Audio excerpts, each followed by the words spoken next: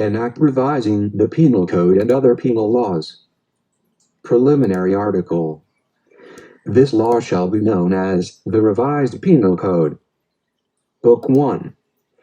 General provisions regarding the date of enforcement and application of the provisions of this code, and regarding the offenses, the persons liable, and the penalties. Preliminary Title. Date of effectiveness and application of the provisions of this code. Article 1. Time when act takes effect. This code shall take effect on the first day of January, 1932. Article 2. Application of its provisions. Except as provided in the treaties and laws of preferential application, the provisions of this code shall be enforced not only within the Philippine archipelago, including its atmosphere, its interior waters, and maritime zone, but also outside of its jurisdiction, against those who 1. Should commit an offense while on a Philippine ship or airship. 2. Should forge or counterfeit any coin or currency note of the Philippine Islands or obligations and securities issued by the government of the Philippine Islands. 3. Should be liable for acts connected with the introduction into these islands of the obligations and securities mentioned in the preceding number. 4. While being public officers or employees, should commit an offense in the exercise of their functions, or 5. Should commit any of the crimes against national security and the law of nations, defined in Title 1 of Book 2 of this Code. Title 1. Felonies and circumstances which affect criminal liability. Chapter 1. Felonies. Article 3. Definition. Acts and omissions punishable by law are felonies, delitos. Felonies are committed not only by means of deceit, dolo, but also by means of fault, culpa. There is deceit when the act is performed with deliberate intent, and there is fault when the wrongful act results from imprudence, negligence, lack of foresight, or lack of skill. Article 4. Criminal liability. Criminal liability shall be incurred 1. By any person committing a felony, delito, although the wrongful act done be different from that which he intended. 2. By any person performing an act which would be an offense against persons or property, were it not for the inherent impossibility of its accomplishment or on account of the employment of inadequate or ineffectual means. Article 5. Duty of the court in connection with acts which should be repressed but which are not covered by the law, and in cases of excessive penalties. Whenever a court has knowledge of any act which it may deem proper to repress and which is not punishable by law, it shall render the proper decision, and shall report to the Chief Executive, through the Department of Justice, the reasons which induce the court to believe that said act should be made the subject of penal legislation. In the same way, the court shall submit to the Chief Executive, through the Department of Justice, such statement as may be deemed proper, without suspending the execution of the sentence, when a strict enforcement of the provisions of this code would result in the imposition of a clearly excessive penalty, taking into consideration the degree of malice and the injury caused by the offense. Article 6. Consummated, frustrated, and attempted felonies. Consummated felonies, as well as those which are frustrated and attempted, are punishable. A felony is consummated when all the elements necessary for its execution and accomplishment are present, and it is frustrated when the offender performs all the acts of execution which would produce the felony as a consequence, but which, nevertheless, do not produce it by reason of causes independent of the will of the perpetrator. There is an attempt when the offender commences the commission of a felony directly by overt acts, and does not perform all the acts of execution which should produce the felony by reason of some cause or accident other than his own spontaneous desistance. Article 7. When light felonies are punishable. Light felonies are punishable only when they have been consummated, with the exception of those committed against person or property. Article 8. Conspiracy and proposal to commit felony. conspiracy and proposal to commit felony are punishable only in the cases in which the law specially provides a penalty therefor. A conspiracy exists when two or more persons come to an agreement concerning the commission of a felony and decide to commit it. There is proposal when the person who has decided to commit a felony proposes its execution to some other person or persons. Article 9. Grave felonies, less grave felonies, and light felonies. Grave felonies are those to which the law attaches the capital punishment or penalties which in any of their periods are afflictive, in accordance with Article 25 of this Code. Less grave felonies are those which the law punishes with penalties which in their maximum period are correctional, in accordance with the above-mentioned article. Light felonies are those infractions of law for the commission of which the penalty of arrest misdemeanor or a fine not exceeding 200 pesos or both is provided. Article 10.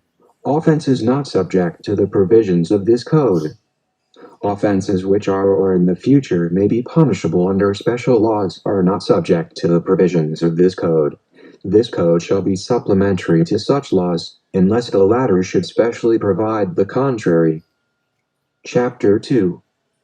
Justifying circumstances and circumstances which exempt from criminal liability.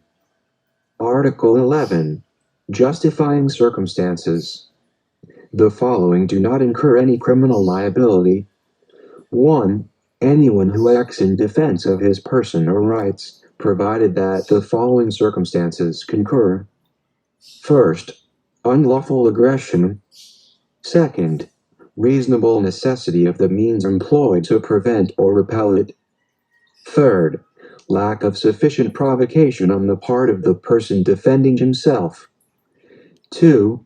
Anyone who acts in defense of the person or rights of his spouse, ascendants, descendants, or legitimate, natural or adopted brothers or sisters, or of his relatives by affinity in the same degrees, and those by consanguinity within the fourth civil degree, provided that the first and second requisites prescribed in the next preceding circumstance are present, and the further requisite, in case the provocation was given by the person attacked, that the one making defense had no part therein.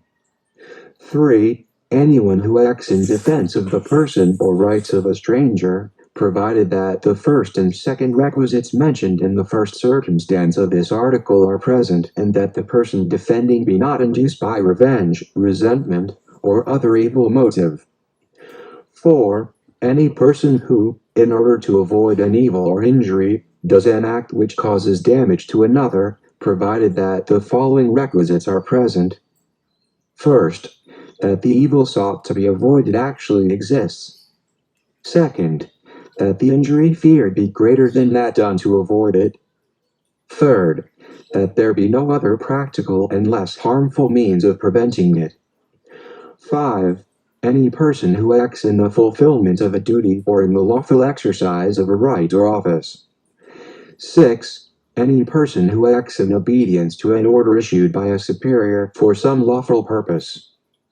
Article 12. Circumstances which exempt from criminal liability. The following are exempt from criminal liability. 1. An imbecile or an insane person, unless the latter has acted during a lucid interval. When the imbecile or an insane person has committed an act which the law defines as a felony, thereto, the court shall order his confinement in one of the hospitals or asylums established for persons thus afflicted, which he shall not be permitted to leave without first obtaining the permission of the same court. 2. A person under 9 years of age. 3. A person over 9 years of age and under 15, unless he has acted with discernment, in which case such minor shall be proceeded against in accordance with the provisions of Article 80 of this Code. When such minor is adjudged to be criminally irresponsible, the court, in conformity with the provisions of this and the preceding paragraph, shall commit him to the care and custody of his family, who shall be charged with his surveillance and education. Otherwise, he shall be committed to the care of some institution or person mentioned in said Article 80. 4. Any person who, while performing a lawful act with due care, causes an injury by mere accident without fault or intention of causing it. 5. Any person who acts under the compulsion of an irresistible force. 6. Any person who acts under the impulse of an uncontrollable fear of an equal or greater injury. 7. Any person who fails to perform an act required by law when prevented by some lawful or insuperable cause. Chapter 3. Circumstances which mitigate criminal liability. Article 13. Mitigating circumstances. The following are mitigating circumstances. 1. Those mentioned in the preceding chapter, when all the requisites necessary to justify the act or to exempt from criminal liability in the respective cases are not attendant. 2. That the offender is under 18 years of age or over 70 years. In the case of the minor, he shall be proceeded against in accordance with the provisions of Article 80. 3. That the offender had no intention to commit so grave a wrong as that committed. 4. That sufficient provocation or threat on the part of the offended party immediately preceded the act. 5. That the act was committed in the immediate vindication of a grave offense to the one committing the felony, thereto, his spouse, ascendants, descendants, legitimate, natural, or adopted brothers or sisters, or relatives by affinity within the same degrees. 6. That of having acted upon an impulse so powerful as naturally to have produced passion or obfuscation. 7. That the offender had voluntarily surrendered himself to a person in authority or his agents, or that he had voluntarily confessed his guilt before the court prior to the presentation of the evidence for the prosecution. 8. That the offender is deaf and dumb, blind or otherwise suffering some physical defect which thus restricts his means of action, defense, or communication with his fellow beings. 9. Such illness of the offender as would diminish the exercise of the willpower of the offender without however depriving him of consciousness of his acts. 10. And, finally, any other circumstance of a similar nature and analogous to those above mentioned. Chapter 4. Circumstances which aggravate criminal liability. Article 14. Aggravating circumstances. The following are aggravating circumstances. 1. That advantage be taken by the offender of his public position. 2. That the crime be committed in contempt of or with insult to the public authorities. 3. That the act be committed with insult or in disregard of the respect due to the offended party on account of his rank, age, or sex, or that it be committed in the dwelling of the offended party, if the latter has not given provocation. 4. That the act be committed with abuse of confidence or obvious ungratefulness. 5. That the crime be committed in the palace of the chief executive, or in his presence, or where public authorities are engaged in the discharge of their duties, or in a place dedicated to religious worship. 6. That the crime be committed in the nighttime, or in an uninhabited place, or by a band, whenever such circumstances may facilitate the commission of the offense.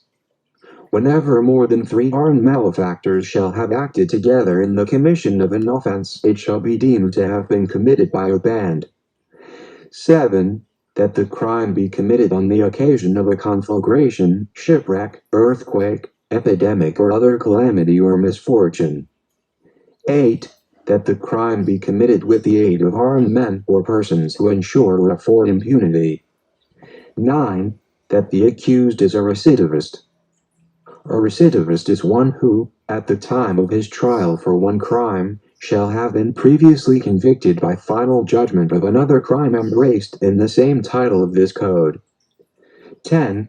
That the offender has been previously punished for an offense to which the law attaches an equal or greater penalty, or for 2 or more crimes to which it attaches a lighter penalty.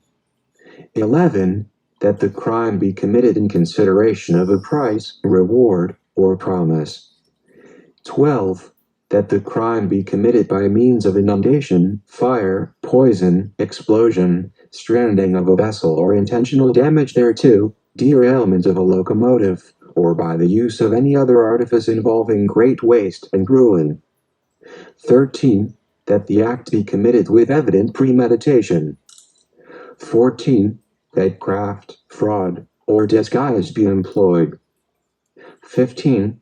That advantage be taken of superior strength, or means be employed to weaken the defense. 16. That the act be committed with treachery, alevosía. There is treachery when the offender commits any of the crimes against the person, employing means, methods, or forms in the execution thereof which tend directly and specially to ensure its execution, without risk to himself arising from the defense which the offended party might make. 17. That means be employed or circumstances brought about which add ignominy to the natural effects of the act. 18. That the crime be committed after an unlawful entry. There is an unlawful entry when an entrance is effected by a way not intended for the purpose. 19. That as a means to the commission of a crime a wall, roof, floor, door, or window be broken. 20. That the crime be committed with the aid of persons under 15 years of age or by means of motor vehicles, airships, or other similar means. 21. That the wrong done in the commission of the crime be deliberately augmented by causing other wrong not necessary for its commission. Chapter 5. Alternative circumstances. Article 15. Their concept. Alternative circumstances are those which must be taken into consideration as aggravating or mitigating according to the nature and effects of the crime and the other conditions attending its commission. They are the relationship, intoxication, and the degree of instruction and education of the offender. The alternative circumstance of relationship shall be taken into consideration when the offended party is the spouse, ascendant, descendant, legitimate, natural, or adopted brother or sister, or relative by affinity in the same degrees of the offender.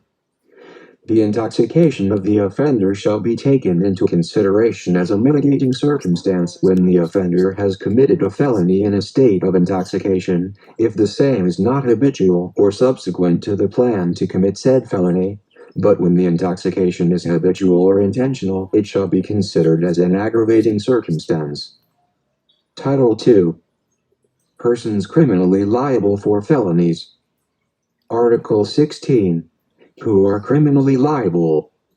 The following are criminally liable for grave and less grave felonies. 1. Principals. 2. Accomplices. 3. Accessories. The following are criminally liable for light felonies. 1. Principals. 2. Accomplices. Article 17. Principals. The following are considered principals. 1. Those who take a direct part in the execution of the act. 2. Those who directly force or induce others to commit it. 3. Those who cooperate in the commission of the offense by another act without which it would not have been accomplished. Article 18. Accomplices. Accomplices are those persons who, not being included in Article 17, cooperate in the execution of the offense by previous or simultaneous acts. Article 19. Accessories. Accessories are those who, having knowledge of the commission of the crime, and without having participated therein, either as principals or accomplices, take part subsequent to its commission in any of the following manners. 1. By profiting themselves or assisting the offender to profit by the effects of the crime. 2. By concealing or destroying the body of the crime, or the effects or instruments thereof, in order to prevent its discovery. 3. By harboring, concealing, or assisting in the escape of the principal of the crime, provided the accessory acts with abuse of his public functions, or whenever the author of the crime is guilty of treason, parricide, murder, or an attempt to take the life of the chief executive, or is known to be habitually guilty of some other crime. Article 20. Accessories who are exempt from criminal liability. The penalties prescribed for accessories shall not be imposed upon those who are such with respect to their spouses, ascendants, descendants, legitimate, natural, and adopted brothers and sisters, or relatives by affinity within the same degrees, with the single exception of accessories falling within the provisions of paragraph 1 of the next preceding article. Title 3. Penalties. Chapter 1. Penalties in general. Article 21. Penalties that may be imposed. No felony shall be punishable by any penalty not prescribed by law prior to its commission. Article 22. Retroactive effect of penal laws. Penal laws shall have a retroactive effect insofar as they favor the person guilty of a felony who is not a habitual criminal, as this term is defined in Rule 5 of Article 62 of this Code, although at the time of the publication of such laws a final sentence has been pronounced and the convict is serving the same. Article 23. Effect of pardon by the offended party. A pardon by the offended party does not extinguish criminal action except as provided in Article 344 of this Code, but civil liability with regard to the interest of the injured party is extinguished by his express waiver. Article 24. Measures of prevention or safety which are not considered penalties. The following shall not be considered as penalties. 1. The arrest and temporary detention of accused persons, as well as their detention by reason of insanity or imbecility, or illness requiring their confinement in a hospital. 2. The commitment of a minor to any of the institutions mentioned in Article 80 and for the purposes specified therein. 3. Suspension from the employment or public office during the trial or in order to institute proceedings. 4. Fines and other corrective measures which, in the exercise of their administrative or disciplinary powers, superior officials may impose upon their subordinates. 5. Deprivation of rights and the reparations which the civil laws may establish in penal form. Chapter 2. Classification of penalties. Article 25. Penalties which may be imposed. The penalties which may be imposed, according to this code, and their different classes, are those included in the following. Scale. Principal penalties. Capital punishment. Death. Afflictive penalties. Reclusion perpetua. Reclusion temporal. Perpetual or temporary absolute disqualification. Perpetual or temporary special disqualification. Prisión mayor. Correctional penalties. Prisión correctional. Arresto mayor. Suspension. Destierro. Light penalties. Arresto menor. Public censure. Penalties common to the three preceding classes. Fine and bond to keep the peace. Accessory penalties. Perpetual or temporary absolute disqualification. Perpetual or temporary special disqualification. Suspension from public office. The right to vote and be voted for. The profession or calling. Civil interdiction. Indemnification. Forfeiture or confiscation of instruments and proceeds of the offense. Payment of costs. Article 26. Fine, when afflictive, correctional or light penalty. A fine, whether imposed as a single or as an alternative penalty, shall be considered an afflictive penalty if it exceeds 6,000 pesos. A correctional penalty if it does not exceed 6,000 pesos but is not less than 200 pesos. And a light penalty if it be less than 200 pesos. Chapter 3. Duration and effect of penalties. Section 1. Duration of penalties. Article 27. Reclusion perpetua. Any person sentenced to any of the perpetual penalties shall be pardoned after undergoing the penalty for 30 years, unless such person by reason of his conduct or some other serious cause shall be considered by the Chief Executive as unworthy of pardon. Reclusion temporal. The penalty of reclusion temporal shall be from 12 years and 1 day to 20 years. Prison mayor and temporary disqualification.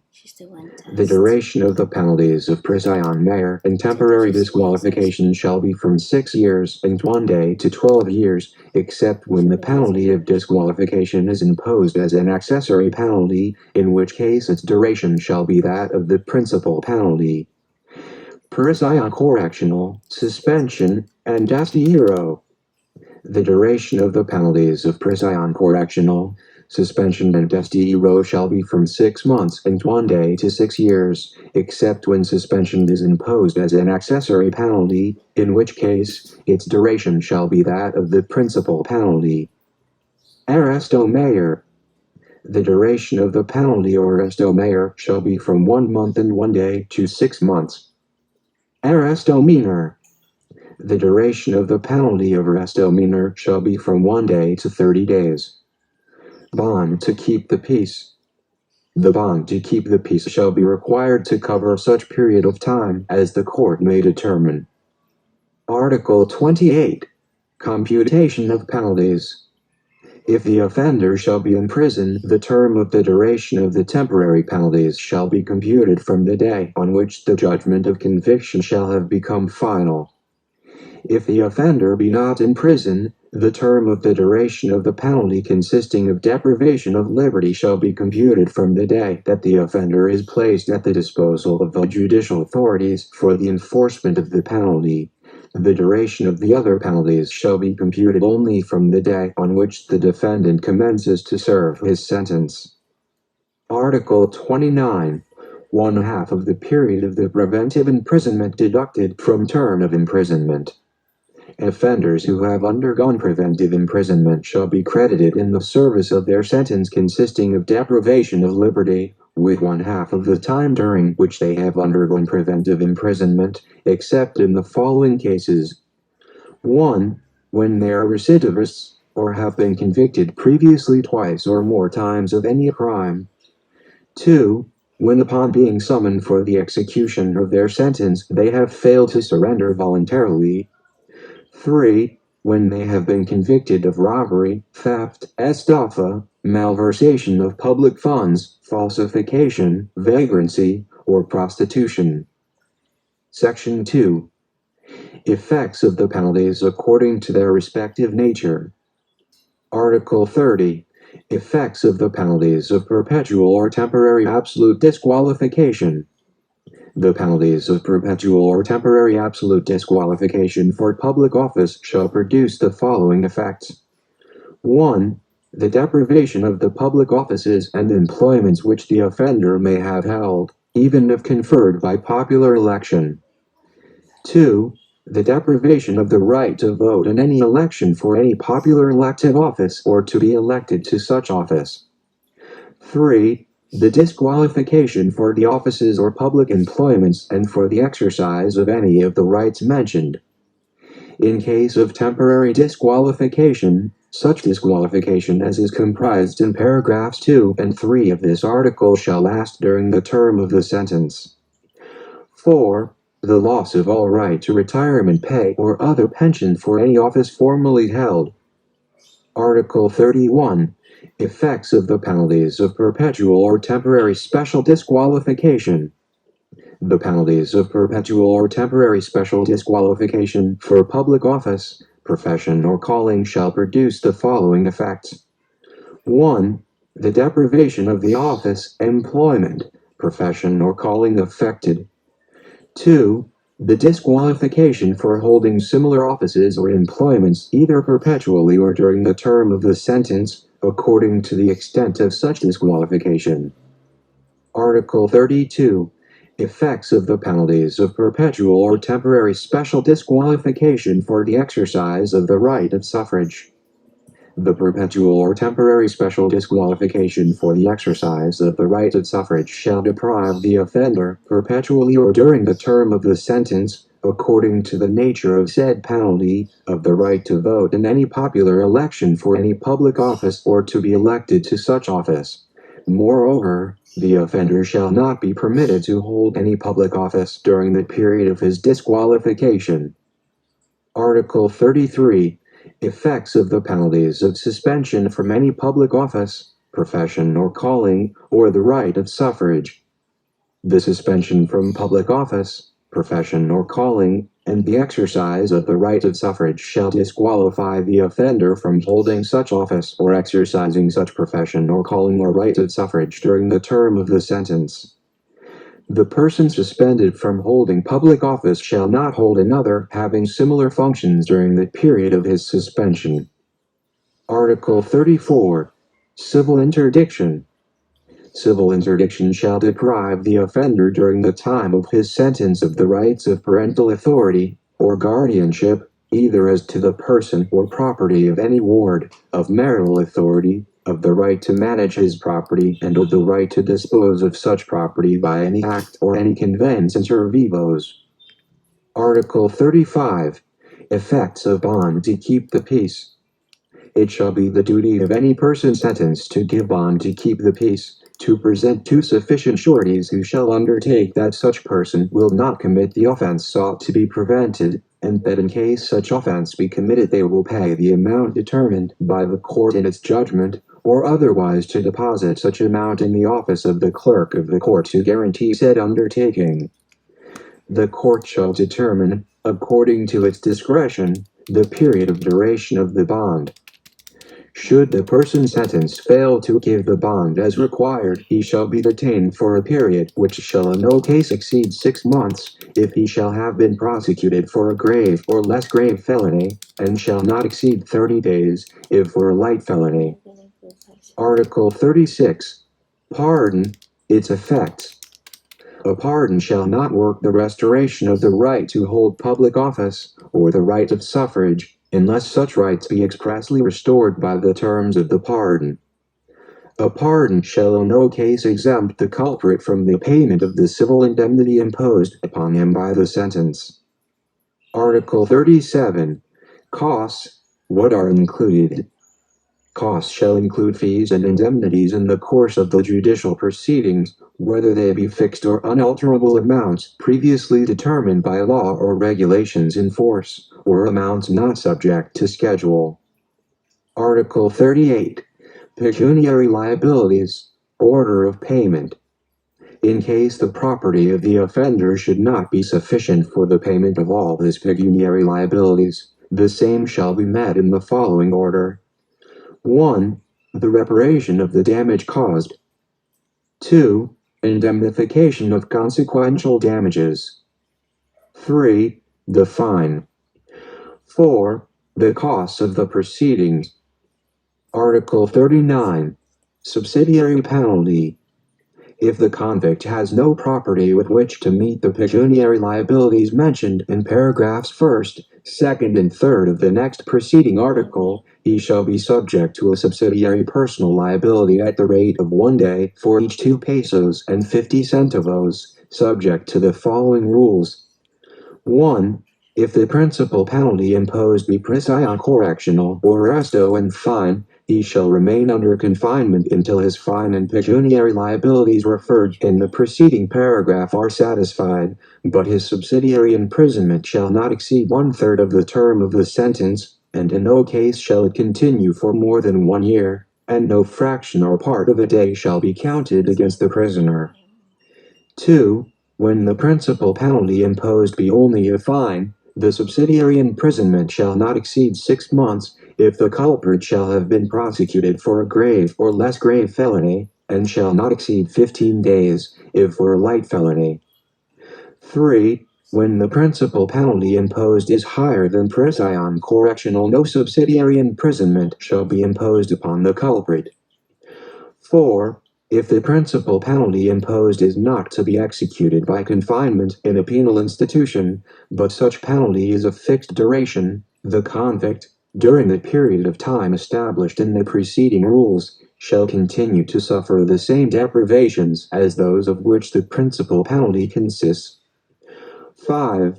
The subsidiary personal liability which the convict may have suffered by reason of his insolvency shall not relieve him from reparation of the damage caused, nor from indemnification for the consequential damages in case his financial circumstances should improve, but he shall be relieved from pecuniary liability as to the fine.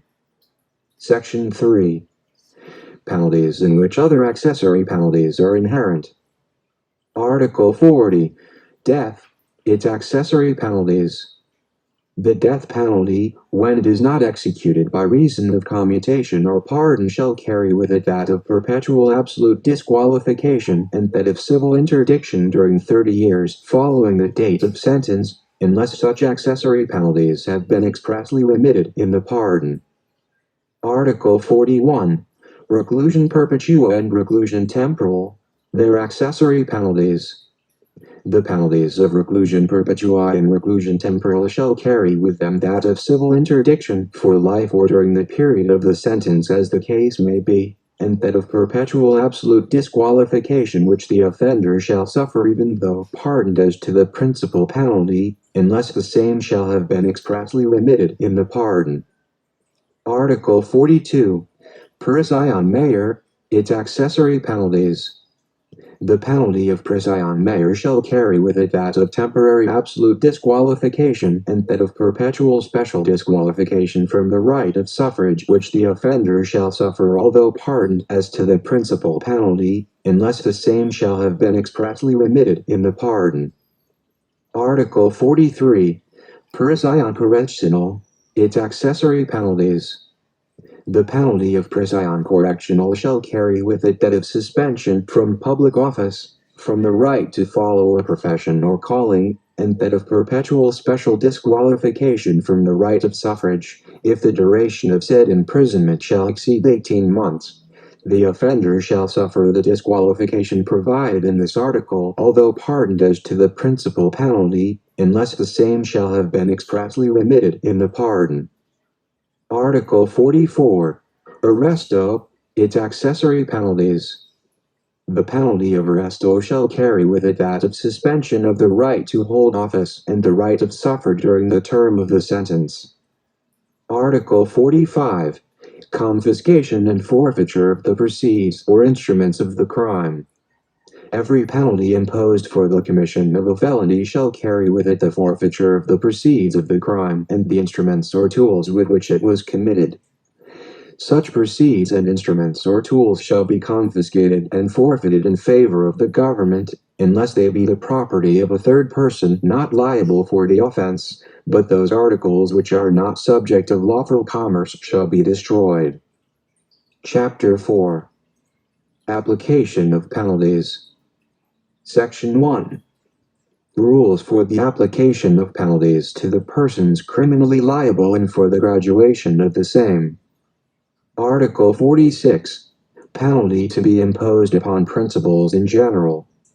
The penalty prescribed by law for the commission of a felony shall be imposed upon the principals in the commission of such felony.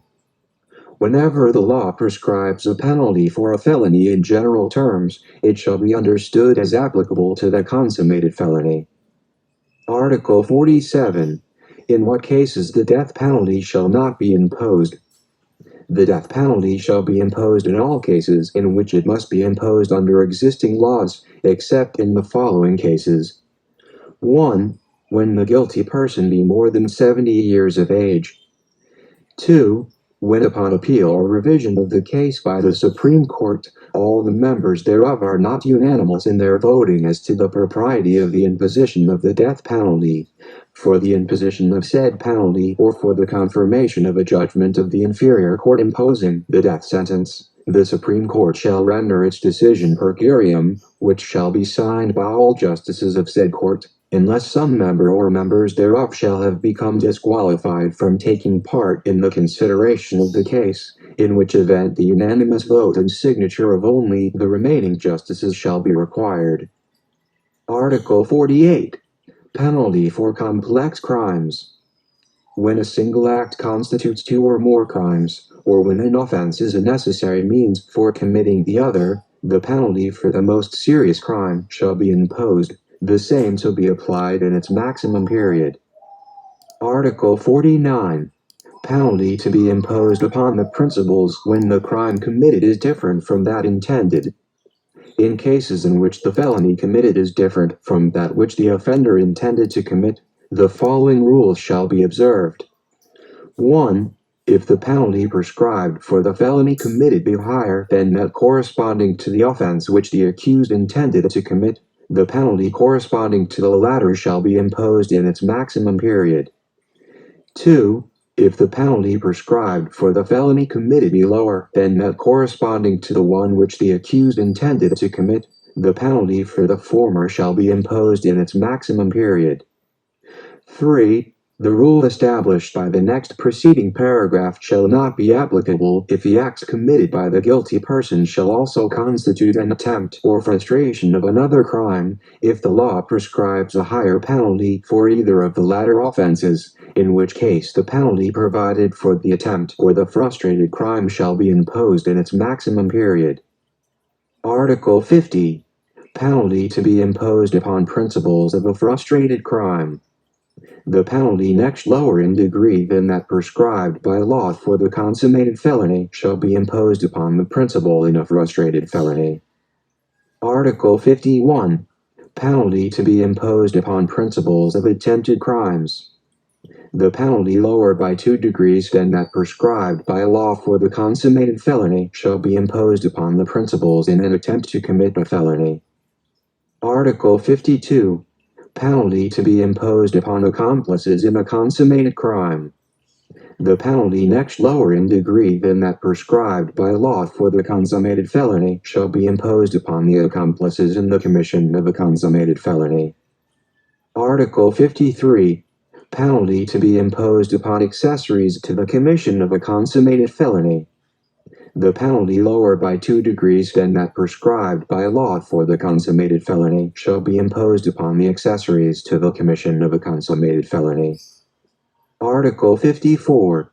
Penalty to be imposed upon accomplices in a frustrated crime. The penalty next lower in degree than that prescribed by law for the frustrated felony shall be imposed upon the accomplices in the commission of a frustrated felony. Article 55. Penalty to be imposed upon accessories of a frustrated crime. The penalty lower by 2 degrees than that prescribed by law for the frustrated felony shall be imposed upon the accessories to the commission of a frustrated felony. Article 56. Penalty to be imposed upon accomplices in an attempted crime. The penalty next lower in degree than that prescribed by law for an attempt to commit a felony shall be imposed upon the accomplices in an attempt to commit the felony. Article 57. Penalty to be imposed upon accessories of an attempted crime. The penalty lower by 2 degrees than that prescribed by law for the attempt shall be imposed upon the accessories to the attempt to commit a felony. Article 58. Additional penalty to be imposed upon certain accessories. Those accessories falling within the terms of paragraph 3 of Article 19 of this code who should act with abuse of their public functions shall suffer the additional penalty or absolute perpetual disqualification if the principal offender shall be guilty of a grave felony, and that of absolute temporary disqualification if he shall be guilty of a less grave felony. Article 59. Penalty to be imposed in case of failure to commit the crime because the means employed or the aims sought are impossible. When the person intending to commit an offense has already performed the acts for the execution of the same, but nevertheless the crime was not produced by reason of the fact that the act intended was by its nature one of impossible accomplishment, or because the means employed by such person are essentially inadequate to produce the result desired by him, the court, having in mind the social danger and the degree of criminality shown by the offender, shall impose upon him the penalty of arresto mayor or a fine ranging from 200 to 500 pesos. Article 60. Exceptions to the rules established in Articles 50 to 57. The provisions contained in Articles 50 to 57, inclusive, of this code shall not be applicable to cases in which the law expressly prescribes the penalty provided for a frustrated or attempted felony, or to be imposed upon accomplices or accessories. Article 61. Rules for graduating penalties. For the purpose of graduating the penalties which, according to the provisions of Articles 50 to 57, inclusive, of this code, are to be imposed upon persons guilty as principals of any frustrated or attempted felony, or as accomplices or accessories, the following rules shall be observed. 1. When the penalty prescribed for the felony is single and indivisible, the penalty next lower in degree shall be that immediately following that indivisible penalty in the scale prescribed in Article 70 of this code.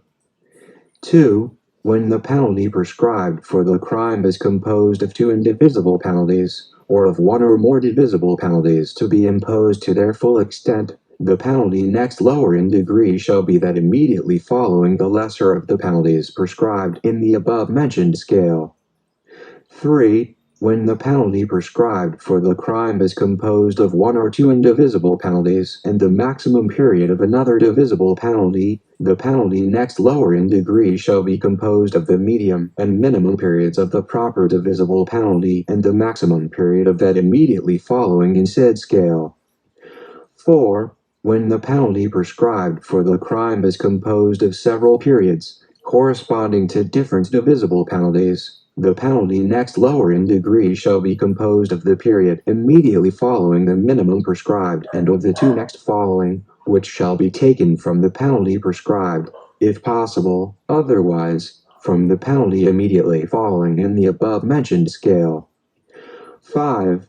When the law prescribes a penalty for a crime in some manner not specially provided for in the four preceding rules, the courts, proceeding by analogy, shall impose corresponding penalties upon those guilty as principals of the frustrated felony, or of attempt to commit the same, and upon accomplices and accessories. Tabulation of the provisions of the chapter. Penalty prescribed for the crime. Penalty to be imposed upon the principal in a frustrated crime, and accomplice in a consummated crime. Penalty to be imposed upon the principal in an attempted crime, the accessory in the consummated crime, and the accomplices in a frustrated crime.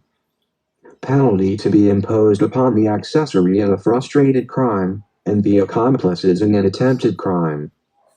Penalty to be imposed upon the accessory in an attempted crime. First case, death, reclusion perpetua, reclusion temporal, prisión mayor, prisión correccional. Second case, reclusion perpetua to death, reclusion temporal, prisión mayor, prisión correccional, arresto mayor. Third case, reclusion temporal in its maximum period to death, prisión mayor in its maximum period to reclusion temporal in its medium period, prisión correccional in its maximum period to prisión mayor in its medium period, arresto mayor in its maximum period to prisión correccional in its medium period, fine and arresto mayor in its minimum and medium periods. Fourth case, prisión mayor in its maximum period to reclusion temporal in its medium period, prisión correccional in its maximum period to prisión mayor in its medium period. Arresto mayor in its maximum period to prisión correccional in its medium period. Fine and arresto mayor in its minimum and medium periods. Section 2. Rules for the application of penalties with regard to the mitigating and aggravating circumstances and habitual delinquency. Article 62. Effects of the attendant of mitigating or aggravating circumstances and of habitual delinquency.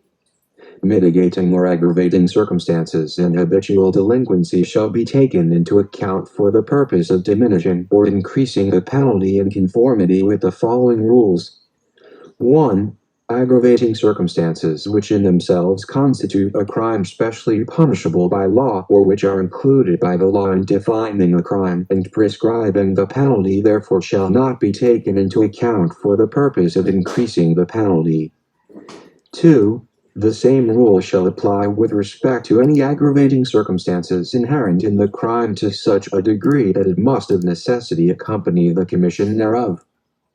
3. Aggravating or mitigating circumstances which arise from the moral attributes of the offender, or from his private relations with the offended party, or from any other personal cause, shall only serve to aggravate or mitigate the liability of the principals, accomplices and accessories as to whom such circumstances are attendant.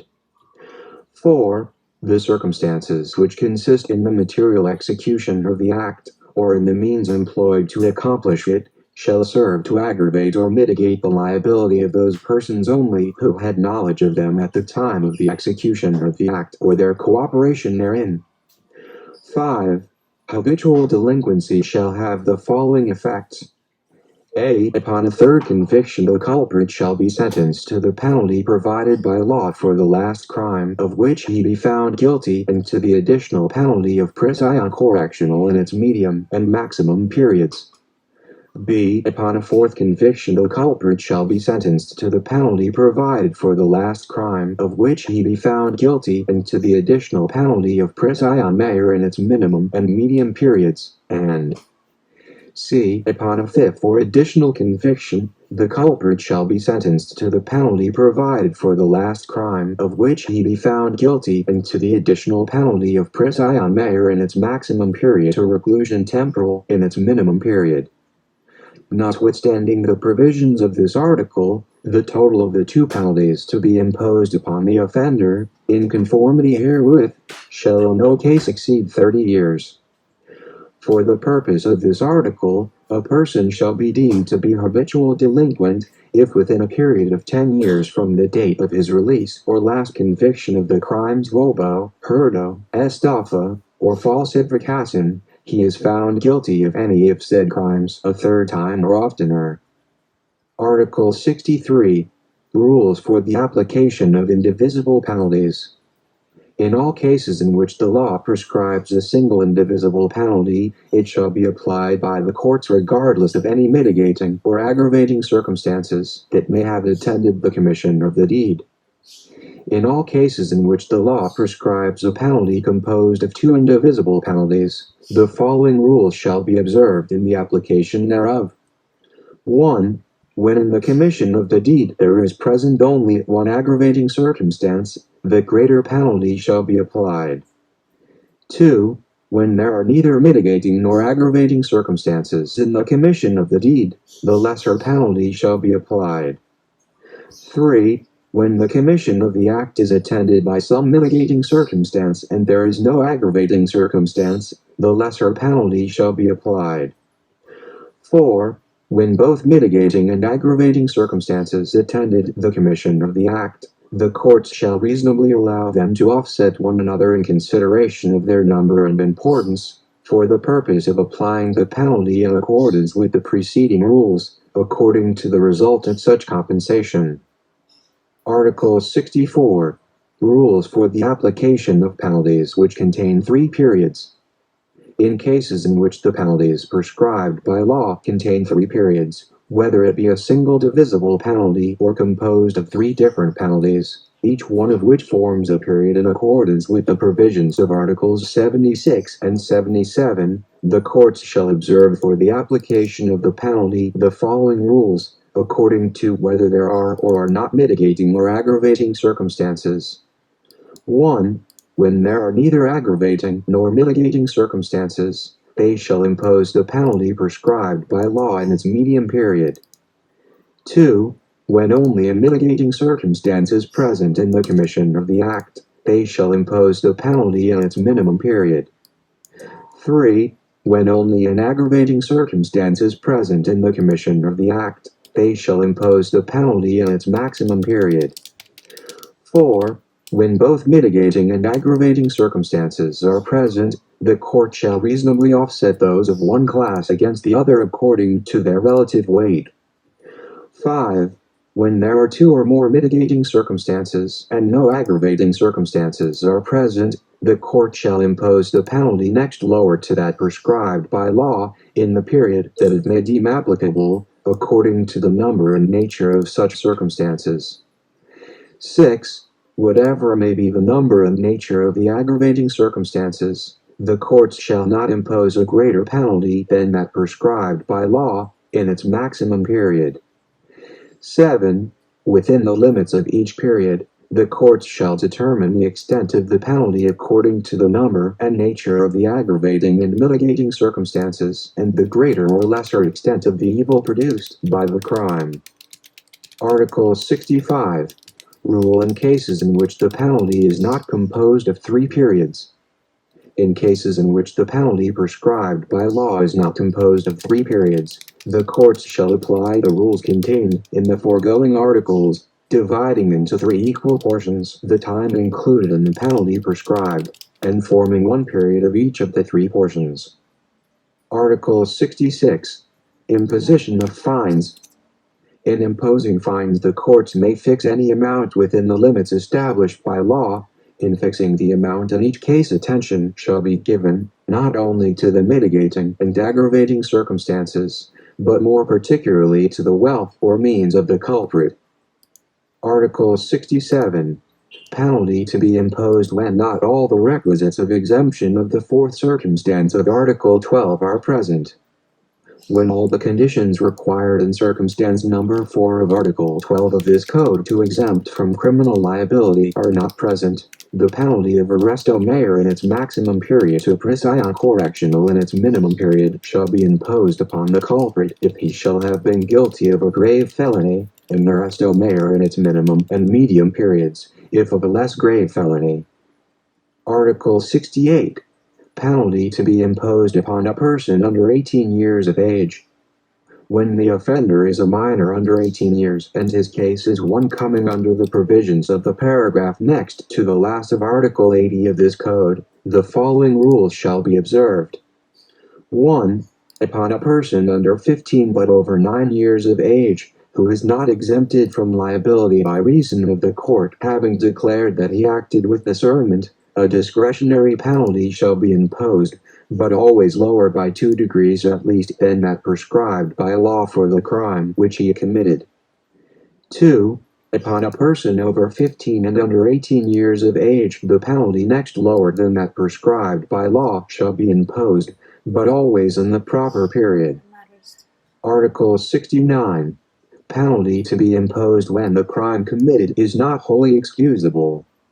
A penalty lower by 1 or 2 degrees than that prescribed by law shall be imposed if the deed is not wholly excusable by reason of the lack of some of the conditions required to justify the same or to exempt from criminal liability in the several cases mentioned in Articles 11 and 12, provided that the majority of such conditions be present. The courts shall impose the penalty in the period which may be deemed proper in view of the number and nature of the conditions of exemption present or lacking. Article 70. Successive service of sentences, exception. When the culprit has to serve 2 or more penalties, he shall serve them simultaneously if the nature of the penalties will so permit. Otherwise, said penalties shall be executed successively, following the order of their respective severity, which shall be determined in accordance with the following scale. 1. Death. 2. Reclusion perpetua. 3. Reclusion temporal. 4. Prisión mare. 5. Prisión correccional. 6. Arresto mare. 7. Arresto minor. A person sentenced to desterro who is also sentenced to the penalty of prisión or arresto shall be required to serve these latter penalties before serving the penalty of desterro. Article 71. Fine. The fine shall be considered as the last of all the principal penalties listed in the preceding article. When a fine is so imposed, the duration of the subsidiary liability corresponding thereto, by reason of the insolvency of the offender, shall not exceed that which is provided in Rule 2 of Article 39. Article 72. Preference in the payment of the civil liabilities.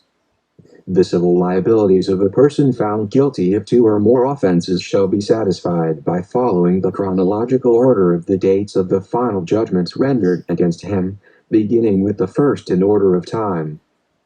Section 3. Provision common to the last two preceding sections. Article 73. Presumption in regard to the imposition of accessory penalties. Whenever the courts shall impose a penalty which, by provision of law, carries with it other penalties, according to the provisions of Articles 40, 41, 42, 43, 44, and 45 of this code, it must be understood that the accessory penalties are also imposed upon the convict. Article 74.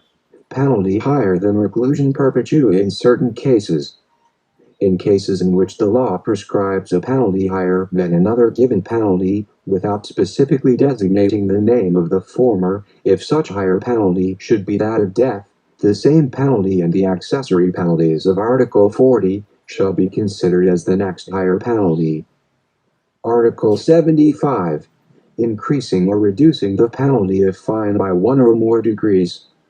Whenever it may be necessary to increase or reduce the penalty of fine by one or more degrees, it shall be increased or reduced, respectively, for each degree, by 1/4 of the maximum amount prescribed by law, without, however, changing the minimum. The same rules shall be observed with regard to fines that do not consist of a fixed amount, but are made proportional. Article 76. Legal period of duration of divisible penalties. The legal period of duration of divisible penalties shall be considered as divided into 3 parts, forming 3 periods, the minimum, the medium, and the maximum in the manner shown in the following table. Table showing the duration of divisible penalties and the time included in each of their periods. Penalties. Time included in the penalty in its entirety. Time included in its minimum period. Time included in its medium period. Time included in its maximum. Reclusion temporal, from 12 years and 1 day to 20 years. From 12 years and 1 day to 14 years and 8 months. From 14 years, 8 months and 1 day to 17 years and 4 months. From 17 years, 4 months and 1 day to 20 years. Perision mayor, absolute disqualification and special temporary disqualification, from 6 years and 1 day to 12 years. From 6 years and 1 day to 8 years. From 8 years and 1 day to 10 years. From 10 years and 1 day to 12 years. Perision correctional, suspension and desterro, from 6 months and 1 day to 6 years.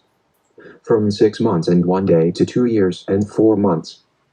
From 2 years, 4 months and 1 day to 4 years and 2 months. From 4 years, 2 months and 1 day to 6 years. Arresto mayor, from 1 month and 1 day to months. From 1 to 2 months. From 2 months and 1 day to 4 months. From 4 months and 1 day to 6 months. Arresto minor, from 1 to 30 days. From 1 to 10 days. From 11 to 20 days. From 21 to 30 days. Article 77. When the penalty is a complex one composed of 3 distinct penalties. In cases in which the law prescribes a penalty composed of 3 distinct penalties, each one shall form a period. The lightest of them shall be the minimum, the next the medium, and the most severe the maximum period. Whenever the penalty prescribed does not have one of the forms specially provided for in this book, the periods shall be distributed, applying by analogy the prescribed rules. Chapter 5. Execution and Service of Penalties. Section 1. General Provisions. Article 78. When and how a penalty is to be executed. No penalty shall be executed except by virtue of a final judgment. A penalty shall not be executed in any other form than that prescribed by law, nor with any other circumstances or incidents than those expressly authorized thereby. In addition to the provisions of the law, The special regulations prescribed for the government of the institutions in which the penalties are to be suffered shall be observed with regard to the character of the work to be performed, the time of its performance, and other incidents connected therewith, the relations of the convicts among themselves and other persons, the relief which they may receive, and their diet. The regulations shall make provision for the separation of the sexes in different institutions, or at least into different departments, and also for the correction and reform of the convicts. Article 79. Suspension of the execution and service of the penalties in case of insanity. When a convict shall become insane or an imbecile after final sentence has been pronounced, the execution of said sentence shall be suspended only with regard to the personal penalty, the provisions of the second paragraph of circumstance number 1 of Article 12 being observed in the corresponding cases. If at any time a convict shall recover his reason, his sentence shall be executed, unless the penalty shall have prescribed in accordance with the provisions of this code. The respective provisions of this section shall also be observed if the insanity or imbecility occurs while the convict is serving his sentence. Article 80. Suspension of sentence of minor delinquents. Whenever a minor under 18 years of age, of either sex, be accused of a crime, the court, after hearing the evidence in the proper proceedings, instead of pronouncing judgment, shall suspend all further proceedings and shall commit such minor to the custody or care of a public or private, benevolent or charitable institution, established under the law for the care, correction or education of orphaned, homeless, defective and delinquent children, or to the custody or care of any other responsible person in any other place subject to visitation and supervision by the Public Welfare Commissioner or any of his agents or representatives, if there be any, or otherwise by the Superintendent of Public Schools or his representatives, subject to such conditions as are prescribed herein below, until such minor shall have reached his majority or for such less period as the court may deem proper. The court, in committing said minor as provided above, shall take into consideration the religion of such minor, his parents or next of kin, in order to avoid his commitment to any private institution not under the control and supervision of the religious sect or denomination to which they belong. The Public Welfare Commissioner or his duly authorized representatives or agents, the Superintendent of Public Schools or his representatives, or the person to whose custody or care the minor has been committed, shall submit to the court every 2 months or as often as required, a written report on the good or bad conduct of said minor and the moral and intellectual progress made by him. The suspension of the proceedings against a minor may be extended or shortened by the court on the recommendation of the Public Welfare Commissioner or his authorized representatives or agents, or the Superintendent of Public Schools or his representatives, according as to whether the conduct of such minor has been good or not and whether he has complied with the conditions imposed upon him. The provisions of the first paragraph of this article shall not, however, be affected by those contained herein. If the minor has been committed to the custody or care of any of the institutions mentioned in the first paragraph of this article, with the approval of the Public Welfare Commissioner and subject to such conditions as this official in accordance with the law may deem proper to impose, such minor may be allowed to stay elsewhere under the care of a responsible person. If the minor has behaved properly and has complied with the conditions imposed upon him during his confinement, in accordance with the provisions of this article, he shall be returned to the court in order that the same may order his final release. In case the minor fails to behave properly or to comply with the regulations of the institution to which he has been committed or with the conditions imposed upon him when he was committed to the care of a responsible person, or in case he should be found incorrigible or his continued stay in such institution should be inadvisable, he shall be returned to the court in order that the same may render the judgment corresponding to the crime committed by him. The expenses for the maintenance of a minor delinquent confined in the institution to which he has been committed shall be borne totally or partially by his parents or relatives or those persons liable to support him, if they are able to do so, in the discretion of the court. Section 2.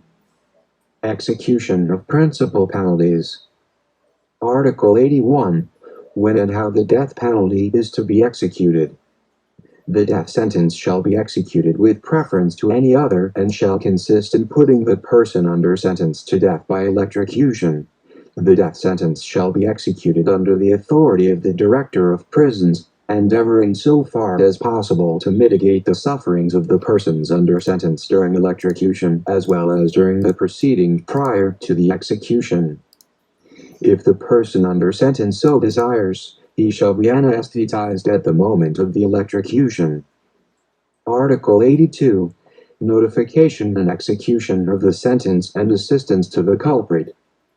The court shall designate a working day for the execution, but not the hour thereof, and such designation shall not be communicated to the offender before sunrise of said day, and the execution shall not take place until after the expiration of at least 8 hours following the notification, but before sunset. During the interval between the notification and the execution, the culprit shall, in so far as possible, be furnished such assistance as he may request in order to be attended in his last moments by priests or ministers of the religion he professes and to consult lawyers, as well as in order to make a will and confer with members of his family or persons in charge of the management of his business, of the administration of his property, or of the care of his descendants. Article 83. Suspension of the execution of the death sentence. The death sentence shall not be inflicted upon a woman within the 3 years next following the date of the sentence or while she is pregnant, nor upon any person over 70 years of age. In this last case, the death sentence shall be commuted to the penalty of reclusion perpetua with the accessory penalty provided in Article 40. Article 84. Place of execution and persons who may witness the same. The execution shall take place in the penitentiary of Bilibid in a space closed to the public view and shall be witnessed only by the priests assisting the offender and by his lawyers and by his relatives, not exceeding 6, if he so request, by the physician and the necessary personnel of the penal establishment, and by such persons as the Director of Prisons may authorize. Article 85. Provision relative to the corpse of the person executed and its burial. Unless claimed by his family, the corpse of the culprit shall, upon the completion of the legal proceedings subsequent to the execution, be turned over to the Institute of Learning or Scientific Research first applying for it, for the purpose of study and investigation, provided that such institute shall take charge of the decent burial of the remains. Otherwise, the Director of Prisons shall order the burial of the body of the culprit at government expense, granting permission to be present thereat to the members of the family of the culprit and the friends of the latter. In no case shall the burial of the body of a person sentenced to death be held with pomp. Article 86. Reclusion perpetua, reclusion temporal, prisión mayor, prisión correccional, and arresto mayor. The penalties of reclusion perpetua, reclusion temporal, prisión mayor, prisión correccional, and arresto mayor shall be executed and served in the places and penal establishments provided by the administrative code in force or which may be provided by law in the future.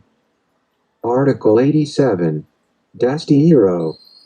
Any person sentenced to destierro shall not be permitted to enter the place or places designated in the sentence, nor within the radius therein specified, which shall be not more than 250 and not less than 25 kilometers from the place designated. Article 88. Arresto minor. The penalty of arresto minor shall be served in the municipal jail or in the house of the defendant himself under the surveillance of an officer of the law, when the court so provides in its decision, taking into consideration the health of the offender and other reasons which may seem satisfactory to it. Title 4. Extinction of criminal liability and of civil liability resulting from crime. Chapter 1. Extinction of criminal liability. Section 1. Total extinction of criminal liability. Article 89. How criminal liability is totally extinguished. Criminal liability is totally extinguished. 1. By the death of the convict, as to the personal penalties, and as to pecuniary penalties. Liability therefore is extinguished only when the death of the offender occurs before final judgment. 2. By service of the sentence. 3. By amnesty, which completely extinguishes the penalty and all its effects. 4. By absolute pardon. 5. By prescription of the crime. 6. By prescription of the penalty. 7. By the marriage of the offended woman, as provided in Article 344 of this Code. Article 90. Prescription of crimes. Crimes punishable by death, reclusion perpetua or reclusion temporal shall prescribe in 20 years. Crimes punishable by other afflictive penalties shall prescribe in 15 years. Those punishable by a correctional penalty shall prescribe in 10 years, with the exception of those punishable by arresto maior, which shall prescribe in 5 years. The crime of libel or other similar offenses shall prescribe in 2 years. The offenses of oral defamation and slander by deed shall prescribe in 6 months. Light offenses prescribe in 2 months. When the penalty fixed by law is a compound one, the highest penalty shall be made the basis of the application of the rules contained in the first, second, and third paragraphs of this article. Article 91. Computation of prescription of offenses. The period of prescription shall commence to run from the day on which the crime is discovered by the offended party, the authorities, or their agents, and shall be interrupted by the filing of the complaint or information, and shall commence to run again when such proceedings terminate without the accused being convicted or acquitted, or are unjustifiably stopped for any reason not imputable to him. The term of prescription shall not run when the offender is absent from the Philippine archipelago. Article 92. When and how penalties prescribe. The penalties imposed by final sentence prescribe as follows. 1. Death and reclusion perpetua in 20 years. 2. Other afflictive penalties in 15 years. 3. Correctional penalties in 10 years, with the exception of the penalty of arresto maior, which prescribes in 5 years. 4. Light penalties in 1 year.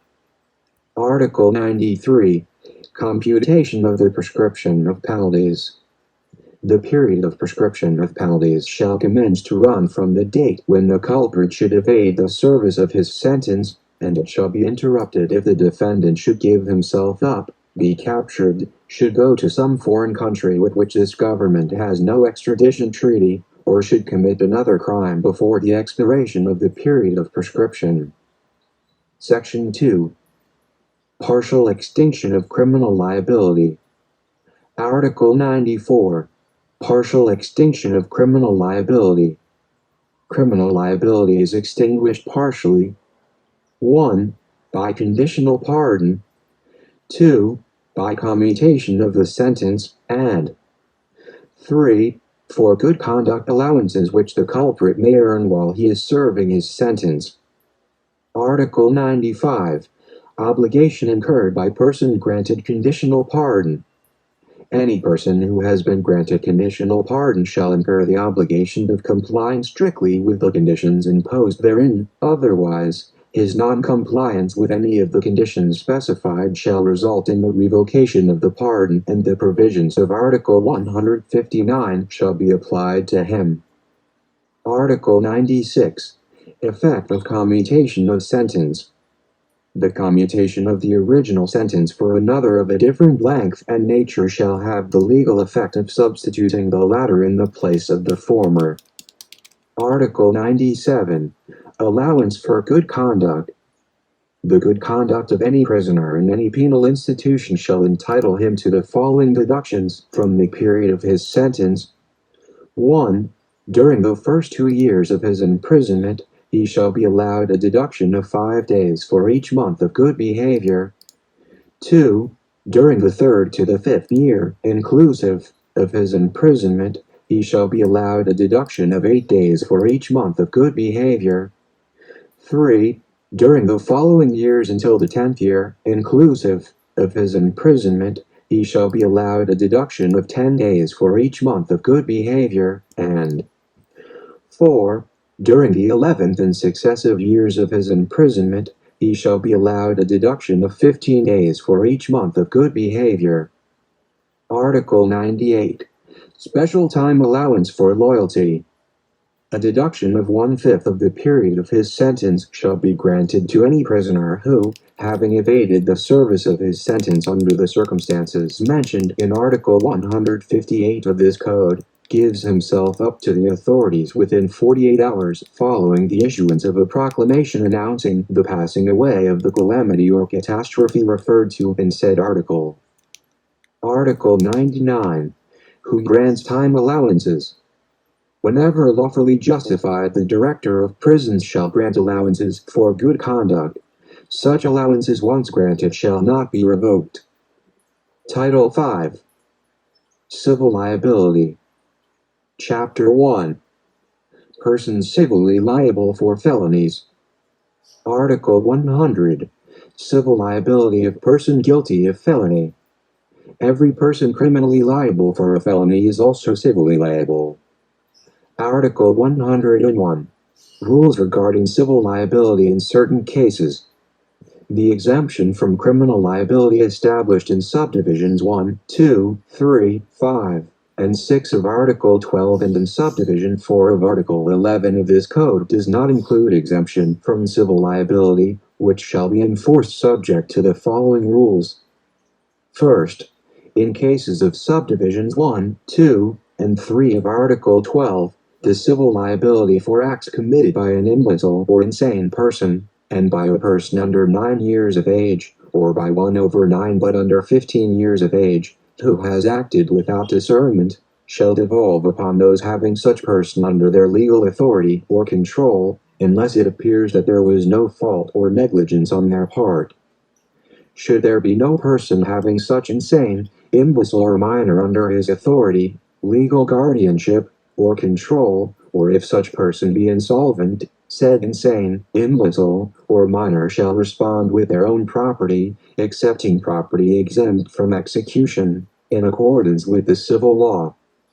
Second, in cases falling within subdivision 4 of Article 11, the persons for whose benefit the harm has been prevented shall be civilly liable in proportion to the benefit which they may have received. The courts shall determine, in their sound discretion, the proportionate amount for which each one shall be liable. When the respective shares cannot be equitably determined, even approximately, or when the liability also attaches to the government, or to the majority of the inhabitants of the town, and, in all events, whenever the damage has been caused with the consent of the authorities or their agents, indemnification shall be made in the manner prescribed by special laws or regulations. Third, in cases falling within subdivisions 5 and 6 of Article 12, the persons using violence or causing the fears shall be primarily liable, and secondarily, or, if there be no such persons, those doing the act shall be liable, saving always to the latter that part of their property be exempt from execution. Article 102. Subsidiary civil liability of innkeepers, tavern keepers and proprietors of establishments.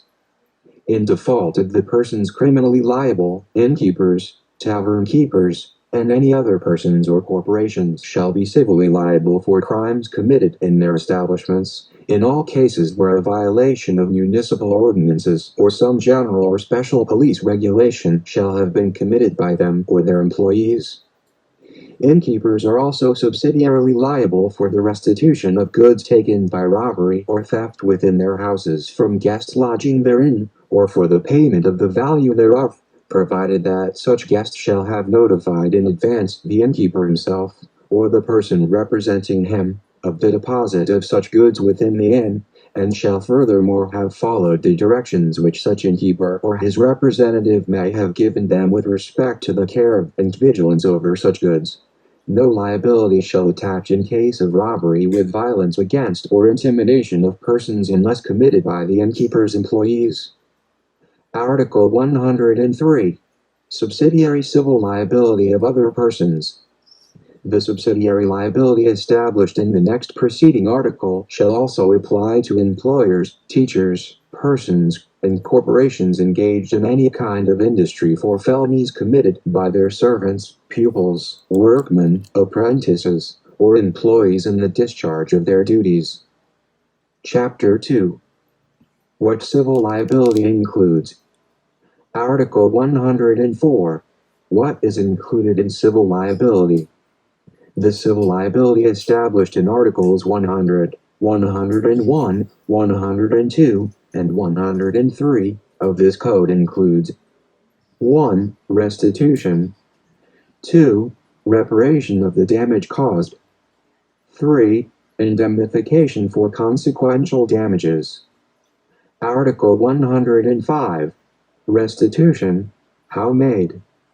The restitution of the thing itself must be made whenever possible, with allowance for any deterioration or diminution of value as determined by the court. The thing itself shall be restored, even though it be found in the possession of a third person who has acquired it by lawful means, saving to the latter his action against the proper person, who may be liable to him. This provision is not applicable in cases in which the thing has been acquired by the third person in the manner and under the requirements which, by law, bar an action for its recovery. Article 106. Reparation, how made? The court shall determine the amount of damage, taking into consideration the price of the thing, whenever possible, and its special sentimental value to the injured party, and reparation shall be made accordingly. Article 107. Indemnification, what is included? Indemnification for consequential damages shall include not only those caused the injured party, but also those suffered by his family or by a third person by reason of the crime. Article 108. Obligation to make restoration, reparation for damages, or indemnification for consequential damages and action to demand the same, upon whom it devolves. The obligation to make restoration or reparation for damages and indemnification for consequential damages devolves upon the heirs of the person liable. The action to demand restoration, reparation, and indemnification likewise descends to the heirs of the person injured. Article 109. Share of each person civilly liable. If there are two or more persons civilly liable for a felony, the courts shall determine the amount for which each must respond. Article 110. Several and subsidiary liability of principals, accomplices, and accessories of a felony, preference and payment. Notwithstanding the provisions of the next preceding article, the principals, accomplices, and accessories, each within their respective class, shall be liable severally, in solidum among themselves for their quotas, and subsidiarily for those of the other persons liable. The subsidiary liability shall be enforced, first against the property of the principals, next against that of the accomplices, and, lastly, against that of the accessories.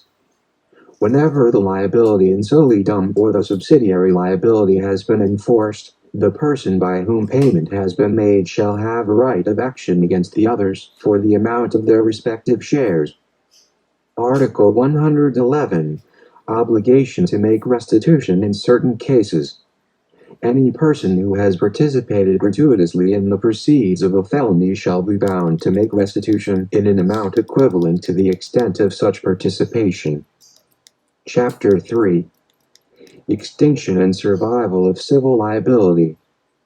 Article 112. Extinction of civil liability.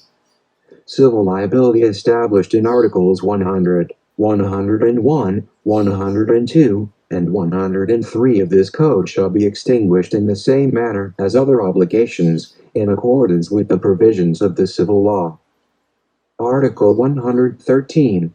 Obligation to satisfy civil liability.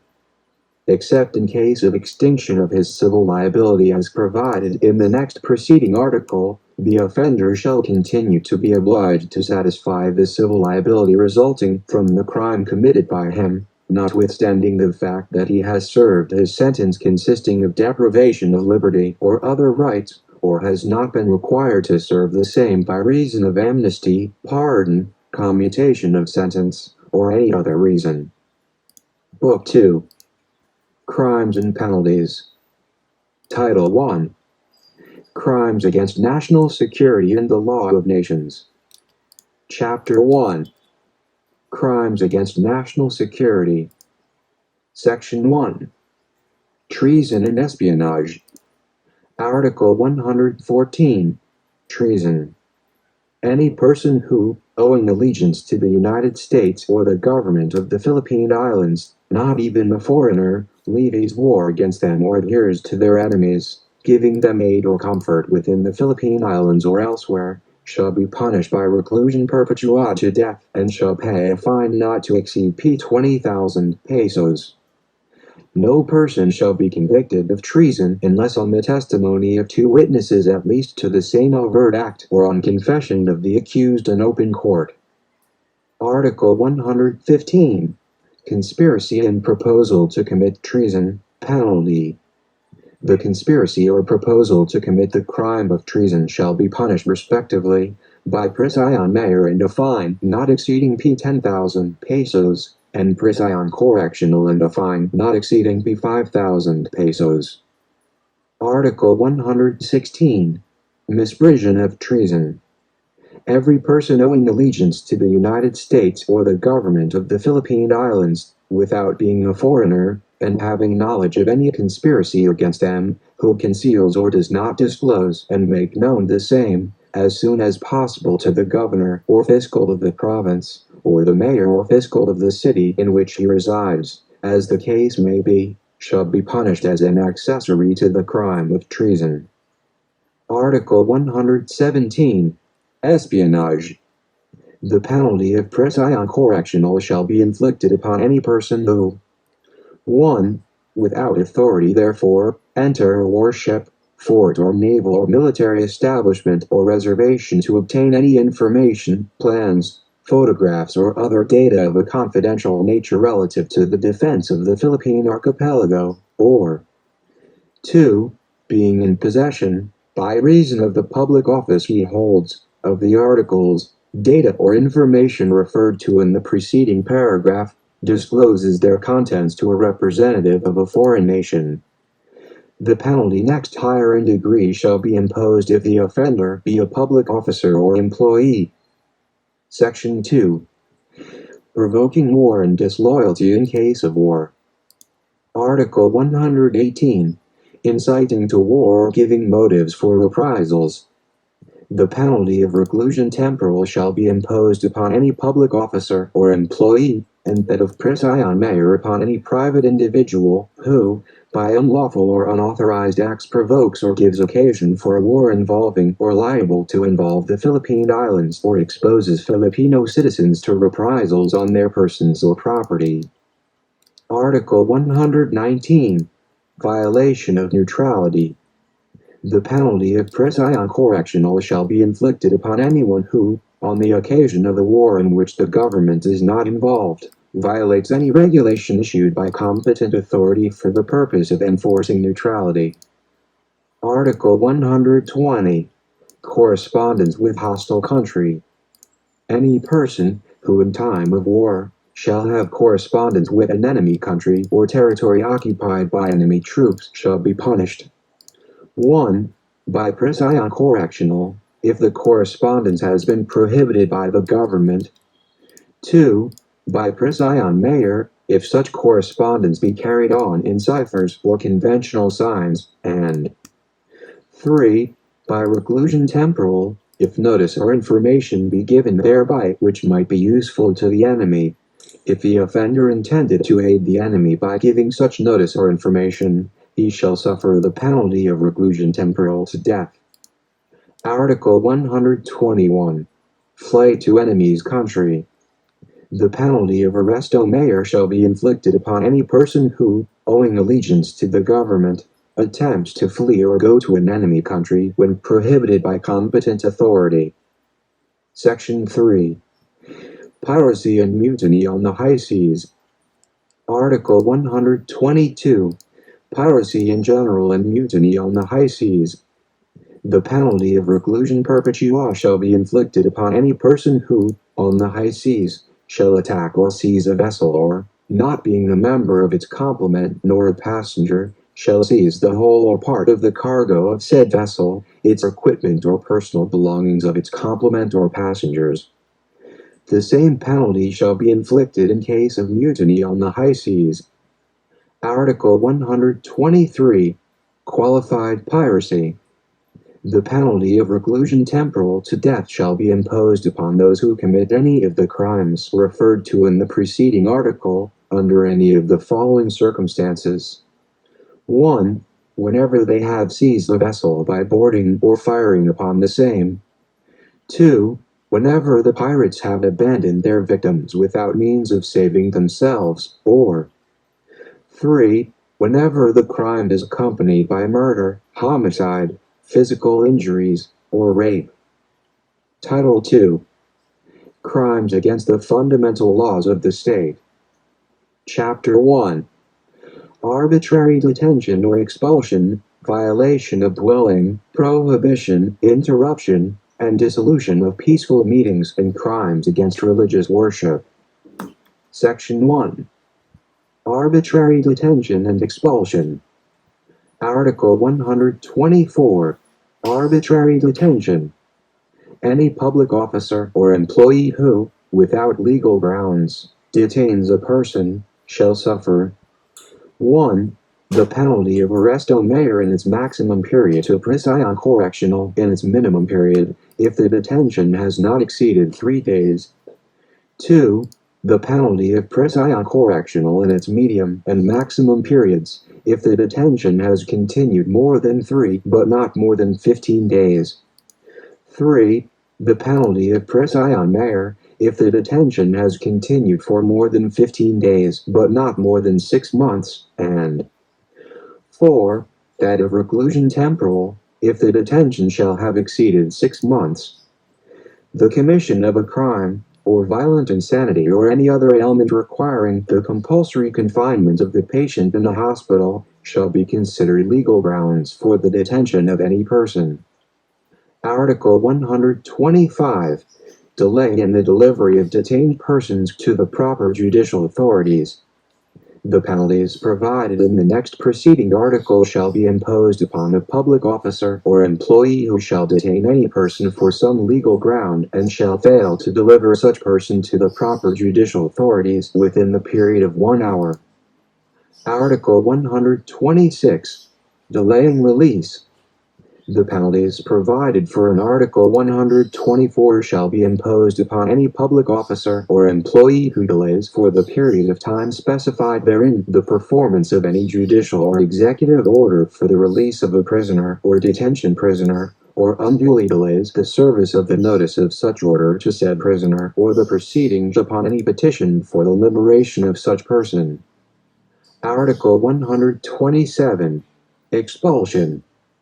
The penalty of prisión correctional shall be imposed upon any public officer or employee who, not being thereunto authorized by law, shall expel any person from the Philippine Islands or shall compel such person to change his residence. Section 2. Violation of domicile. Article 128. Violation of domicile.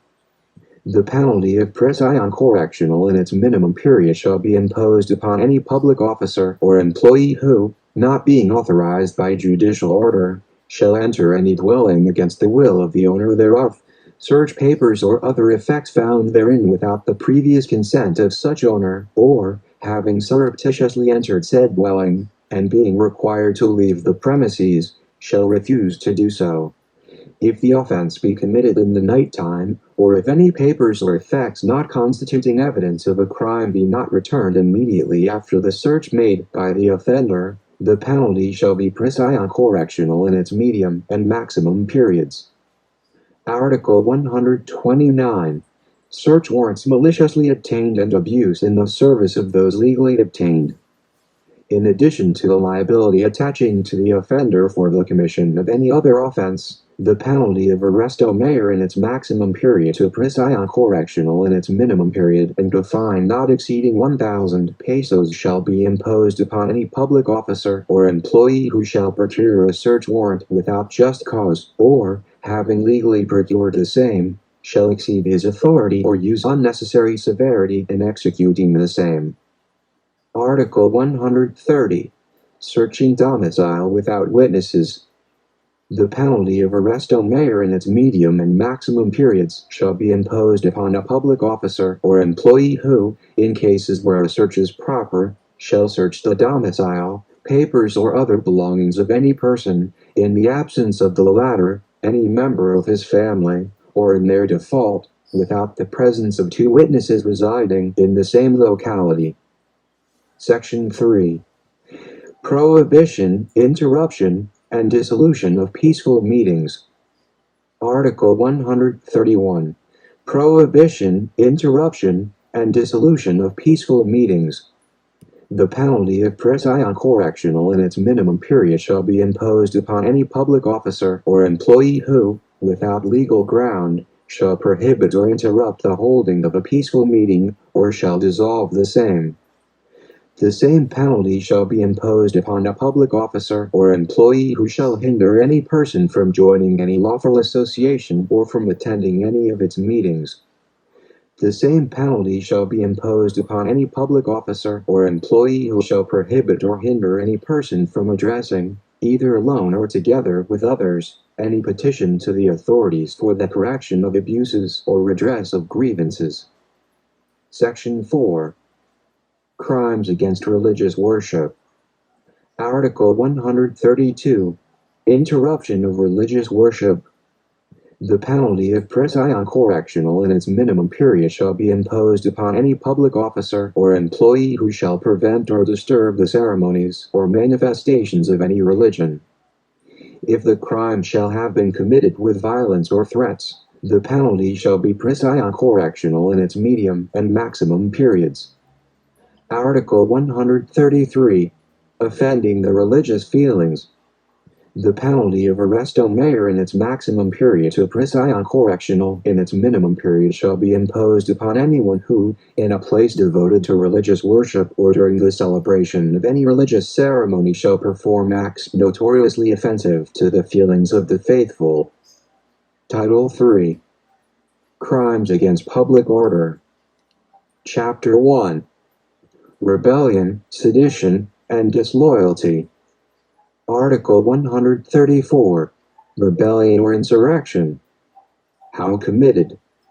The crime of rebellion or insurrection is committed by rising publicly and taking arms against the government for the purpose of removing from the allegiance to said government or its laws, the territory of the Philippine Islands or any part thereof of any body of land, naval or other armed forces, or of depriving the chief executive or the legislature, wholly or partially, of any of their powers or prerogatives. Article 135. Penalty for rebellion or insurrection. Any person who promotes, maintains, or heads a rebellion or insurrection, or who, while holding any public office or employment takes part therein, engaging in war against the forces of the government, destroying property or committing serious violence, exacting contributions or diverting public funds from the lawful purpose for which they have been appropriated, shall suffer the penalty of prisión mayor and a fine not to exceed 20,000 pesos. Any person merely participating or executing the commands of others in a rebellion shall suffer the penalty of prisión mayor in its minimum period. When the rebellion or insurrection shall be under the command of unknown leaders, any person who in fact directed the others, spoke for them, signed receipts and other documents issued in their name, as performed similar acts, on behalf of the rebels shall be deemed the leader of such rebellion. Article 136. Conspiracy and proposal to commit rebellion or insurrection. The conspiracy and proposal to commit rebellion or insurrection shall be punished, respectively, by Presidion Correctional in its maximum period and a fine which shall not exceed 5,000 pesos, and by Presidion Correctional in its medium period and a fine not exceeding 2,000 pesos. Article 137. Disloyalty of public officers or employees. The penalty of Presidion Correctional in its minimum period shall be imposed upon public officers or employees who have failed to resist a rebellion by all the means in their power, or shall continue to discharge the duties of their offices under the control of the rebels, or shall accept appointment to office under them. Article 138. Inciting to rebellion or insurrection. The penalty of Presidion Mayor in its minimum period shall be imposed upon any person who, without taking arms or being in open hostility against the government, shall incite others to the execution of any of the acts specified in Article 134 of this code, by means of speeches, proclamations, writings, emblems, banners, or other representations tending to the same end. Article 139. Sedition. How committed? The crime of sedition is committed by persons who rise publicly and tumultuously in order to attain by force any of the following objects. 1. To prevent the promulgation or execution of any law or the holding of any popular election. 2. To prevent the insular government, or any provincial or municipal government or any public officer thereof from freely exercising its or his functions, or prevent the execution of any administrative order. 3.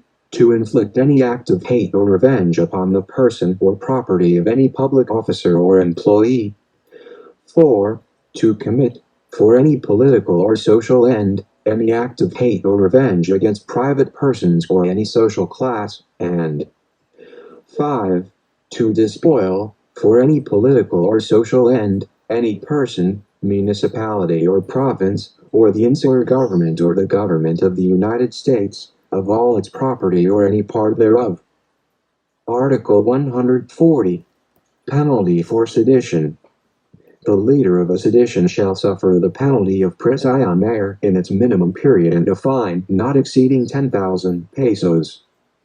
Other persons participating therein shall suffer the penalty of Presidion Correctional in its maximum period and a fine not exceeding 5,000 pesos. Article 141. Conspiracy to commit sedition. Persons conspiring to commit the crime of sedition shall be punished by Presidion Correctional in its medium period and a fine not exceeding 2,000 pesos. Article 142. Inciting to sedition. The penalty of Presidion Correctional in its maximum period and a fine not exceeding 2,000 pesos shall be imposed upon any person who, without taking any direct part in the crime of sedition, should incite others to the accomplishment of any of the acts which constitute sedition, by means of speeches, proclamations, writings, emblems, cartoons, banners, or other representations tending to the same end. Chapter 2. Crimes against popular representation. Section 1. Crimes against legislative bodies and similar bodies. Article 143. Acts tending to prevent the meeting of the legislature and similar bodies. The penalty of Presidion Correctional or a fine ranging from 200 to 2,000 pesos, or both, shall be imposed upon any person who by force or fraud prevents the meeting of either of the House of the Legislature or of any provincial board or municipal council. Article 144. Disturbance of proceedings.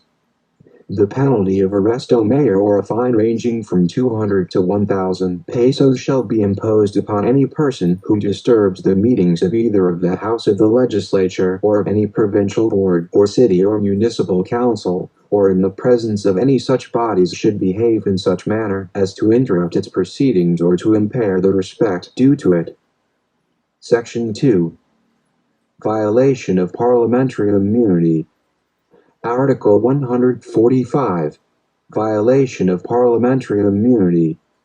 The penalty of Presidion Mayor shall be imposed upon any person who shall use force, intimidation, threats, or fraud to prevent any member of either house of the legislature from attending the meetings thereof, from expressing his opinions or casting his vote, and the penalty of prison correctional shall be imposed upon any public officer or employee who shall, while the legislature is in session, knowingly arrest or search any member thereof, except in case such member has committed a crime punishable under this code by a penalty higher than prison mayor.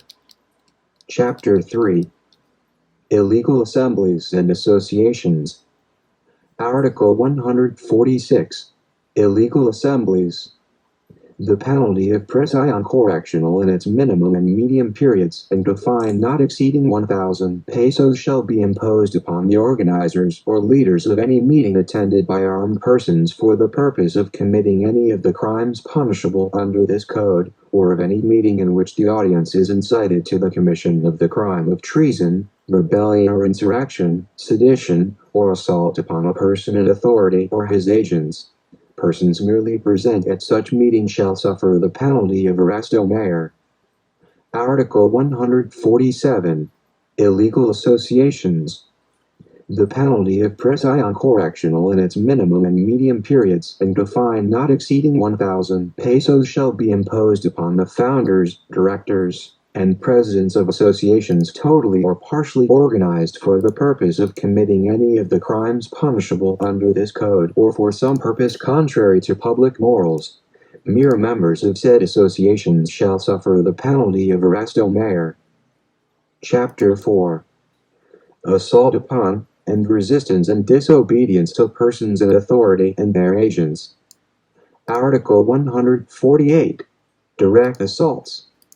Any person or persons who, without a public uprising, shall employ force or intimidation for the attainment of any of the purposes enumerated in defining the crimes of rebellion and sedition, or shall attack, employ force or seriously intimidate or resist any person in authority or any of his agents, while engaged in the performance of official duties, or on occasion of such performance, shall suffer the penalty of prison correctional in its medium and maximum periods and a fine not exceeding 1,000 pesos when the assault is committed with a weapon or when the offender is a public officer or employee, or when the offender lays hands upon a person in authority.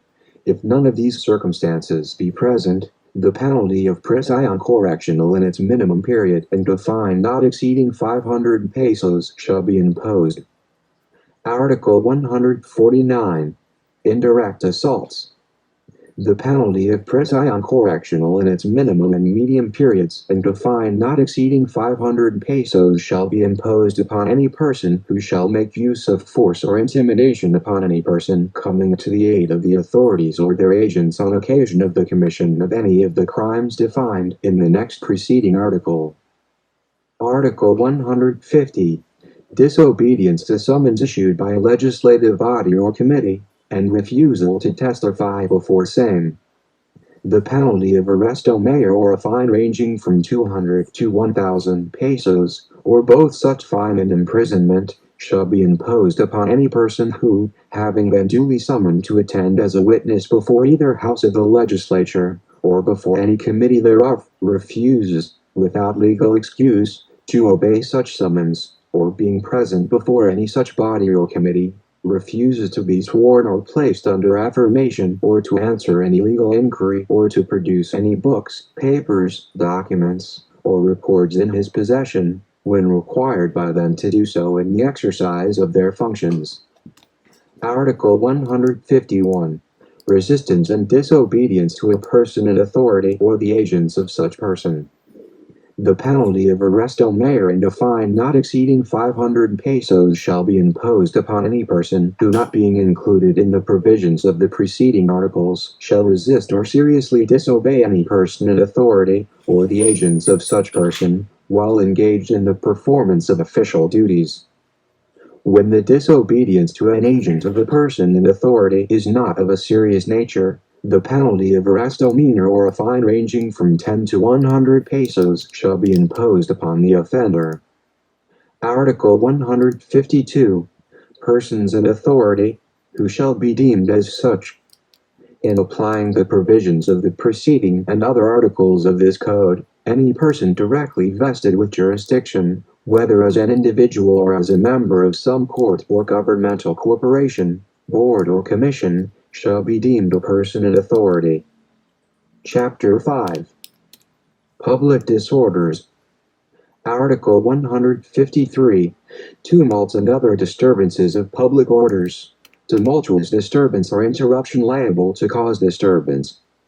The penalty of arresto mayor in its medium period to prisión correctional in its minimum period and a fine not exceeding 1,000 pesos shall be imposed upon any person who shall cause any serious disturbance in a public place, office, or establishment, or shall interrupt or disturb public performances, functions or gatherings, or peaceful meetings, if the act is not included in the provisions of Articles 131 and 132. The penalty next higher in degree shall be imposed upon persons causing any disturbance or interruption of a tumultuous character. The disturbance or interruption shall be deemed to be tumultuous if caused by more than 3 persons who are armed or provided with means of violence. The penalty of arresto mayor shall be imposed upon any person who in any meeting, association, or public place shall make any outcry tending to incite rebellion or sedition or in such place shall display placards or emblems which provoke a disturbance of the public order. The penalty of arresto minor and a fine not to exceed 200 pesos shall be imposed upon those persons who in violation of the provisions contained in the last clause of Article 85 shall bury with pomp the body of a person who has been legally executed. Article 154. Unlawful use of means of publication. The penalty of arresto mayor or a fine ranging from 200 to 1,000 pesos shall be imposed upon 1. Any person who by means of printing, lithography, or any other means of publication shall maliciously publish as news any false news which may endanger the public order or cause damage to the interest or credit of the state. 2. Any person who by the same means shall encourage disobedience to the law or to the constituted authorities or praise, justify or extol any act punished by law. 3. Any person who shall maliciously publish any official resolution or document without proper authority, or before they have been published officially, or 4. Any person who shall print or publish books, pamphlets, periodicals, or leaflets which do not bear the real printer's name. Article 155. Alarms and scandals.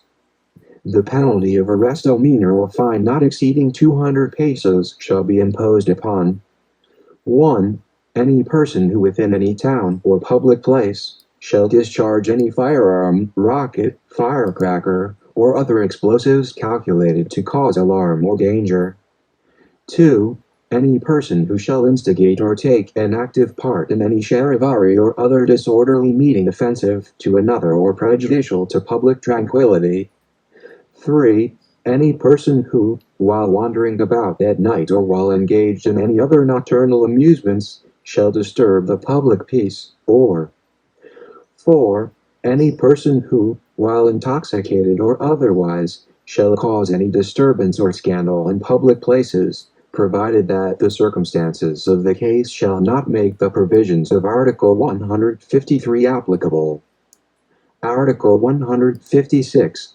Delivery of prisoners from jail. The penalty of arresto mayor in its maximum period to prisión correctional in its minimum period shall be imposed upon any person who shall remove from any jail or penal establishment any person confined therein or shall help the escape of such person by means of violence, intimidation, or bribery. If other means are used, the penalty of arresto mayor shall be imposed. If the escape of the prisoner shall take place outside of said establishments by taking the guards by surprise, the same penalties shall be imposed in their minimum period. Chapter 6. Evasion of service of sentence. Article 157. Evasion of service of sentence. The penalty of prisión correctional in its medium and maximum periods shall be imposed upon any convict who shall evade service of his sentence by escaping during the term of his imprisonment by reason of final judgment.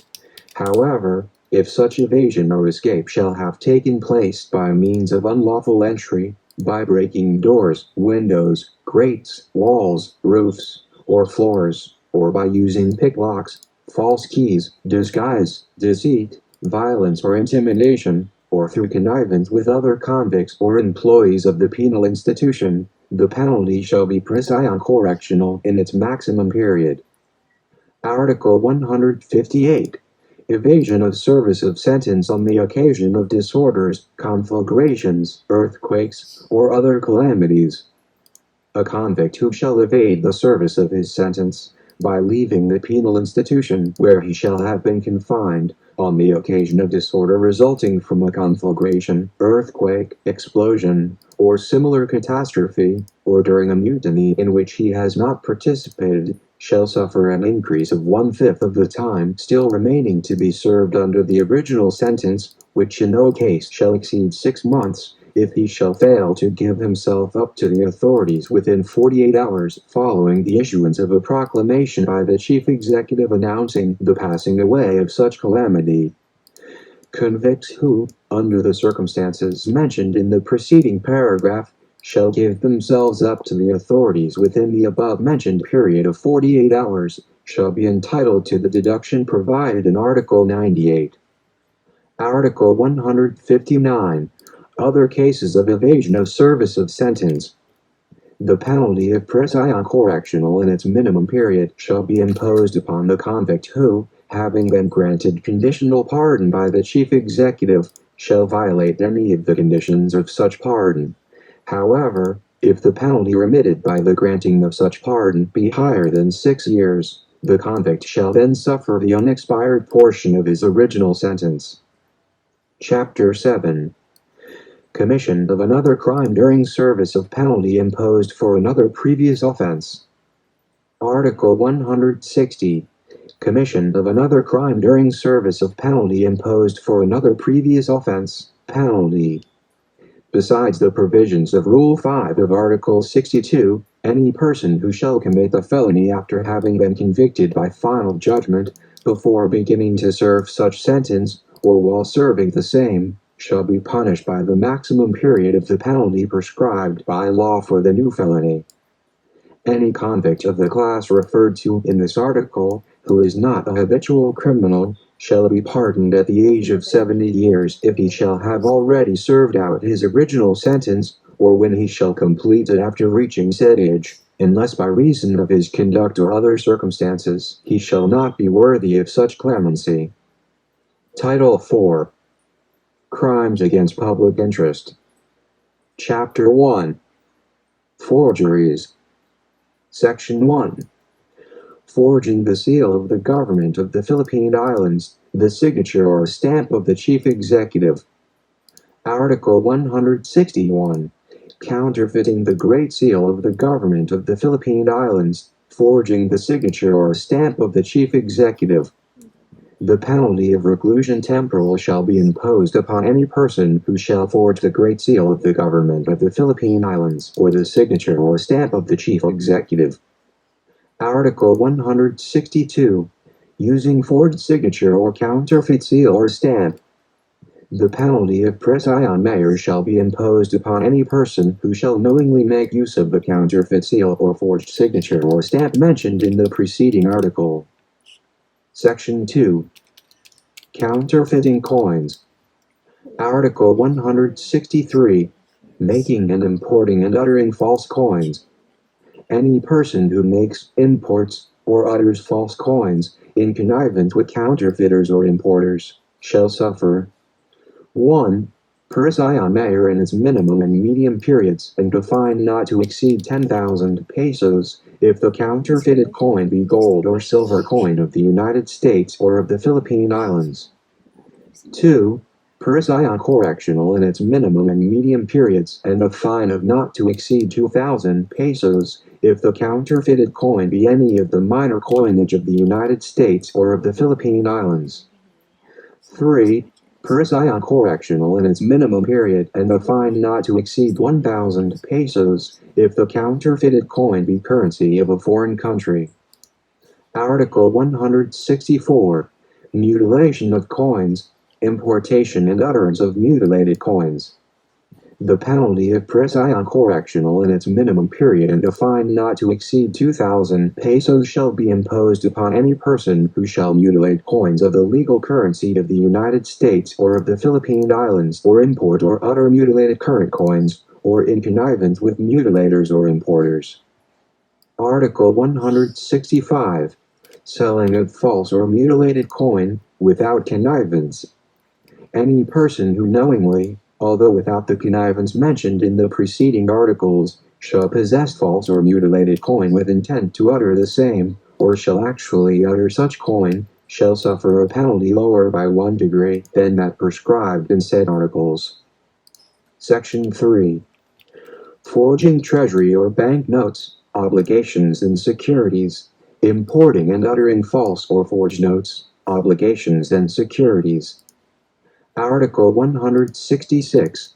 Forging treasury or bank notes or other documents payable to bearer, importing, and uttering such false or forged notes and documents.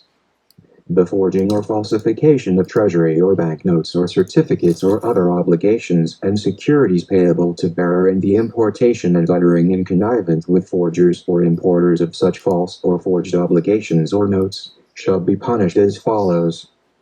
1. By reclusion temporal in its minimum period and a fine not to exceed 10,000 pesos, if the document which has been falsified, counterfeited, or altered is an obligation or security of the United States or of the Philippine Islands. The word obligation or security of the United States or of the Philippine Islands shall be held to mean all bonds, certificates of indebtedness, national banknotes, coupons, United States or Philippine Islands notes, treasury notes, fractional notes, certificates of deposit, bills, checks, or drafts for money, drawn by or upon authorized officers of the United States or of the Philippine Islands, and other representatives of value, of whatever denomination, which have been or may be issued under any act of the Congress of the United States or of the Philippine Legislature. 2. By prison mayor in its maximum period and a fine not to exceed 5,000 pesos, if the falsified or altered document is a circulating note issued by any banking association duly authorized by law to issue the same. 3. By prison mayor in its medium period and a fine not to exceed 5,000 pesos, if the falsified or counterfeited document was issued by a foreign government. 4. By prison mayor in its minimum period and a fine not to exceed 2,000 pesos, when the forged or altered document is a circulating note or bill issued by a foreign bank duly authorized therefor. Article 167. Counterfeiting, importing and uttering instruments payable to bearer.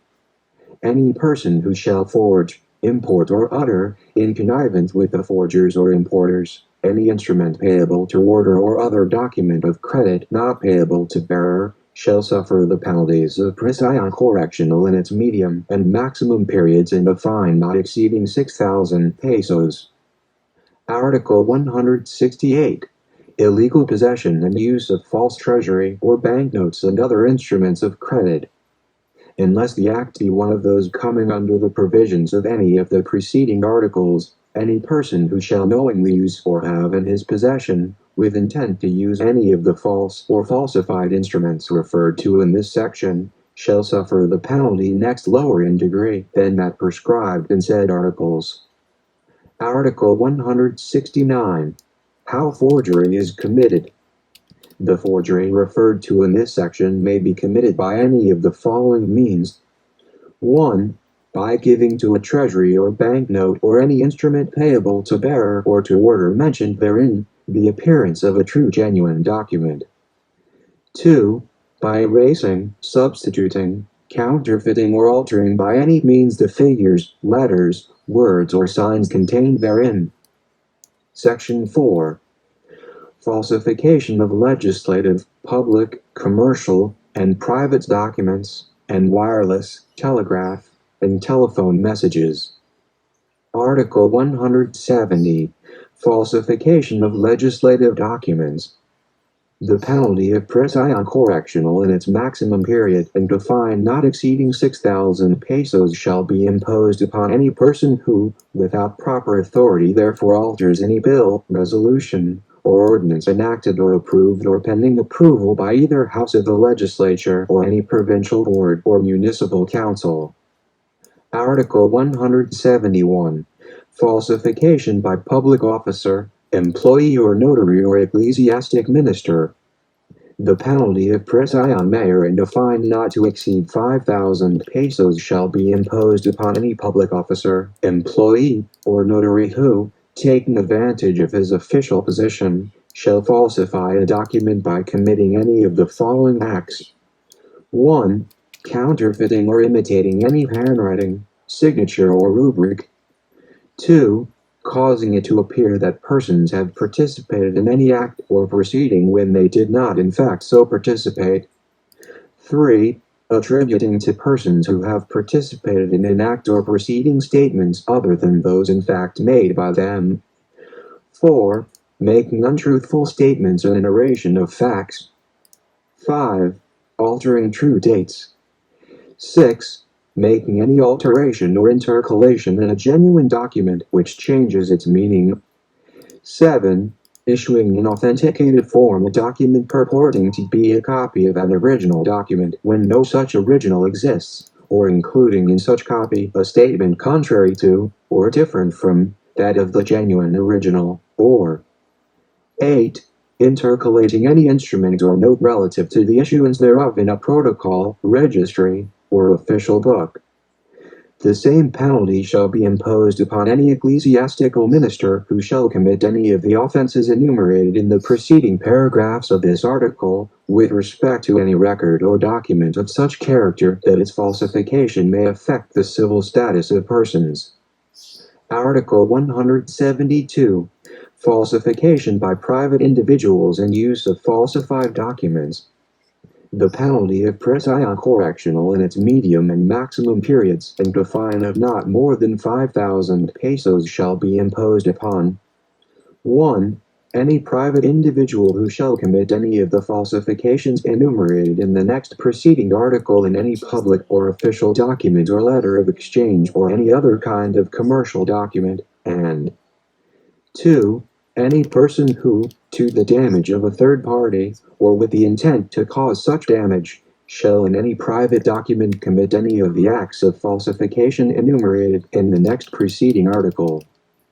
Any person who shall knowingly introduce an evidence in any judicial proceeding or to the damage of another or who, with the intent to cause such damage, shall use any of the false documents embraced in the next preceding article or in any of the foregoing subdivisions of this article, shall be punished by the penalty next lower in degree.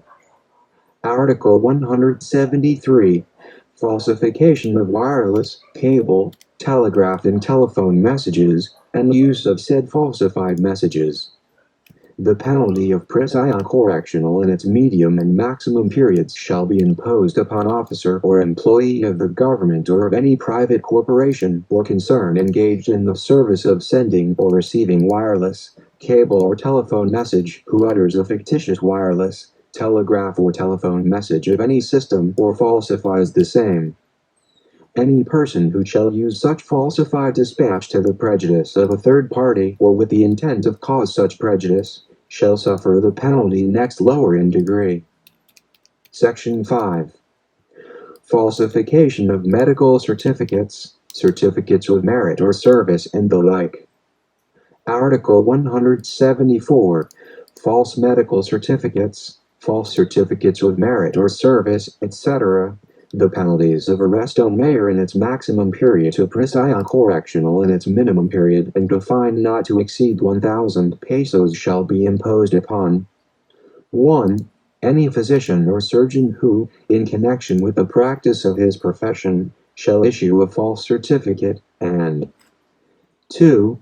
Any public officer who shall issue a false certificate of merit or service, good conduct or similar circumstances.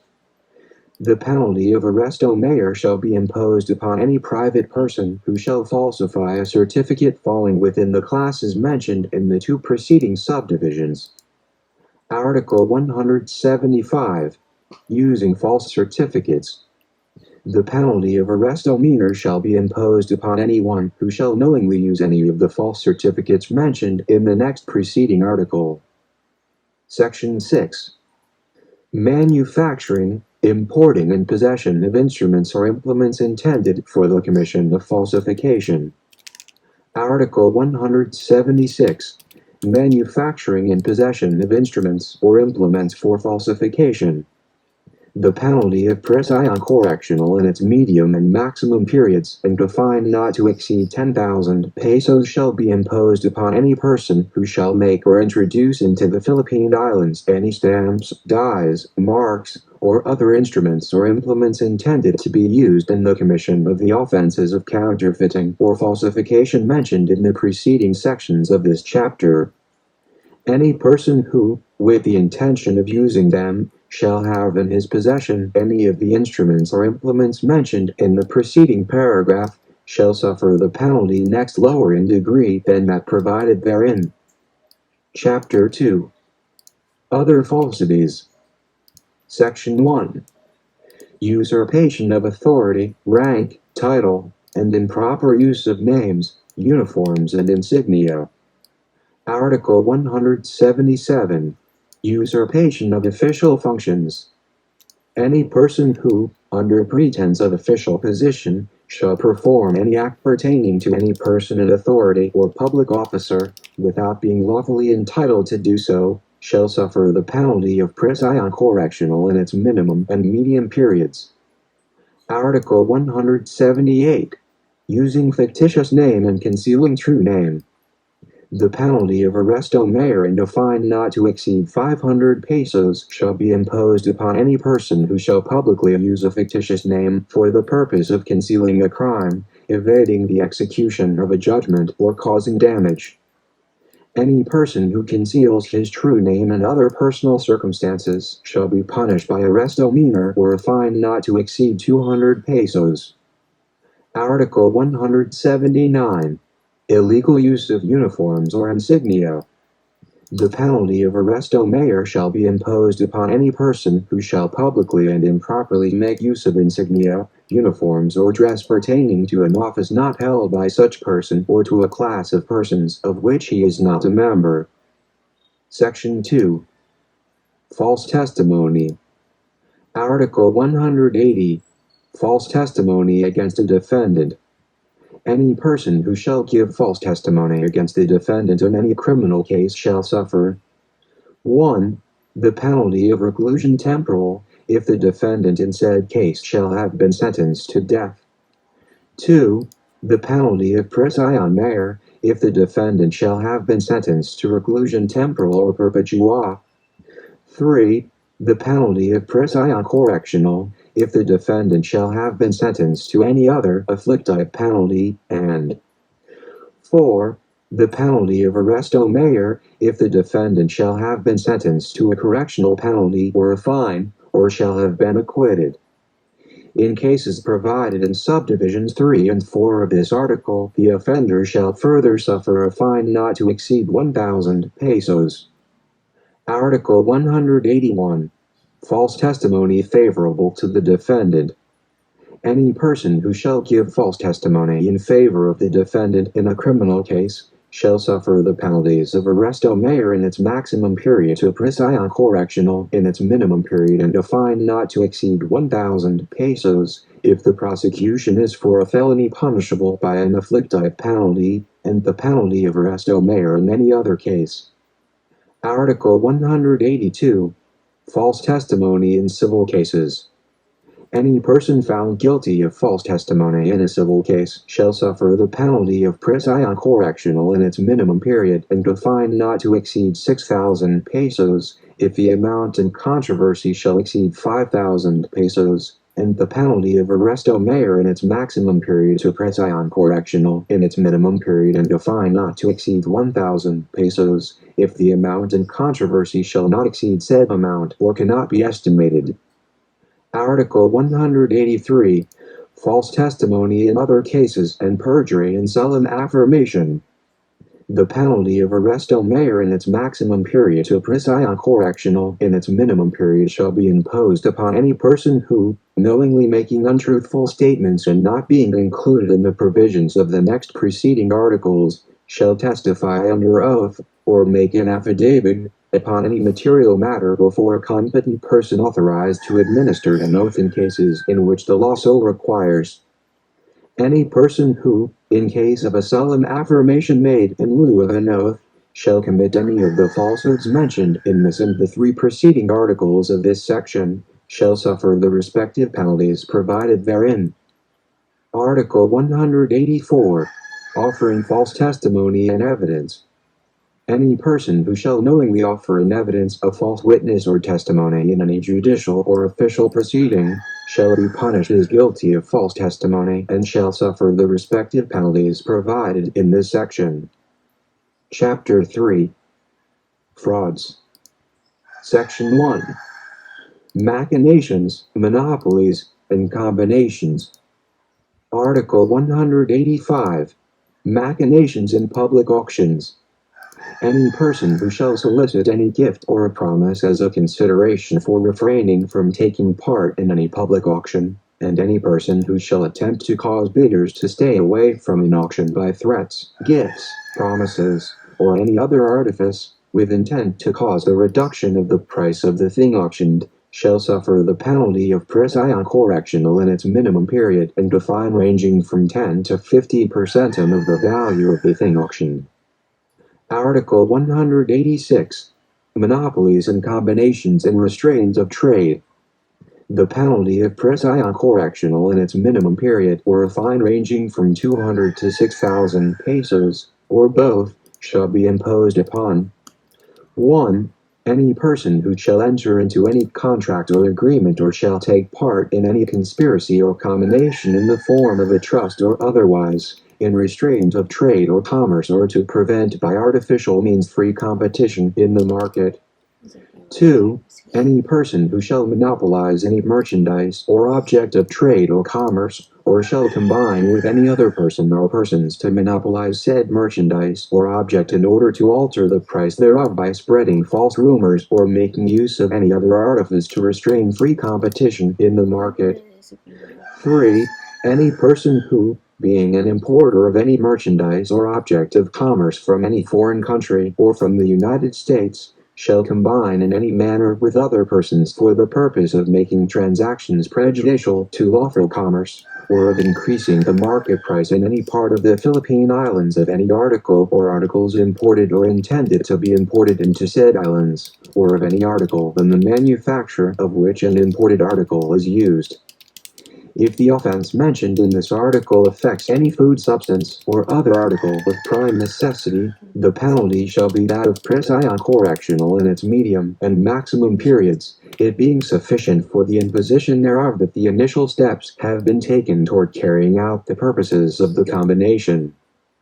Any property possessed under any contract or by any combination mentioned in the preceding paragraphs, and being the subject thereof, shall be forfeited to the government of the Philippine Islands. Whenever any of the offenses described above is committed by a corporation or association, the president and each one of the directors or managers of said corporation or association, or its agents or representative in the Philippine Islands, in case of a foreign corporation or association, who shall have knowingly permitted or failed to prevent the commission of such offenses, shall be held liable as principals thereof. Section 2. Frauds in Commerce and Industry. Article 187. Importation and disposition of falsely marked articles or merchandise made of gold, silver, or other precious metals or their alloys. The penalty of presidio correctional or a fine ranging from 200 to 1,000 pesos, or both, shall be imposed upon any person who shall knowingly import or sell or dispose of any article or merchandise made of gold, silver, or other precious metals, or their alloys, with stamps, brands, or marks which fail to indicate the actual fineness or quality of said metals or alloys. Any stamp, brand, label, or mark shall be deemed to fail to indicate the actual fineness of the article on which it is engraved, printed, stamped, labeled, or attached, when the test of the article shows that the quality or fineness thereof is less by more than 1/2 carat, if made of gold, and less by more than 4/1000th, if made of silver, than what is shown by said stamp, brand, label, or mark. But in case of watch cases and flatware made of gold, the actual fineness of such gold shall not be less by more than 3/1000th than the fineness indicated by said stamp, brand, label, or mark. Article 188. Substituting and altering trademarks and trade names. The penalty of prisión correctional in its minimum period, or a fine ranging from 200 to 1,000 pesos or both, shall be imposed upon 1. Any person who shall substitute the name or mark of some other manufacturer for the name or mark of the real manufacturer upon any article of commerce and shall sell the same. 2. Any person who shall sell such articles of commerce or offer the same for sale, knowing that the trademark has been fraudulently used in such goods as described in the preceding subdivision, or 3. Any person who, knowing the purposes for which the trademark or trade name of a person is to be used, prints, lithographs, or in any way reproduces such trademark or trade name, or a colorable imitation thereof, for another person, to enable that other person to fraudulently use such trademark or trade name on his own goods. A trade name or trademark is a word or words, name, emblem, sign, or device used as an advertisement, sign, label, poster, or otherwise, for the purpose of enabling the public to distinguish the business of the person who owns and uses said trade name or trademark. Article 189. Unfair competition and fraudulent registration of trademark or trade name. The penalty provided in the next preceding article shall be imposed upon any person who, in unfair competition and for the purpose of deceiving or defrauding another of his legitimate trade or the public in general, shall sell his goods giving them the general appearance of goods of another manufacturer or dealer, either in the wrapping of the packages in which they are contained, or the device or words thereon, or in any other feature of their appearance which would be likely to induce the public to believe that the goods offered are those of a manufacturer or dealer other than the actual manufacturer or dealer, or shall give other persons a chance or opportunity to do the same with a like purpose. The penalty of prisión correctional in its minimum period, or a fine ranging from 200 to 2,000 pesos, or both, shall be imposed upon any person who, by means of false or fraudulent representations or declarations, orally or in writing, or by other fraudulent means shall procure from the Office of Patents, Copyrights, and Trademarks the registry of a trademark, or of himself as the owner of a trademark or trade name, or an entry respecting a trademark or trade name. Title 5. Crimes relative to opium and other prohibited drugs.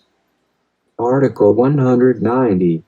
Possession, preparation, and use of prohibited drugs, and maintenance of opium dens. The penalty of arresto mayor in its medium period to prisión correctional in its minimum period and a fine ranging from 300 to 1,000 pesos shall be imposed upon 1. Anyone who, unless lawfully authorized, shall possess, prepare, administer, or otherwise use any prohibited drug. Prohibited drug, as used herein, includes opium, cocaine, alpha and beta-eucaine, their derivatives, and all preparations made from them or any of them. Opium embraces every kind, class, and character of opium, whether crude or prepared, the ashes or refuse of the same, narcotic preparations thereof or therefrom, morphine or alkaloid of opium, preparation in which opium, morphine or alkaloid of opium, enter as an ingredient, and also opium leaves or wrappings of opium leaves, whether prepared or not, for their use. 2. Anyone who shall maintain a dive or resort where any prohibited drug is used in any form, in violation of the law. Article 191. Keeper, watchman, and visitor of opium den. The penalty of arresto mayor and a fine ranging from 100 to 300 pesos shall be imposed upon 1. Anyone who shall act as a keeper or watchman of a dive or resort where any prohibited drug is used in any manner contrary to law, and 2. Any person who, not being included in the provisions of the next preceding article, shall knowingly visit any dive or resort of the character referred to above. Article 192. Importation and sale of prohibited drugs.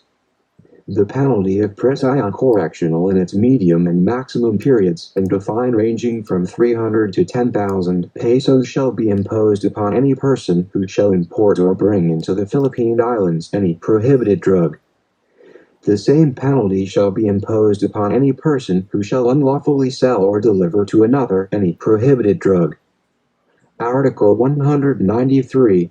Illegal possession of opium pipe or other paraphernalia for the use of any prohibited drug.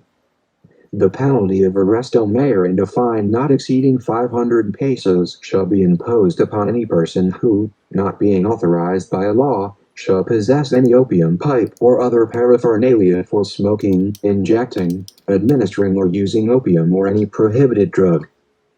The illegal possession of an opium pipe or other paraphernalia for using any other prohibited drug shall be prima facie evidence that its possessor has used said drug. Article 194. Prescribing opium unnecessarily for a patient.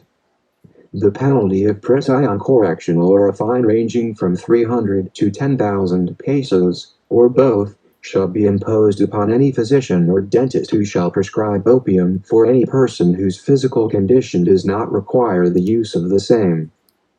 Title 6. Crimes against public morals. Chapter 1. Gambling and betting. Article 195. What acts are punishable in gambling? The penalty of arresto minor or a fine not exceeding 200 pesos, and, in case of recidivism, the penalty of arresto mayor or a fine ranging from 200 to 6,000 pesos, shall be imposed upon 1. Any person who, in any manner, shall directly or indirectly take part in any game of monte, jugating or any other form of lottery, policy, banking or percentage game, dog races or any other game or scheme, the result of which depends wholly or chiefly upon chance or hazard, or wherein wagers consisting of money, articles of value or representative of value are made, or in the exploitation or use of any other mechanical invention or contrivance to determine by chance the loser or winner of money or any object or representative of value. 2. Any person who shall knowingly permit any form of gambling referred to in the preceding subdivision to be carried on in any inhabited or uninhabited place, or any building, vessel or other means of transportation owned or controlled by him. If the place where gambling is carried on has the reputation of a gambling place, or that prohibited gambling is frequently carried on therein, the culprit shall be punished by the penalty provided for in this article in its maximum period. 3. Any person who shall, knowingly and without lawful purpose, have in his possession any lottery list, paper or other matter containing letters, figures, signs or symbols which pertain to or are in any manner used in the game of jugating or any similar game which has taken place or is about to take place. Article 196. Importation, sale and possession of lottery tickets or advertisements. The penalty of arresto mayor in its maximum period to prisión correctional in its minimum period or a fine ranging from 200 to 2,000 pesos, or both, in the discretion of the court, shall be imposed upon any person who shall import into the Philippine Islands from any foreign place or port any lottery ticket or advertisement or, in connivance with the importer, shall sell or distribute the same. Any person who shall knowingly and with intent to use them have in his possession lottery tickets or advertisements, or shall sell or distribute the same without connivance with the importer of the same, shall be punished by arresto minor, or a fine not exceeding 200 pesos, or both, in the discretion of the court. The possession of any lottery ticket or advertisement shall be prima facie evidence of an intent to sell, distribute or use the same in the Philippine Islands. Article 197. Betting in sports contests. The penalty of arrest misdemeanor or a fine not exceeding 200 pesos, or both, shall be imposed upon any person who shall bet money or any object or article of value or representative of value upon the result of any boxing or other sports contests. Article 198. Illegal betting on horse races. The penalty of arrest misdemeanor or a fine not exceeding 200 pesos, or both, shall be imposed upon any person who, except during the periods allowed by law, shall bet on horse races. The penalty of arrest misdemeanor or a fine ranging from 200 to 2,000 pesos, or both, shall be imposed upon any person who, under the same circumstances, shall maintain or employ a totalizer or other device or scheme for betting on horse races or realizing any profit therefrom. For the purpose of this article, any race held on the same day and at the same place shall be held punishable as a separate offense, and if the same be committed by any partnership, corporation or association, the president and the directors or managers thereof shall be deemed to be principals in the offense if they have consented to or knowingly tolerated its commission. Article 199. Illegal cockfighting. The penalty of arrest misdemeanor or a fine not exceeding 200 pesos, or both, in the discretion of the court, shall be imposed upon 1. Any person who directly or indirectly participates in cockfights by betting money or other valuable things, or who organizes cockfights at which bets are made, on a day other than those permitted by law. 2. Any person who directly or indirectly participates in cockfights by betting money or other valuable things, or organizes such cockfights at a place other than a licensed cockpit. Chapter 2. Offenses against decency and good customs. Article 200. Grave scandal. The penalties of arrest misdemeanor and public censure shall be imposed upon any person who shall offend against decency or good customs by any highly scandalous conduct not expressly falling within any other article of this code. Article 201. Immoral doctrines, obscene publications and exhibitions. The penalty of prison correctional in its minimum period, or a fine ranging from 200 to 2,000 pesos, or both, shall be imposed upon 1. Those who shall publicly expound or proclaim doctrines openly contrary to public morals. 2. The authors of obscene literature, published with their knowledge in any form, and the editors publishing such literature. 3. Those who in theaters, fairs, cinematographs or any other place open to public view, shall exhibit indecent or immoral plays, scenes, acts or shows, and 4. Those who shall sell, give away or exhibit prints, engravings, sculptures or literature which are offensive to morals. Article 202. Vagrants and prostitutes, penalty. The following are vagrants. 1. Any person having no apparent means of subsistence, who has the physical ability to work and who neglects to apply himself or herself to some lawful calling. 2. Any person found loitering about public or semi-public buildings or places, or tramping or wandering about the country or the streets without visible means of support. 3. Any idle or dissolute person who lodges in houses of ill fame, ruffians or pimps and those who habitually associate with prostitutes. 4.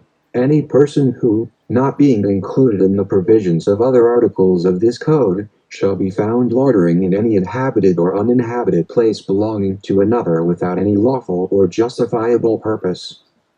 5. Prostitutes.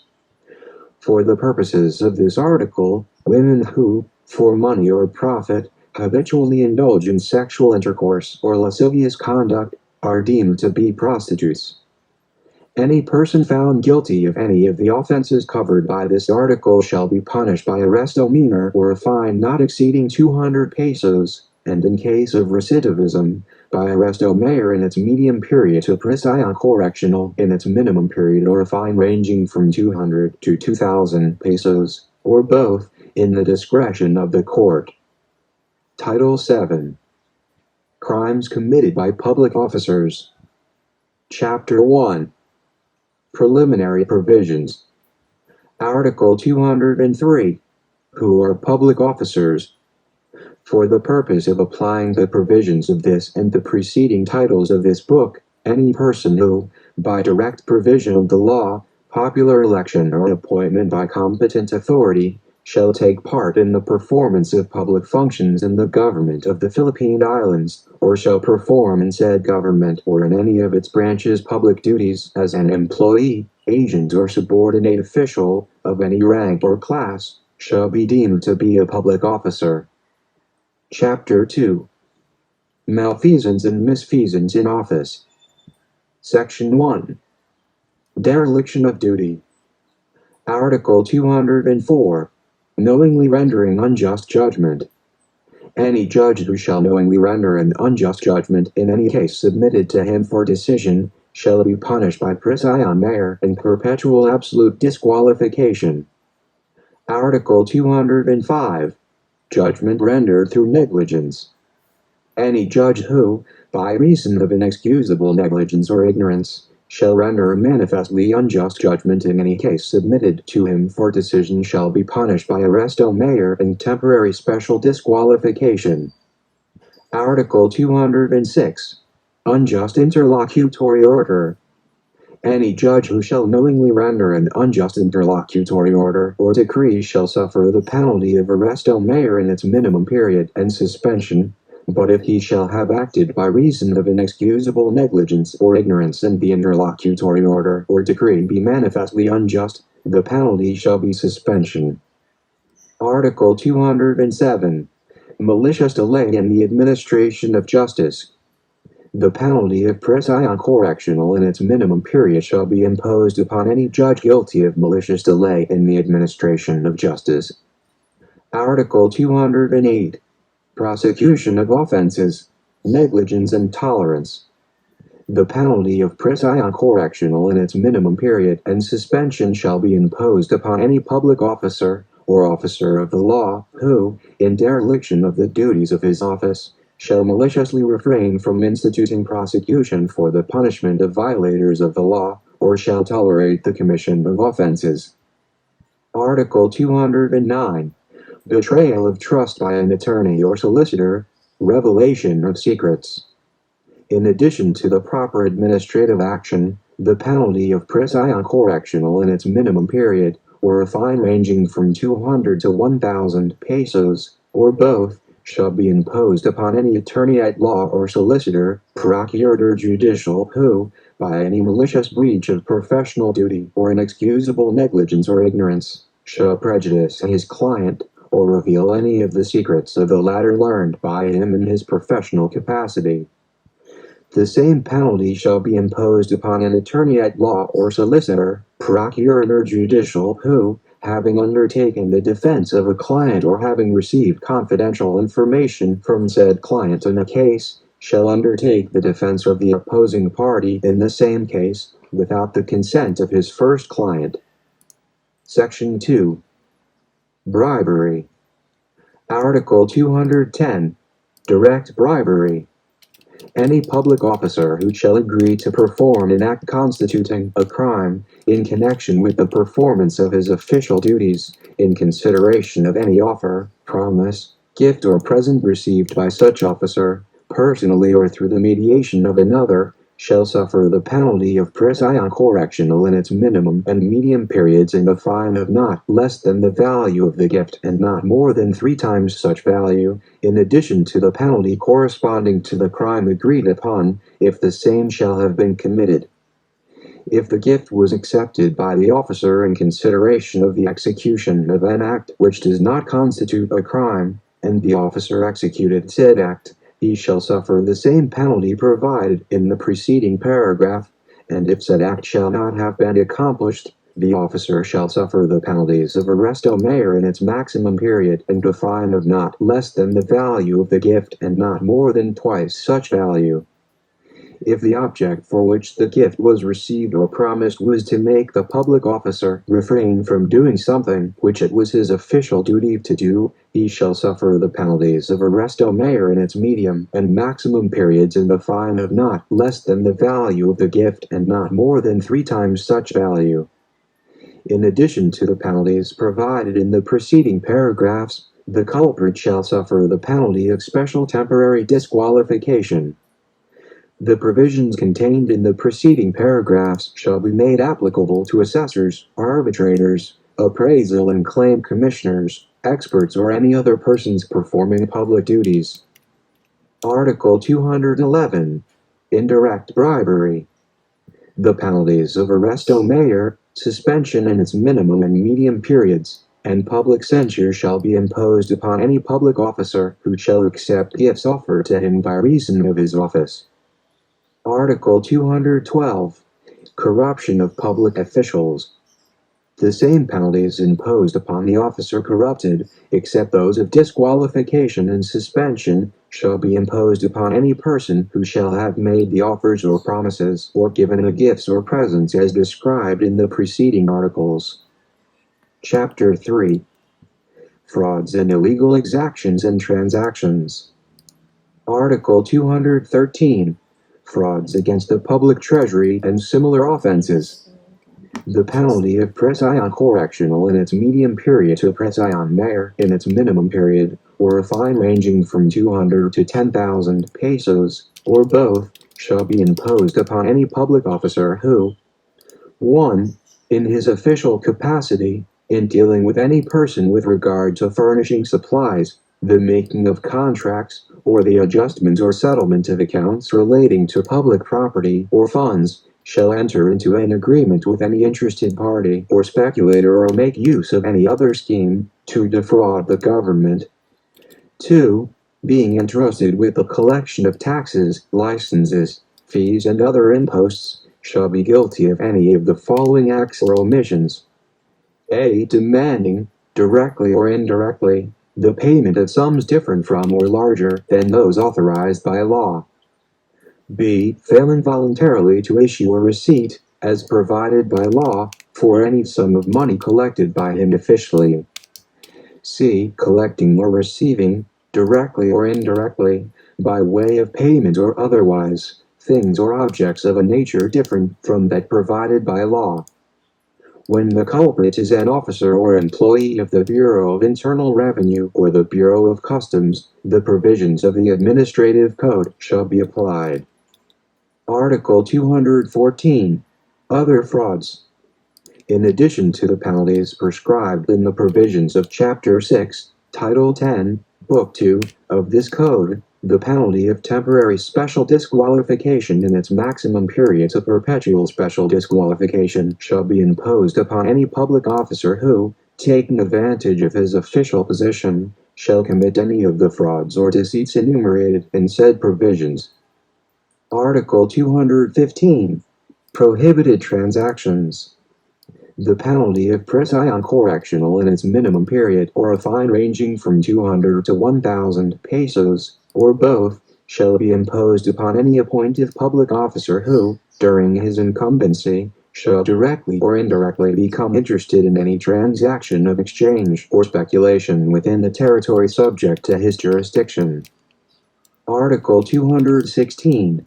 Possession of prohibited interest by a public officer.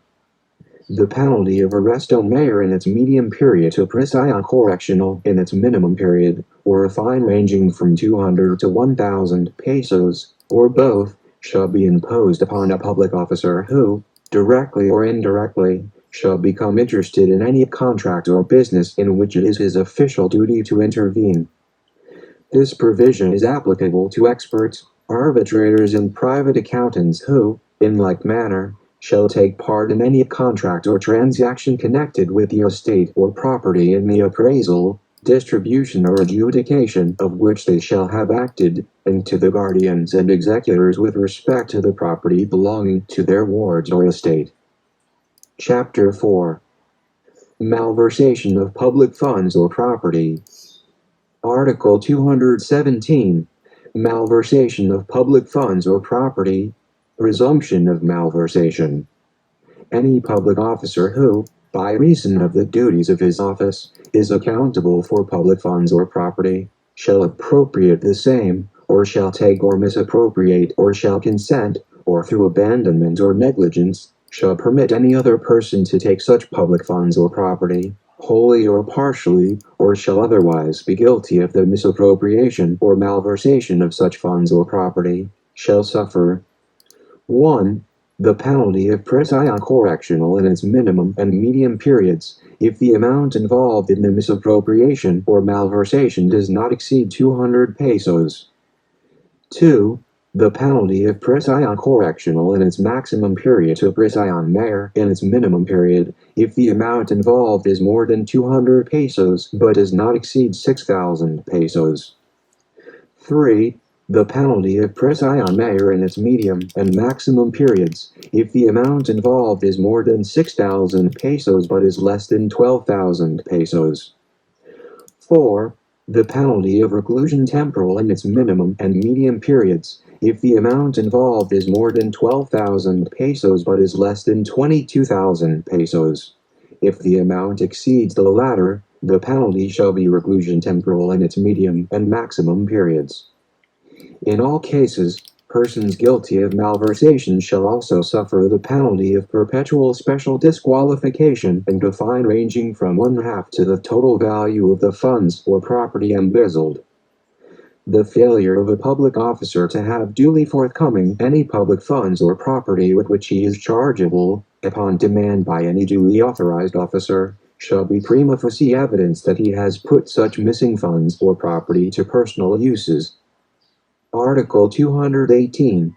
Failure of accountable officer to render accounts. Any public officer, whether in the service or separated therefrom by resignation or any other cause, who is required by law or regulation to render account to the insular auditor or to a provincial auditor and who fails to do so for a period of 2 months after such accounts should be rendered, shall be punished by prison correctional in its minimum period, or by a fine ranging from 200 to 6,000 pesos, or both. Article 219. Failure of a responsible public officer to render accounts before leaving the country.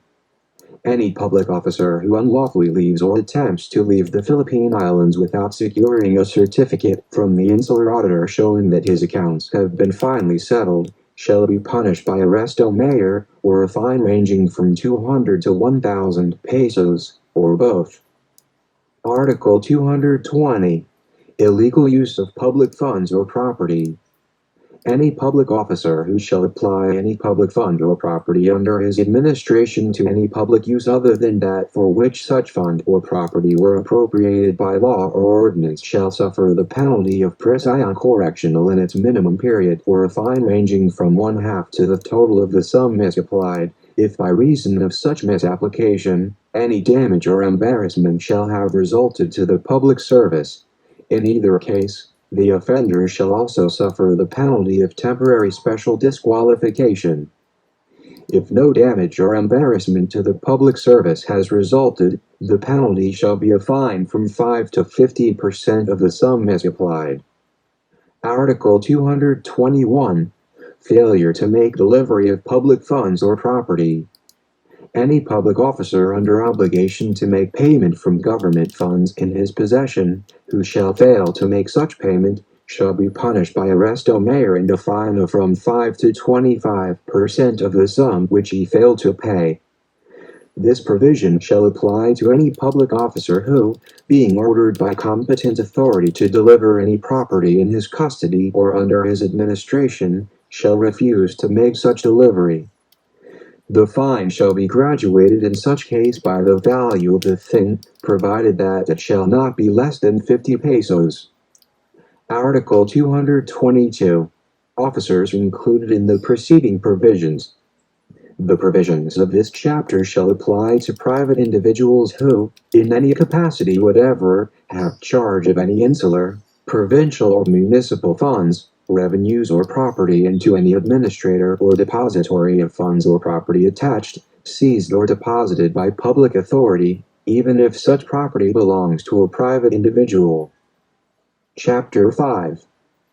Infidelity of public officers. Section 1. Infidelity in the custody of prisoners. Article 223. Conniving with or consenting to evasion. Any public officer who shall consent to the escape of a prisoner in his custody or charge shall be punished. 1. By prison correctional in its medium and maximum periods, and temporary special disqualification in its maximum periods of perpetual special disqualification, if the fugitive shall have been sentenced by final judgment to any penalty. 2. By prison correctional in its minimum period and temporary special disqualification, in case the fugitive shall not have been finally convicted but only held as a detention prisoner for any crime or violation of law or municipal ordinance. Article 224. Evasion through negligence. If the evasion of the prisoner shall have taken place through the negligence of the officer charged with the conveyance or custody of the escaping prisoner, said officer shall suffer the penalties of arrest mayor in its maximum period to prison correctional in its minimum period and temporary special disqualification. Article 225. Escape of prisoner under the custody of a person not a public officer. Any private person to whom the conveyance or custody of a prisoner or person under arrest shall have been confided, who shall commit any of the offenses mentioned in the two preceding articles, shall suffer the penalty next lower in degree than that prescribed for the public officer. Section 2. Infidelity in the custody of documents. Article 226. Removal, concealment or destruction of documents. Any public officer who shall remove, destroy or conceal documents or papers officially entrusted to him, shall suffer 1. The penalty of prison mayor and a fine not exceeding 1,000 pesos, whenever serious damage shall have been caused thereby to a third party or to the public interest. 2. The penalty of prison correctional in its minimum and medium periods and a fine not exceeding 1,000 pesos, whenever the damage caused to a third party or to the public interest shall not have been serious. In either case, the additional penalty of temporary special disqualification in its maximum period to perpetual special disqualification shall be imposed. Article 227. Officer breaking seal. Any public officer charged with the custody of papers or property sealed by proper authority, who shall break the seals or permit them to be broken, shall suffer the penalties of prison correctional in its minimum and medium periods, temporary special disqualification and a fine not exceeding 2,000 pesos. Article 228. Opening of closed documents.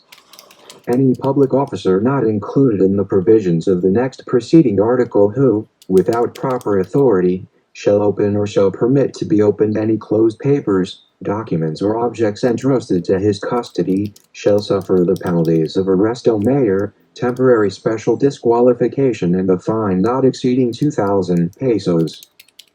Section 3. Revelation of secrets. Article 229. Revelation of secrets by an officer. Any public officer who shall reveal any secret known to him by reason of his official capacity, or shall wrongfully deliver papers or copies of papers of which he may have charge and which should not be published, shall suffer the penalties of prison correctional in its medium and maximum periods, perpetual special disqualification and a fine not exceeding 2,000 pesos if the revelation of such secrets or the delivery of such papers shall have caused serious damage to the public interest. Otherwise, the penalties of prison correctional in its minimum period, temporary special disqualification and a fine not exceeding 500 pesos shall be imposed. Article 230. Public officer revealing secrets of private individual. Any public officer to whom the secrets of any private individual shall become known by reason of his office, who shall reveal such secrets, shall suffer the penalties of arrest mayor and a fine not exceeding 1,000 pesos. Chapter 6. Other offenses or irregularities by public officers. Section 1. Disobedience, refusal of assistance and maltreatment of prisoners. Article 231. Open disobedience. Any judicial or executive officer who shall openly refuse to execute the judgment, decision or order of any superior authority made within the scope of the jurisdiction of the latter and issued with all the legal formalities, shall suffer the penalties of arresto mare in its medium period to prisión correccional in its minimum period, temporary special disqualification in its maximum period, and a fine not exceeding 1,000 pesos. Article 232. Disobedience to order of superior officer, when said order was suspended by inferior officer. Any public officer who, having for any reason suspended the execution of the orders of his superiors, shall disobey such superiors after the latter have disapproved the suspension, shall suffer the penalties of prisión correccional in its minimum and medium periods and perpetual special disqualification. Article 233. Refusal of assistance. The penalties of arresto mare in its medium period to prisión correccional in its minimum period, perpetual special disqualification and a fine not exceeding 1,000 pesos, shall be imposed upon a public officer who, upon demand from competent authority, shall fail to lend his cooperation towards the administration of justice or other public service, if such failure shall result in serious damage to the public interest, or to a third party. Otherwise, arresto mare in its medium and maximum periods and a fine not exceeding 500 pesos shall be imposed. Article 234. Refusal to discharge elective office. The penalty of arresto mare or a fine not exceeding 1,000 pesos, or both, shall be imposed upon any person who, having been elected by popular election to a public office, shall refuse without legal motive to be sworn in or to discharge the duties of said office. Article 235. Maltreatment of prisoners. The penalty of arresto mare in its medium period to prisión correccional in its minimum period, in addition to his liability for the physical injuries or damage caused, shall be imposed upon any public officer or employee who shall overdo himself in the correction or handling of a prisoner or detention prisoner under his charge, by the imposition of punishment not authorized by the regulations, or by inflicting such punishment in a cruel and humiliating manner. If the purpose of the maltreatment is to extort a confession, or to obtain some information from the prisoner, the offender shall be punished by prisión correccional in its minimum period, temporary special disqualification and a fine not exceeding 500 pesos, in addition to his liability for the physical injuries or damage caused. Section 2. Anticipation, prolongation and abandonment of the duties and powers of public office. Article 236. Anticipation of duties of a public office. Any person who shall assume the performance of the duties and powers of any public office or employment without first being sworn in or having given the bond required by law, shall be suspended from such office or employment until he shall have complied with the respective formalities, and shall be fined from 200 to 500 pesos. Article 237. Prolonging performance of duties and powers. Any public officer who shall continue to exercise the duties and powers of his office, employment or commission, beyond the period provided by law, regulations or special provisions applicable to the case, shall suffer the penalties of prisión correccional in its minimum period, special temporary disqualification in its minimum period, and a fine not exceeding 500 pesos. Article 238. Abandonment of office or position. Any public officer who, before the acceptance of his resignation, shall abandon his office to the detriment of the public service shall suffer the penalty of arresto mare. If such office shall have been abandoned in order to evade the discharge of the duties of preventing, prosecuting or punishing any of the crimes falling within Title I and Chapter 1 of Title III of Book 2 of this Code, the offender shall be punished by prisión correccional in its minimum and medium periods, and by arresto mare if the purpose of such abandonment is to evade the duty of preventing, prosecuting or punishing any other crime. Section 3. Usurpation of powers and unlawful appointments. Article 239. Usurpation of legislative powers. The penalties of prison correctional in its minimum period, temporary special disqualification and a fine not exceeding 1,000 pesos shall be imposed upon any public officer who shall encroach upon the powers of the legislative branch of the government, either by making general rules or regulations beyond the scope of his authority, or by attempting to repeal a law or suspending the execution thereof. Article 240. Usurpation of executive functions. Any judge who shall so assume any power pertaining to the executive authorities, or shall obstruct the latter in the lawful exercise of their powers, shall suffer the penalty of arresto mayor in its medium period to prison correctional in its minimum period. Article 241. Usurpation of judicial functions. The penalty of arresto mayor in its medium period to prison correctional in its minimum period shall be imposed upon any officer of the executive branch of the government who shall assume judicial powers or shall obstruct the execution of any order or decision rendered by any judge within his jurisdiction. Article 242. Disobeying request for disqualification. Any public officer who, before the question of jurisdiction is decided, shall continue any proceeding after having been lawfully required to refrain from so doing, shall be punished by arresto mayor and a fine not exceeding 500 pesos. Article 243.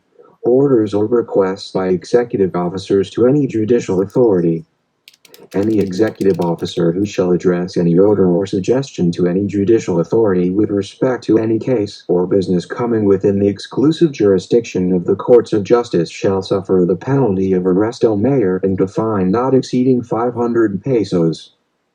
Article 244. Unlawful appointments.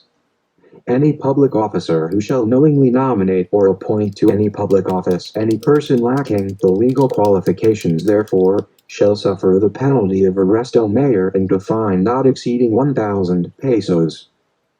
Section 4. Abuses against chastity. Article 245. Abuses against chastity, penalties. The penalties of prison correctional in its medium and maximum periods and temporary special disqualification shall be imposed. 1. Upon any public officer who shall solicit or make immoral or indecent advances to a woman interested in matters pending before such officer for decision, or with respect to which he is required to submit a report to or consult with a superior officer. 2. Any warden or other public officer directly charged with the care and custody of prisoners or persons under arrest who shall solicit or make immoral or indecent advances to a woman under his custody.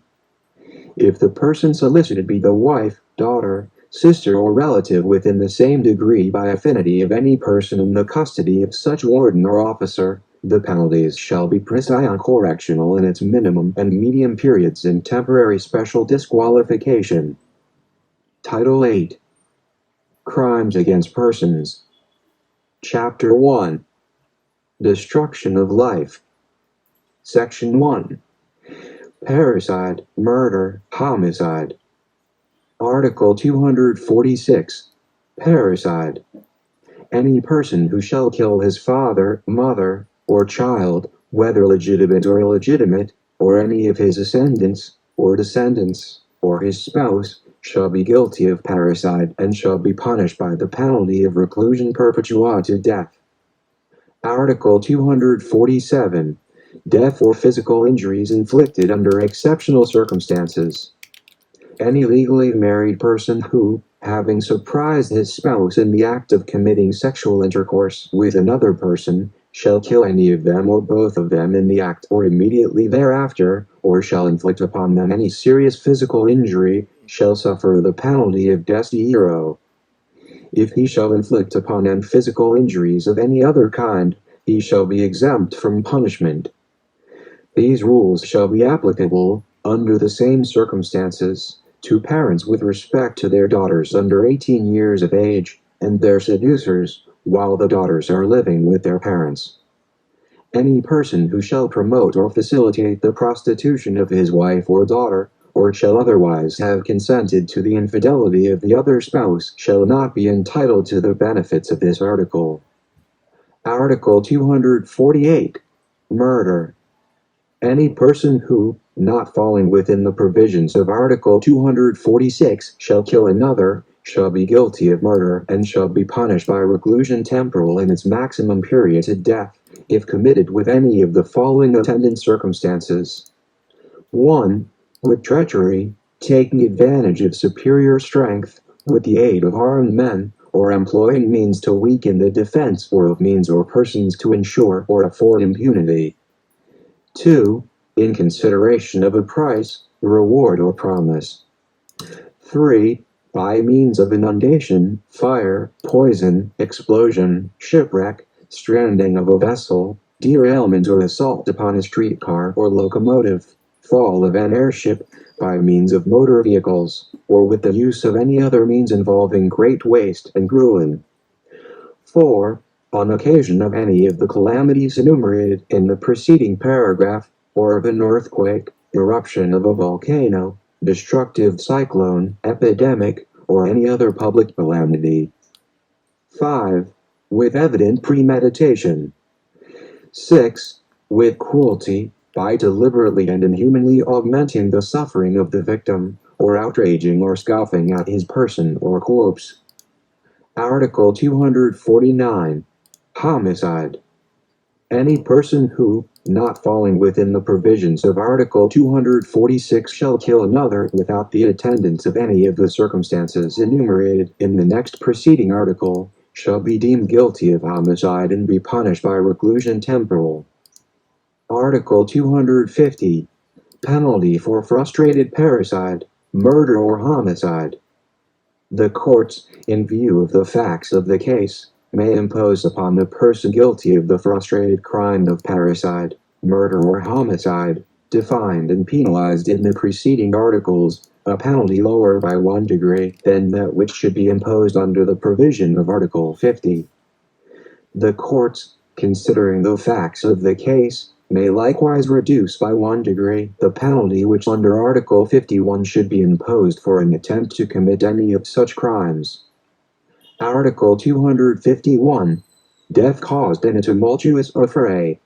When, while several persons, not composing groups organized for the common purpose of assaulting and attacking each other reciprocally, quarrel and assault each other in a confused and tumultuous manner, and in the course of the affray someone is killed, and it cannot be ascertained who actually killed the deceased, but the person or persons who inflicted serious physical injuries can be identified.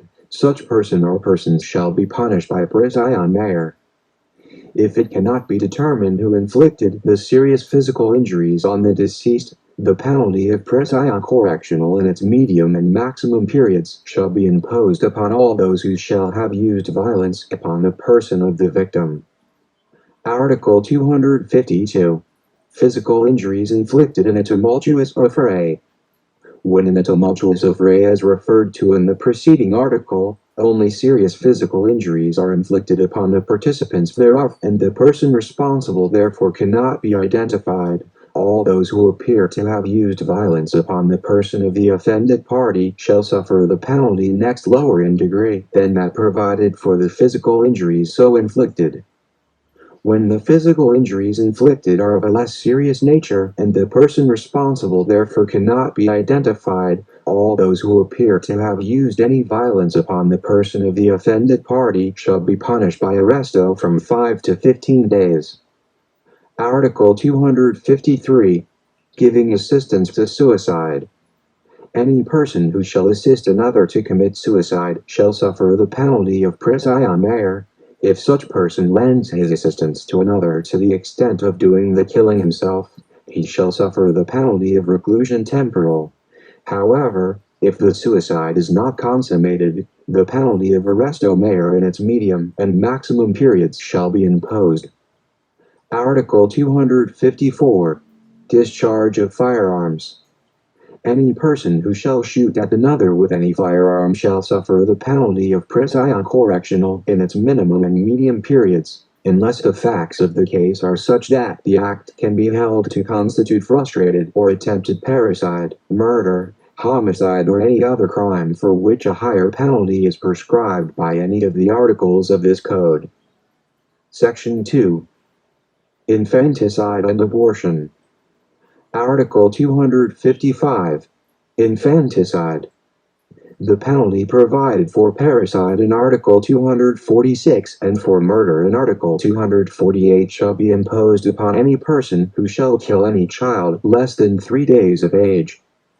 If the crime penalized in this article be committed by the mother of the child for the purpose of concealing her dishonor, she shall suffer the penalty of prison correctional in its medium and maximum periods, and if said crime be committed for the same purpose by the maternal grandparents or either of them, the penalty shall be prison mayor. Article 256. Intentional abortion. Any person who shall intentionally cause an abortion shall suffer 1. The penalty of reclusion temporal, if he shall use any violence upon the person of the pregnant woman. 2.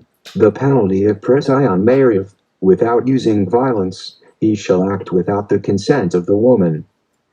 3. The penalty of prison correctional in its medium and maximum periods, if the woman shall have consented. Article 257. Unintentional abortion. The penalty of prison correctional in its minimum and medium period shall be imposed upon any person who shall cause an abortion by violence, but unintentionally. Article 258. Abortion practiced by the woman herself or by her parents.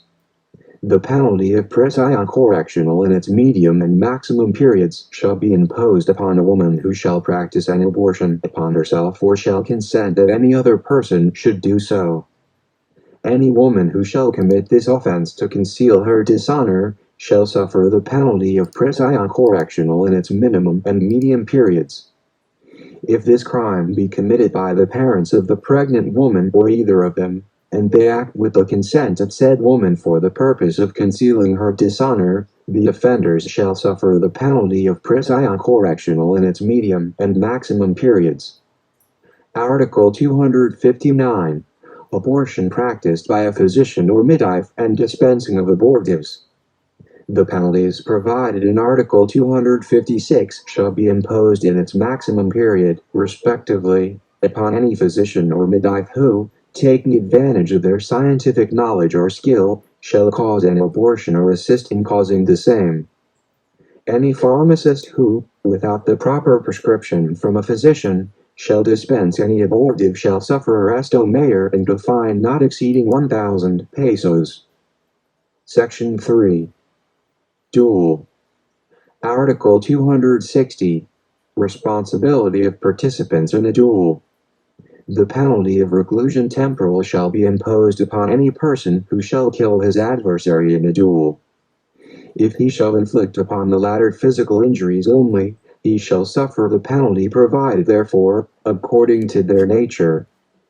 In any other case, the combatants shall suffer the penalty of arresto mayor, although no physical injuries have been inflicted. The seconds shall in all events be punished as accomplices. Article 261. Challenging to a duel. The penalty of prison correctional in its minimum period shall be imposed upon any person who shall challenge another, or incite another to give or accept a challenge to a duel, or shall scoff at or decry another publicly for having refused to accept a challenge to fight a duel. Chapter 2. Physical injuries. Article 262. Mutilation. The penalty of reclusion temporal to reclusion perpetua shall be imposed upon any person who shall intentionally mutilate another by depriving him, either totally or partially, of some essential organ for reproduction. Any other intentional mutilation shall be punished by prison mayor in its medium and maximum periods. Article 263. Serious physical injuries. Any person who shall wound, beat, or assault another, shall be guilty of the crime of serious physical injuries and shall suffer 1. The penalty of prison mare, if in consequence of the physical injuries inflicted, the injured person shall become insane, imbecile, impotent, or blind. 2. The penalty of prison correctional in its medium and maximum periods, if in consequence of the physical injuries inflicted, the person injured shall have lost the use of speech or the power to hear or to smell, or shall have lost an eye, a hand, a foot, an arm, or leg, or shall have lost the use of any such member, or shall have become incapacitated for the work in which he was theretofore habitually engaged. 3. The penalty of prison correctional in its minimum and medium periods, if in consequence of the physical injuries inflicted, the person injured shall have become deformed, or shall have lost any other part of his body, or shall have lost the use thereof, or shall have been ill or incapacitated for the performance of the work in which he was habitually engaged for a period of more than 90 days. 4.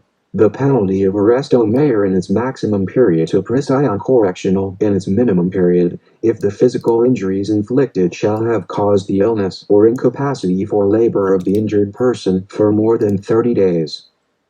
If the offense shall have been committed against any of the persons enumerated in Article 246, or with attendance of any of the circumstances mentioned in Article 248, the case covered by subdivision number 1 of this article shall be punished by reclusion temporal in its medium and maximum periods.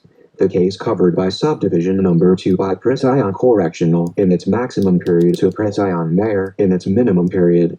The case covered by subdivision number 3 by prison correctional in its medium and maximum periods, and the case covered by subdivision number 4 by prison correctional in its minimum and medium periods. The provisions of the preceding paragraph shall not be applicable to a parent who shall inflict physical injuries upon his child by excessive chastisement. Article 264. Administering injurious substances or beverages. The penalties established by the next preceding article shall be applicable in the respective cases to any person who, without intent to kill, shall inflict upon another any serious physical injury by knowingly administering to him any injurious substances or beverages, or by taking advantage of his weakness of mind or credulity. Article 265. Less serious physical injuries. Any person who shall inflict upon another physical injuries not described in the preceding articles, but which shall incapacitate the offended party for labor for 10 days or more, or shall require medical attendance for the same period, shall be guilty of less serious physical injuries and shall suffer the penalty of arresto mare. Whenever less serious physical injuries shall have been inflicted with a manifest intent to insult or offend the injured person, or under circumstances adding ignominy to the offense, in addition to the penalty of arresto mare, a fine not exceeding 500 pesos shall be imposed. Any less serious physical injuries inflicted upon the offender's parents, ascendants, guardians, curators, teachers, or persons of rank, or persons of authority, shall be punished by prison correctional in its minimum and medium periods, provided that, in the case of persons in authority, the deed does not constitute the crime of assault upon such persons. Article 266. Slight physical injuries and maltreatment. The crime of slight physical injuries shall be punished 1. By arresto mare when the offender has inflicted physical injuries which shall incapacitate the offended party for labor from 1 to 9 days, or shall require medical attendance during the same period. 2. By arresto mare or a fine not exceeding 200 pesos and censure when the offender has caused physical injuries which do not prevent the offended party from engaging in his habitual work nor require medical attendance. 3. By arresto mare in its minimum period, or a fine not exceeding 50 pesos when the offender shall ill-treat another by deed without causing any injury. Title 9. Crimes against personal liberty and security. Chapter 1. Crimes against liberty. Section 1. Illegal detention. Article 267. Serious illegal detention. Any private individual who shall kidnap or detain another, or in any other manner deprive him of his liberty, shall suffer the penalty of reclusion temporal. 1. If the locking up or detention shall have lasted more than 20 days. 2. If it shall have been committed simulating public authority. 3. If any serious physical injuries shall have been inflicted upon the person locked up or detained, or a threat to kill him shall have been made. Article 268. Slight illegal detention. The penalty of prison mayor shall be imposed upon any private individual who shall commit the crimes described in the next preceding article without the attendance of any of the circumstances enumerated therein. The same penalty shall be incurred by anyone who shall furnish the place for the perpetration of the crime. If the offender shall voluntarily release the person so locked up or detained within 3 days from the commencement of the detention, without having attained the purpose intended, and before the institution of criminal proceedings against him, the penalty shall be prison correctional in its minimum and medium periods and a fine not exceeding 500 pesos. Article 269. Unlawful arrest. The penalty of arresto mayor and a fine not exceeding 500 pesos shall be imposed upon any person who, in any case other than those authorized by law, or without reasonable ground therefore, shall arrest or detain another for the purpose of delivering him to the proper authorities. Section 2. Kidnapping of minors. Article 270. Kidnapping and failure to return a minor. The penalty of reclusion temporal shall be imposed upon 1. Anyone who shall kidnap a child under 7 years for the purpose of permanently separating said child from his parents or guardians or the persons charged with his custody. 2. Any person who, being entrusted with the custody of a minor person, shall deliberately fail to restore the latter to his parents or guardians. Article 271. Inducing a minor to abandon his home. The penalty of arresto mayor and a fine not exceeding 500 pesos shall be imposed upon anyone who shall induce a person under age but over 7 years to abandon the home of his parents or guardians or the persons entrusted with his custody. If the person committing any of the crimes covered by the 2 preceding articles shall be the father or the mother of the minor, the penalty shall be arresto minor or a fine not exceeding 200 pesos, or both. Section 3. Slavery and servitude. Article 272. Slavery.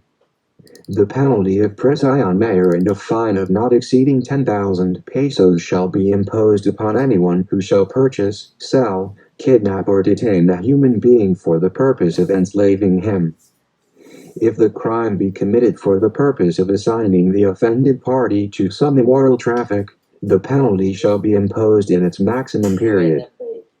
Article 273. Exploitation of child labor. The penalty of prison correctional in its minimum and medium periods and a fine not exceeding 500 pesos shall be imposed upon anyone who, under the pretext of reimbursing himself of a debt incurred by an ascendant, guardian or person entrusted with the custody of a minor, shall, against the latter's will, retain him in his service. Article 274. Services rendered under compulsion and payment of debts. The penalty of arresto mayor in its maximum period to prison correctional in its minimum period shall be imposed upon any person who, in order to require or enforce the payment of a debt, shall compel the debtor to work for him, against his will, as household servant or farm laborer. Chapter 2. Crimes against security. Section 1. Abandonment of helpless persons and exploitation of minors. Article 275. Abandonment of persons in danger and abandonment of one's own victim. The penalty of arresto mayor shall be imposed upon 1. Anyone who shall fail to render assistance to any person whom he shall find in an uninhabited place wounded or in danger of dying, when he can render such assistance without detriment to himself. unless such omission shall constitute a more serious offense. 2. Anyone who shall fail to help or render assistance to another whom he has accidentally wounded or injured. 3. Anyone who, having found and abandoned child under 7 years of age, shall fail to deliver said child to the authorities or to his family, or shall fail to take him to a safe place. Article 276. Abandoning a minor. The penalty of arresto mayor and a fine not exceeding 500 pesos shall be imposed upon anyone who shall abandon a child under 7 years of age, the custody of which is incumbent upon him. When the death of the minor shall result from such abandonment, the culprit shall be punished by prison correctional in its medium and maximum periods, but if the life of the minor shall have been in danger only, the penalty shall be prison correctional in its minimum and medium periods. The provisions contained in the 2 preceding paragraphs shall not prevent the imposition of the penalty provided for the act committed, when the same shall constitute a more serious offense. Article 277. Abandonment of minor by person entrusted with his custody, in difference with parents. The penalty of arresto mayor and a fine not exceeding 500 pesos shall be imposed upon anyone who, having charge of the rearing or education of a minor, shall deliver said minor to a public institution or other persons, without the consent of the one who entrusted such child to his care, or in the absence of the latter, without the consent of the proper authorities. The same penalty shall be imposed upon the parents who shall neglect their children by not giving them the education which their station in life require and financial condition permit. Article 278. Exploitation of minors. The penalty of prison correctional in its minimum and medium periods and a fine not exceeding 500 pesos shall be imposed upon 1.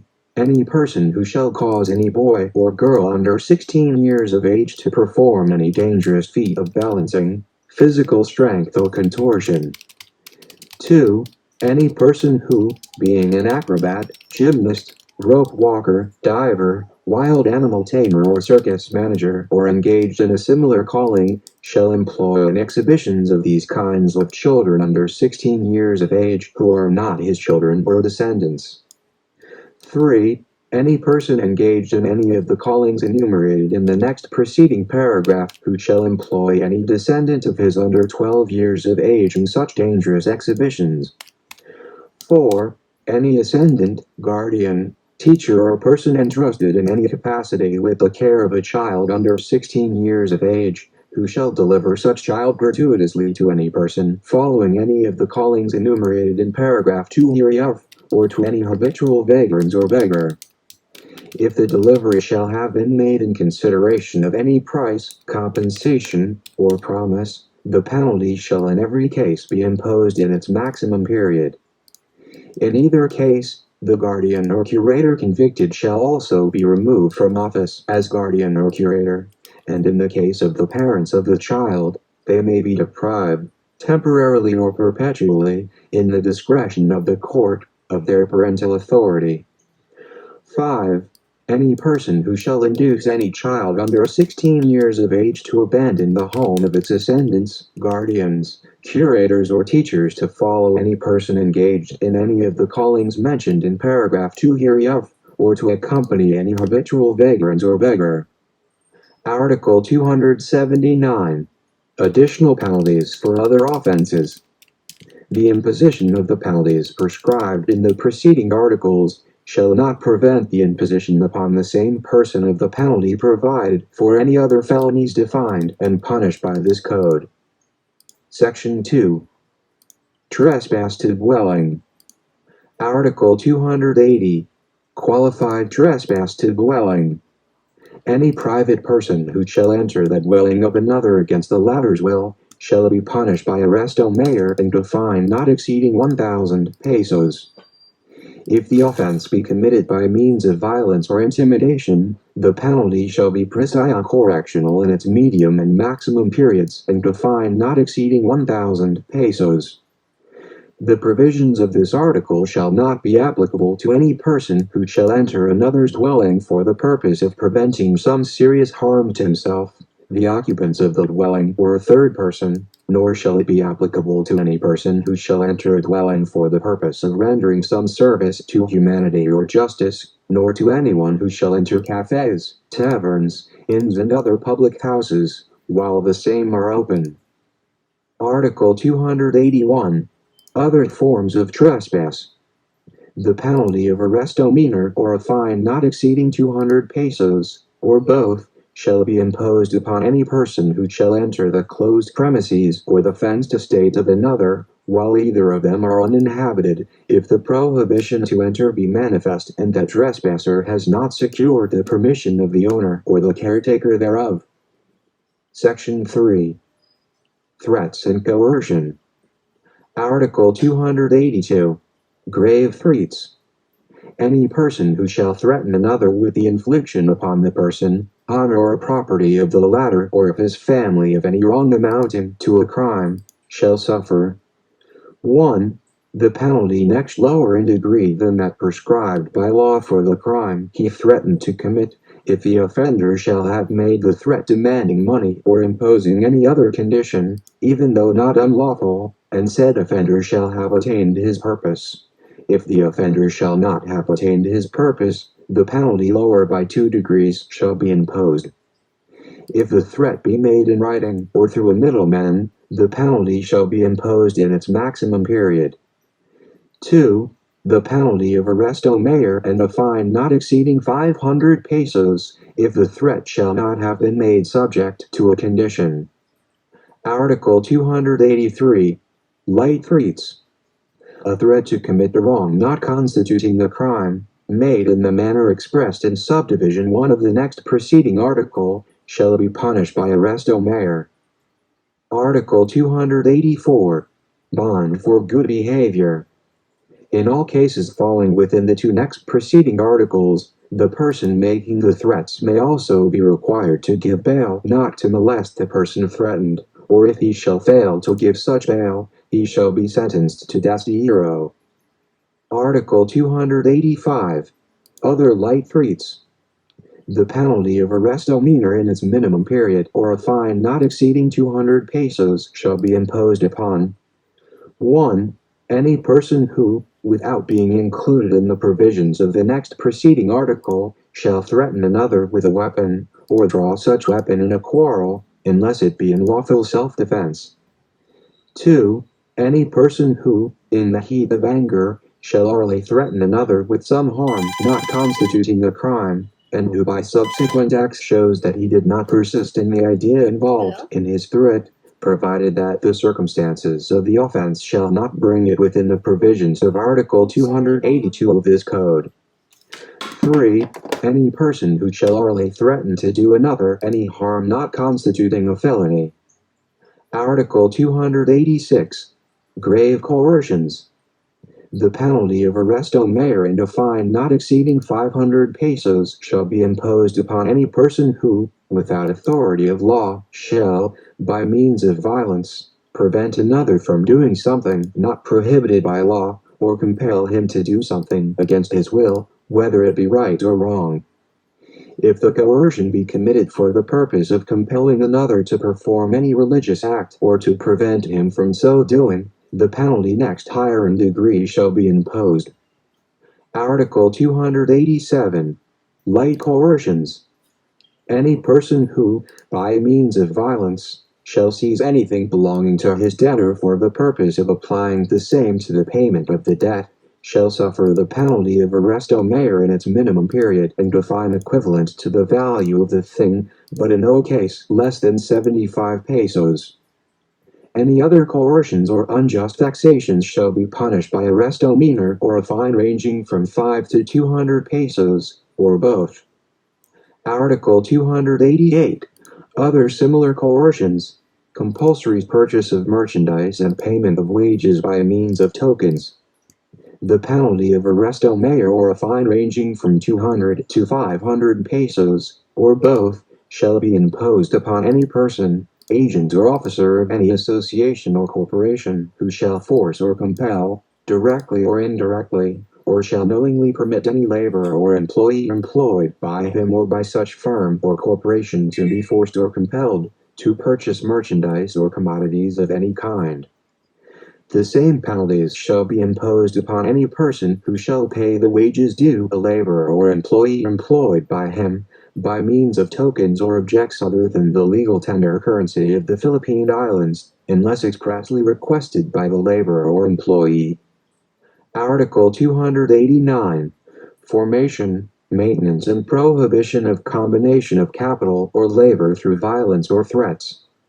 The penalty of arresto mayor and a fine not exceeding 300 pesos shall be imposed upon any person who, for the purpose of organizing, maintaining or preventing coalitions of capital or labor, strike of laborers or lockout of employees, shall employ violence or threats in such a degree as to compel or force the laborers or employers in the free and legal exercise of their industry or work, if the act shall not constitute a more serious offense in accordance with the provisions of this code. Chapter 3. Discovery and revelation of secrets. Article 290. Discovering secrets through seizure of correspondence. The penalty of prison correctional in its minimum and medium periods and a fine not exceeding 500 pesos shall be imposed upon any private individual who, in order to discover secrets of another, shall seize his papers or letters and reveal the contents thereof. If the offender shall not reveal such secrets, the penalty shall be arresto mayor and a fine not exceeding 500 pesos.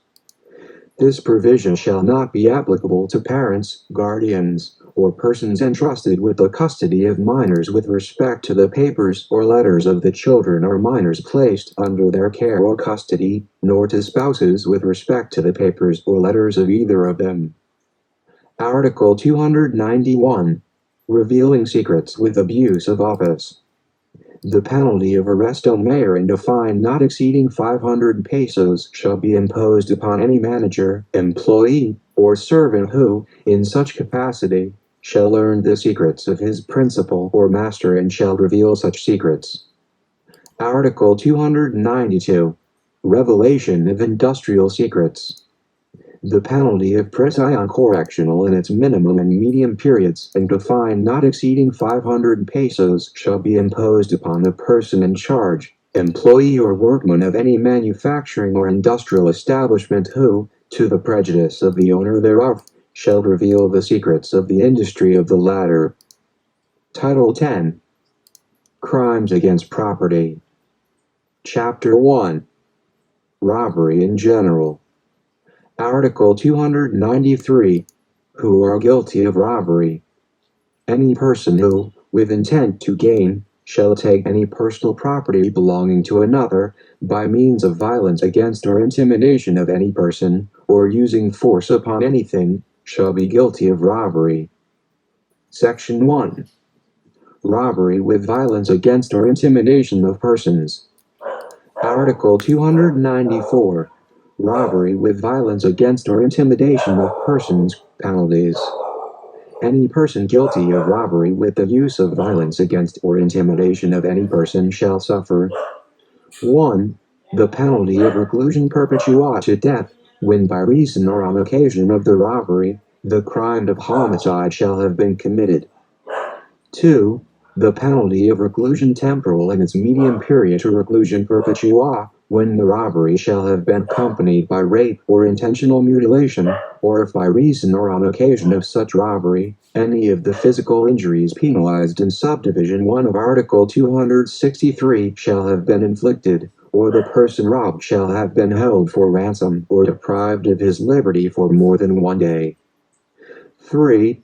The penalty of reclusion temporal, when by reason or on occasion of the robbery, any of the physical injuries penalized in subdivision 2 of the article mentioned in the next preceding paragraph shall have been inflicted. 4.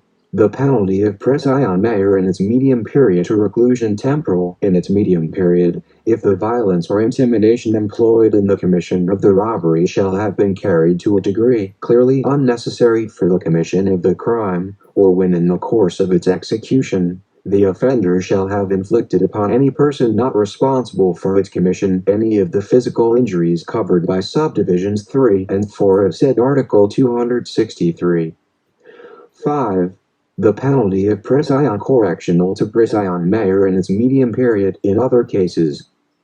Article 295. Robbery with physical injuries, committed in an uninhabited place and by a band.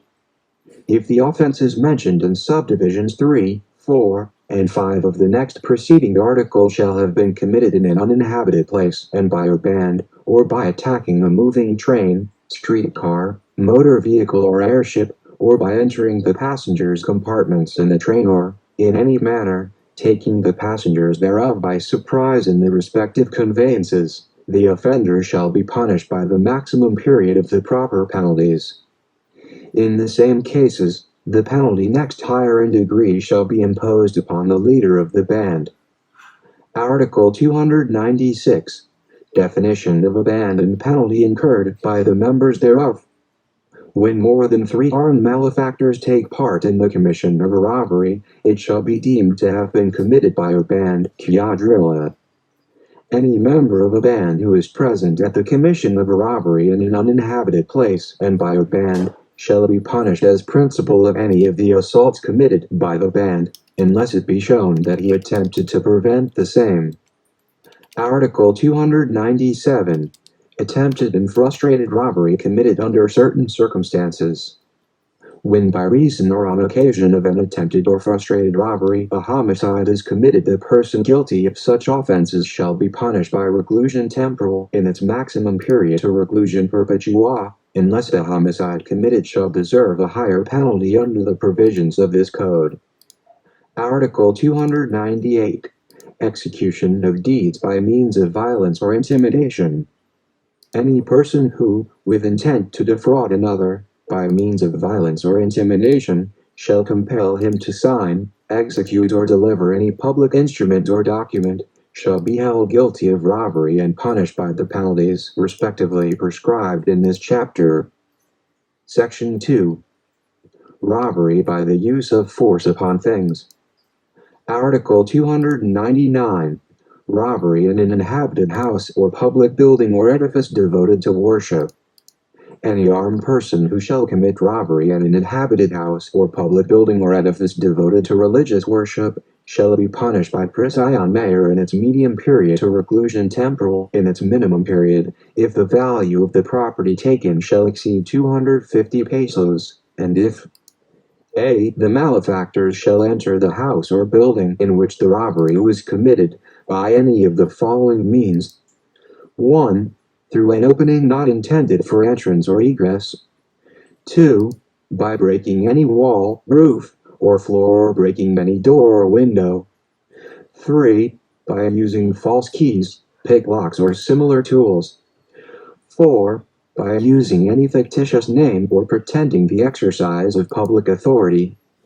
Or if b. The robbery be committed under any of the following circumstances. 1. By the breaking of doors, wardrobes, chests, or any other kind of locked or sealed furniture or receptacle. 2. By taking such furniture or objects away to be broken or forced open outside the place of the robbery.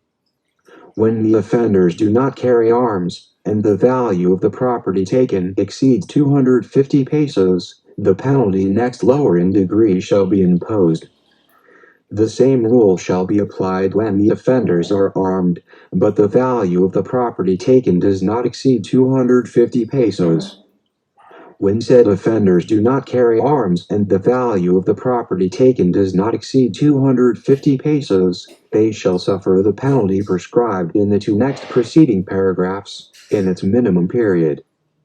If the robbery be committed in one of the dependencies of an inhabited house, public building, or building dedicated to religious worship, the penalties next lower in degree than those prescribed in this article shall be imposed. Article 300. Robbery in an uninhabited place and by a band. The robbery mentioned in the next preceding article, if committed in an uninhabited place and by a band, shall be punished by the maximum period of the penalty provided, therefore. Article 301. What is an inhabited house, public building or building dedicated to religious worship and their dependencies? Inhabited house means any shelter, ship or vessel constituting the dwelling of one or more persons, even though the inhabitants thereof shall temporarily be absent therefrom when the robbery is committed. All interior courts, corrals, warehouses, granaries, barns, coach houses, stables or other departments or enclosed places contiguous to the building or edifice, having an interior entrance connected therewith, and which form part of the whole, shall be deemed dependencies of an inhabited house, public building or building dedicated to religious worship. Orchards and other lands used for cultivation or production are not included in the terms of the next preceding paragraph, even if closed, contiguous to the building and having direct connection therewith. The term public building includes every building owned by the government or belonging to a private person but used or rented by the government, although temporarily unoccupied by the same. Article 302. Robbery in an uninhabited place or in a private building. Any robbery committed in an uninhabited place or in a building other than those mentioned in the first paragraph of Article 299, if the value of the property taken exceeds 250 pesos, shall be punished by prison correctional in its medium and maximum periods, provided that any of the following circumstances is present. 1. If the entrance has been effected through any opening not intended for entrance or egress. 2. If any wall, roof, floor or outside door or window has been broken. 3. If the entrance has been effected through the use of false keys, picklocks or other similar tools. 4. If any door, wardrobe, chest, or any sealed or closed furniture or receptacle has been broken. 5. If any closed or sealed receptacle, as mentioned in the preceding paragraph, has been removed, even if the same be broken open elsewhere. When the value of the property taken does not exceed 250 pesos, the penalty next lower in degree shall be imposed. In the cases specified in Articles 294, 295, 297, 299, 300, and 302 of this code, when the property taken is large cattle, the offender shall suffer the penalties next higher in degree than those provided in said articles. Article 303. Robbery of cereals, fruits, or firewood in an uninhabited place or private building. In the cases enumerated in Articles 299 and 302, when the robbery consists in the taking of cereals, fruits, or firewood, the culprit shall suffer the penalty next lower in degree than that prescribed in said articles. Article 304. Possession of picklocks or similar tools. Any person who shall without lawful cause have in his possession picklocks or similar tools especially adapted to the commission of the crime of robbery, shall be punished by arresto mayor in its maximum period to prison correctional in its minimum period. The same penalty shall be imposed upon any person who shall make such tools. If the offender be a locksmith, he shall suffer the penalty of prison correctional in its medium and maximum periods. Article 305. False keys. The term false keys shall be deemed to include 1. The tools mentioned in the next preceding articles. 2. Genuine keys stolen from the owner. 3. Any keys other than those intended by the owner for use in the lock forcibly opened by the offender. Chapter 2. Brigandage. Article 306. Who are brigands? Penalty. When 3 or more armed persons form a band of robbers for the purpose of committing robbery in the highway, or kidnapping persons for the purpose of extortion or to obtain ransom, for any other purpose to be attained by means of force and violence, they shall be deemed highway robbers or brigands. Persons found guilty of this offense shall be punished by prison mayor in its medium period to reclusion temporal in its minimum period if the act or acts committed by them are not punishable by higher penalties, in which case they shall suffer such higher penalties. Article 307. Aiding and abetting a band of brigands. Any person knowingly and in any manner aiding, abetting or protecting a band of brigands as described in the next preceding article, or giving them information of the movements of the police or other peace officers of the government or of the forces of the United States Army, when the latter are acting in aid of the government, or acquiring or receiving the property taken by such brigands, shall be punished by prison correctional in its medium period to prison mayor in its minimum period. It shall be presumed that the person performing any of the acts provided in this article has performed them knowingly, unless the contrary is proven. Chapter 3. Theft. Article 308. Who are liable for theft?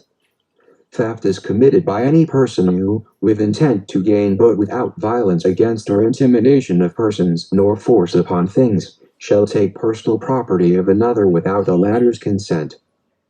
Theft is likewise committed by 1. Any person who, having found lost property, shall fail to deliver the same to the local authorities or to its owner. 2. Any person who, after having maliciously damaged the property of another, shall remove or make use of the fruits or object of the damage caused by him, and 3. Any person who shall enter an enclosed estate or a field where trespass is forbidden or which belongs to another and without the consent of its owner, shall hunt or fish upon the same or shall gather fruits, cereals, or other forest or farm products. Article 309. Penalties. Any person guilty of theft shall be punished by 1. The penalty of prison mayor in its minimum and medium periods, if the value of the thing stolen is more than 12,000 pesos but does not exceed 22,000 pesos. But if the value of the thing stolen exceeds the latter amount, the penalty shall be the maximum period of the one prescribed in this paragraph, and 1 year for each additional 10,000 pesos, but the total of the penalty which may be imposed shall not exceed 20 years. In such cases, and in connection with the accessory penalties which may be imposed and for the purpose of the other provisions of this code, the penalty shall be termed prison mayor or reclusion temporal, as the case may be.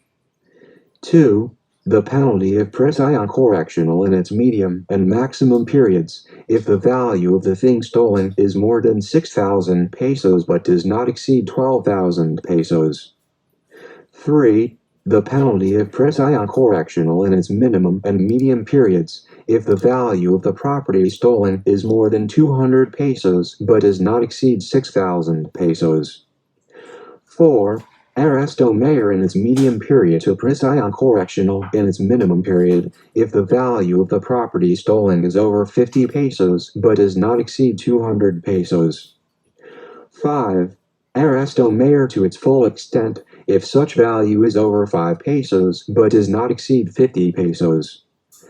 6. Arresto mayor in its minimum and medium periods, if such value does not exceed 5 pesos. 7. Arresto minor or a fine not exceeding 200 pesos, if the theft is committed under the circumstances enumerated in paragraph 3 of the next preceding article and the value of the thing stolen does not exceed 5 pesos. If such value exceeds said amount, the provisions of any of the 5 preceding subdivisions shall be made applicable. 8. Arresto minor in its minimum period or a fine not exceeding 50 pesos, when the value of the thing stolen is not over 5 pesos, and the offender shall have acted under the impulse of hunger, poverty, or the difficulty of earning a livelihood for the support of himself or his family. Article 310. Qualified theft. The crime of theft shall be punished by the penalties next higher in degree than those respectively specified in the next preceding article, if committed by a domestic servant, or with grave abuse of confidence, or if the property stolen is large cattle or consists of coconuts, or fish taken from a fish pond or fishery. Article 311. Theft of the property of the National Library and National Museum. If the property stolen be any property of the National Library or of the National Museum, the penalty shall be arrest au mayor or a fine ranging from 200 to 500 pesos, or both, unless a higher penalty should be provided under other provisions of this code, in which case, the offender shall be punished by such higher penalty. Chapter 4. Usurpation. Article 312. Occupation of real property or usurpation of real rights and property. Any person who, by means of violence against or intimidation of persons, shall take possession of any real property or shall usurp any real rights and property belonging to another, in addition to the penalty incurred for the acts of violence executed by him, shall be punished by a fine of from 50 to 100% of the gain which he shall have obtained, but not less than 75 pesos. If the value of the gain cannot be ascertained, a fine of from 200 to 500 pesos shall be imposed. Article 313. Altering boundaries or landmarks. Any person who shall alter the boundary marks or monuments of towns, provinces, or estates, or any other marks intended to designate the boundaries of the same, shall be punished by arrest au mayor or a fine not exceeding 100 pesos, or both. Chapter 5. Culpable insolvency. Article 314. Fraudulent insolvency. Any person who shall abscond with his property to the prejudice of his creditors shall suffer the penalty of prison mayor if he be a merchant, and the penalty of prison correctional in its maximum period to prison mayor in its medium period if he be not a merchant. Chapter 6. Swindling and other deceits. Article 315. Swindling, estafa.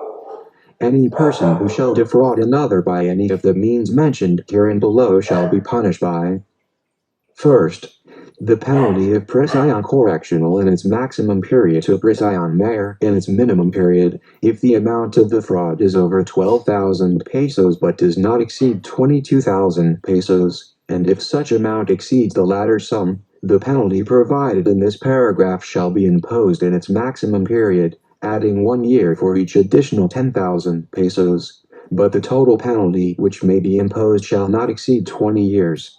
In such cases, and in connection with the accessory penalties which may be imposed and for the purpose of the other provisions of this code, the penalty shall be termed prison mayor or reclusion temporal, as the case may be. Second, the penalty of prison correctional in its minimum and medium periods, if the amount of the fraud is over 6,000 pesos but does not exceed 12,000 pesos. Third, the penalty of arrest au mayor in its maximum period to prison correctional in its minimum period, if such amount is over 200 pesos but does not exceed 6,000 pesos, and fourth, by arrest au mayor in its medium and maximum periods, if such amount does not exceed 200 pesos, provided that in the 4 cases mentioned, the fraud be committed by any of the following means: 1. With unfaithfulness or abuse of confidence, namely, a. By altering the substance, quantity, or quality of anything of value which the offender shall deliver by virtue of an obligation to do so, even though such obligation be based on an immoral or illegal consideration.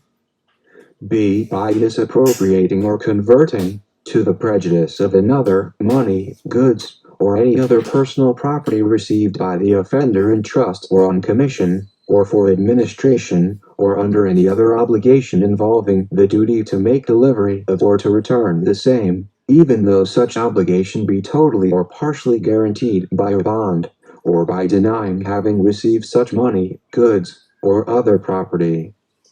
C. By taking undue advantage of the signature of the offended party in blank, and by writing any document above such signature in blank, to the prejudice of the offended party or any third person. 2.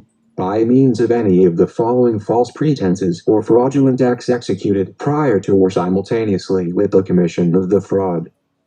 A. By using fictitious name, or falsely pretending to possess power, influence, qualifications, property, credit, agency, business or imaginary transactions, or by means of other similar deceits. B. By altering the quality, fineness or weight of anything pertaining to his art or business. C. By pretending to have bribed any government employee, without prejudice to the action for calumny which the offended party may deem proper to bring against the offender. In this case, the offender shall be punished by the maximum period of the penalty. D. By postdating a check, or issuing such check in payment of an obligation, the offender knowing that at the time he had no funds in the bank, or the funds deposited by him in the bank were not sufficient to cover the amount of the check, and without informing the payee of such circumstances. 3. Through any of the following fraudulent means. A. By inducing another, by means of deceit, to sign any document. B. By resorting to some fraudulent practice to ensure success in a gambling game. C. By removing, concealing or destroying, in whole or in part, any court record, office files, document or any other papers. Article 316. Other forms of swindling. The penalty of arresto mare in its minimum and medium periods and a fine of not less than the value of the damage caused and not more than 3 times such value, shall be imposed upon 1. Any person who, pretending to be the owner of any real property, shall convey, sell, encumber or mortgage the same. 2. Any person who, knowing that real property is encumbered, shall dispose of the same, although such encumbrance be not recorded. 3. The owner of any personal property who shall wrongfully take it from its lawful possessor, to the prejudice of the latter or any third person. 4. Any person who, to the prejudice of another, shall execute any fictitious contract. 5. Any person who shall accept any compensation given him under the belief that it was in payment of services rendered or labor performed by him, when in fact he did not actually perform such services or labor. 6. Any person who, while being a surety in a bond given in a criminal or civil action, without express authority from the court or before the cancellation of his bond or before being relieved from the obligation contracted by him, shall sell, mortgage, or, in any other manner, encumber the real property or properties with which he guaranteed the fulfillment of such obligation. Article 317. Swindling a minor. Any person who, taking advantage of the inexperience or emotions or feelings of a minor, to his detriment, shall induce him to assume any obligation or to give any release or execute a transfer of any property right in consideration of some loan of money, credit or other personal property, whether the loan clearly appears in the document or is shown in any other form, shall suffer the penalty of arresto mare and a fine of a sum ranging from 10 to 50% of the value of the obligation contracted by the minor. Article 318. Other deceits. The penalty of arresto mare and a fine of not less than the amount of the damage caused and not more than twice such amount shall be imposed upon any person who shall defraud or damage another by any other deceit not mentioned in the preceding articles of this chapter. Any person who, for profit or gain, shall interpret dreams, make forecasts, tell fortunes, or take advantage of the credulity of the public in any other similar manner, shall suffer the penalty of arresto minor or a fine not exceeding 200 pesos. Chapter 7. Chattel mortgage.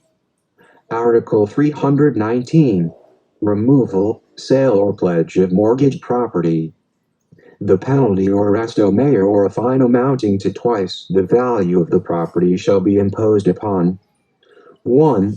Any person who shall knowingly remove any personal property mortgaged under the chattel mortgage law to any province or city other than the one in which it was located at the time of the execution of the mortgage, without the written consent of the mortgagee, or his executors, administrators or assigns.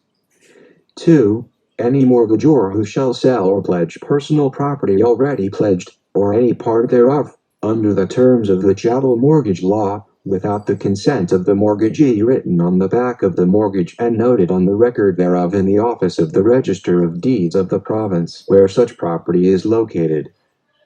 Chapter 8. Arson and other crimes involving destruction. Article 320.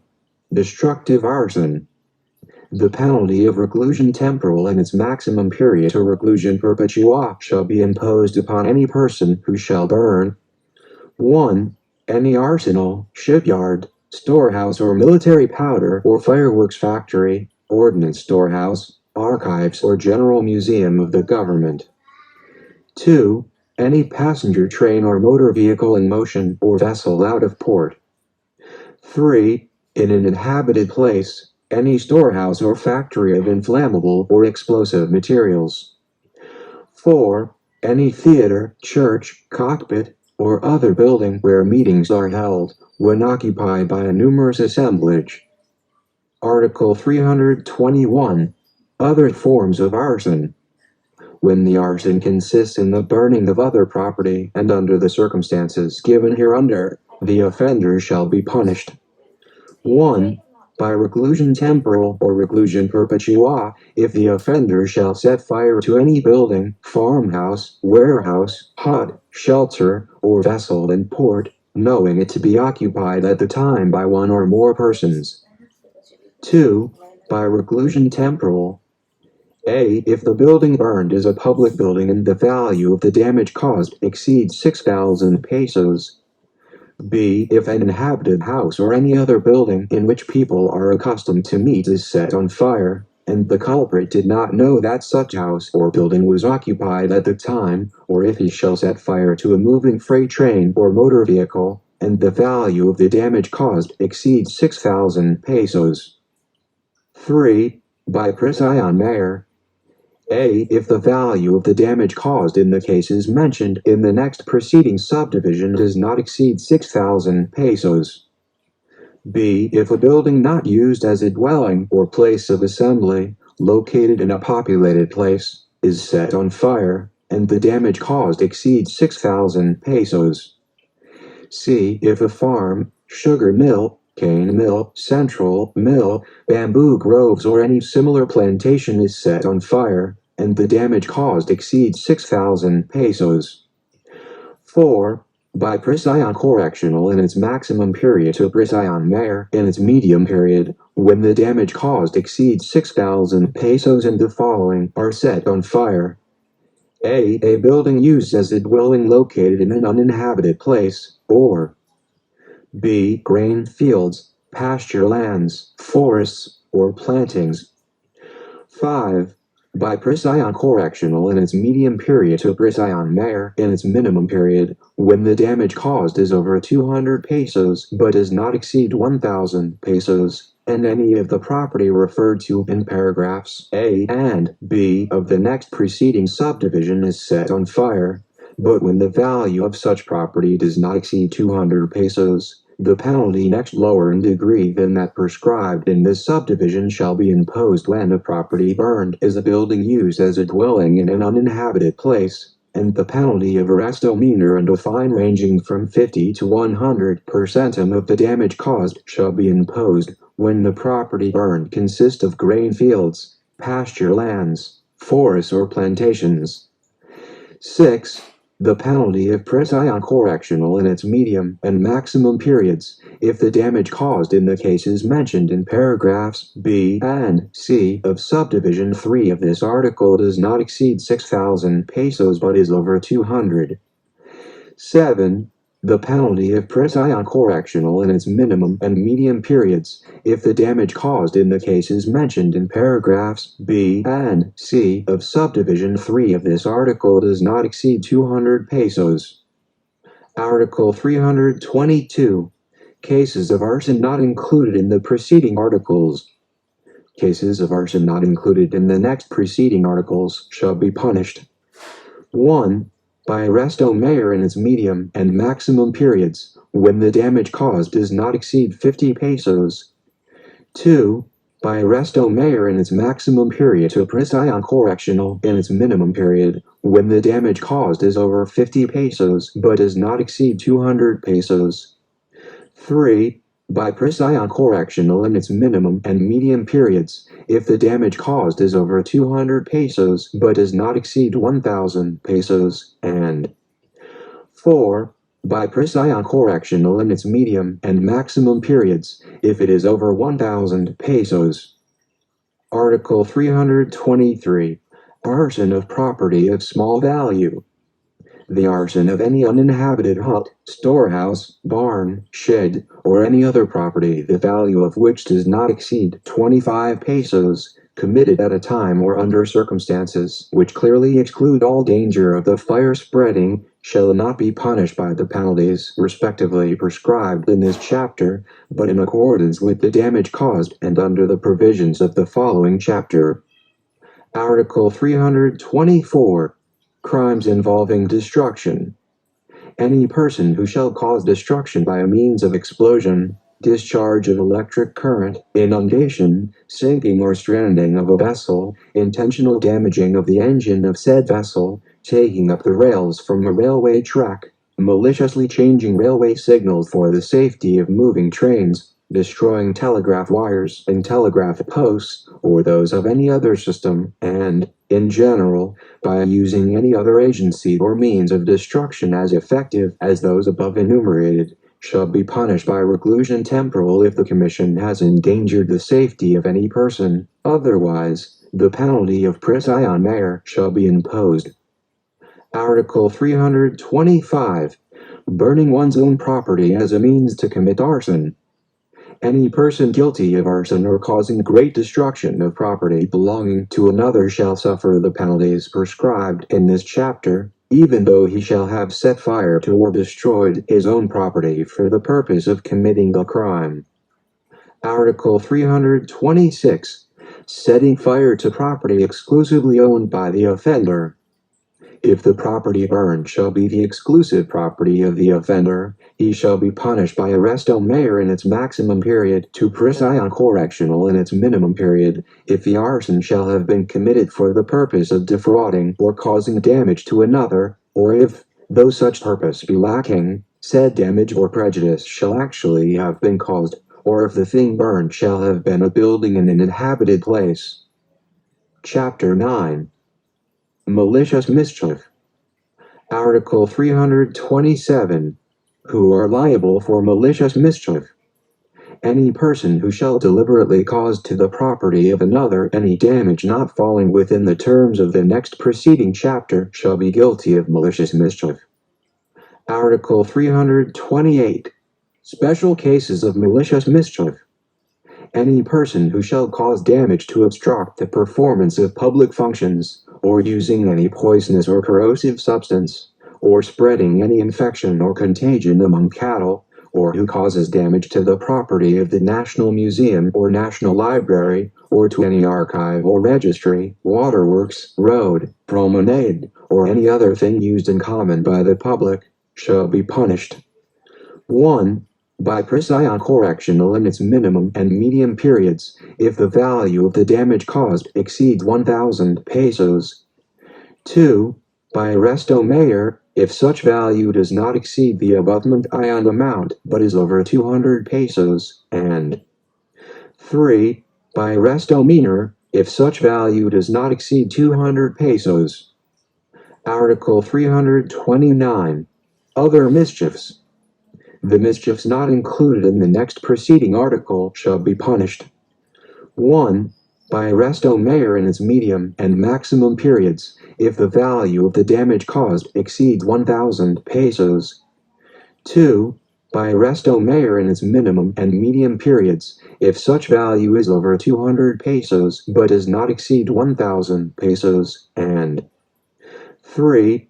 By arresto menor or fine of not less than the value of the damage caused and not more than 3 times such value, if the amount involved exceeds 200 pesos or cannot be estimated. Article 330. Damages and obstruction to means of communication. The penalty of presidial correctional in its medium and maximum periods shall be imposed upon any person who shall damage any railway, telegraph or telephone lines.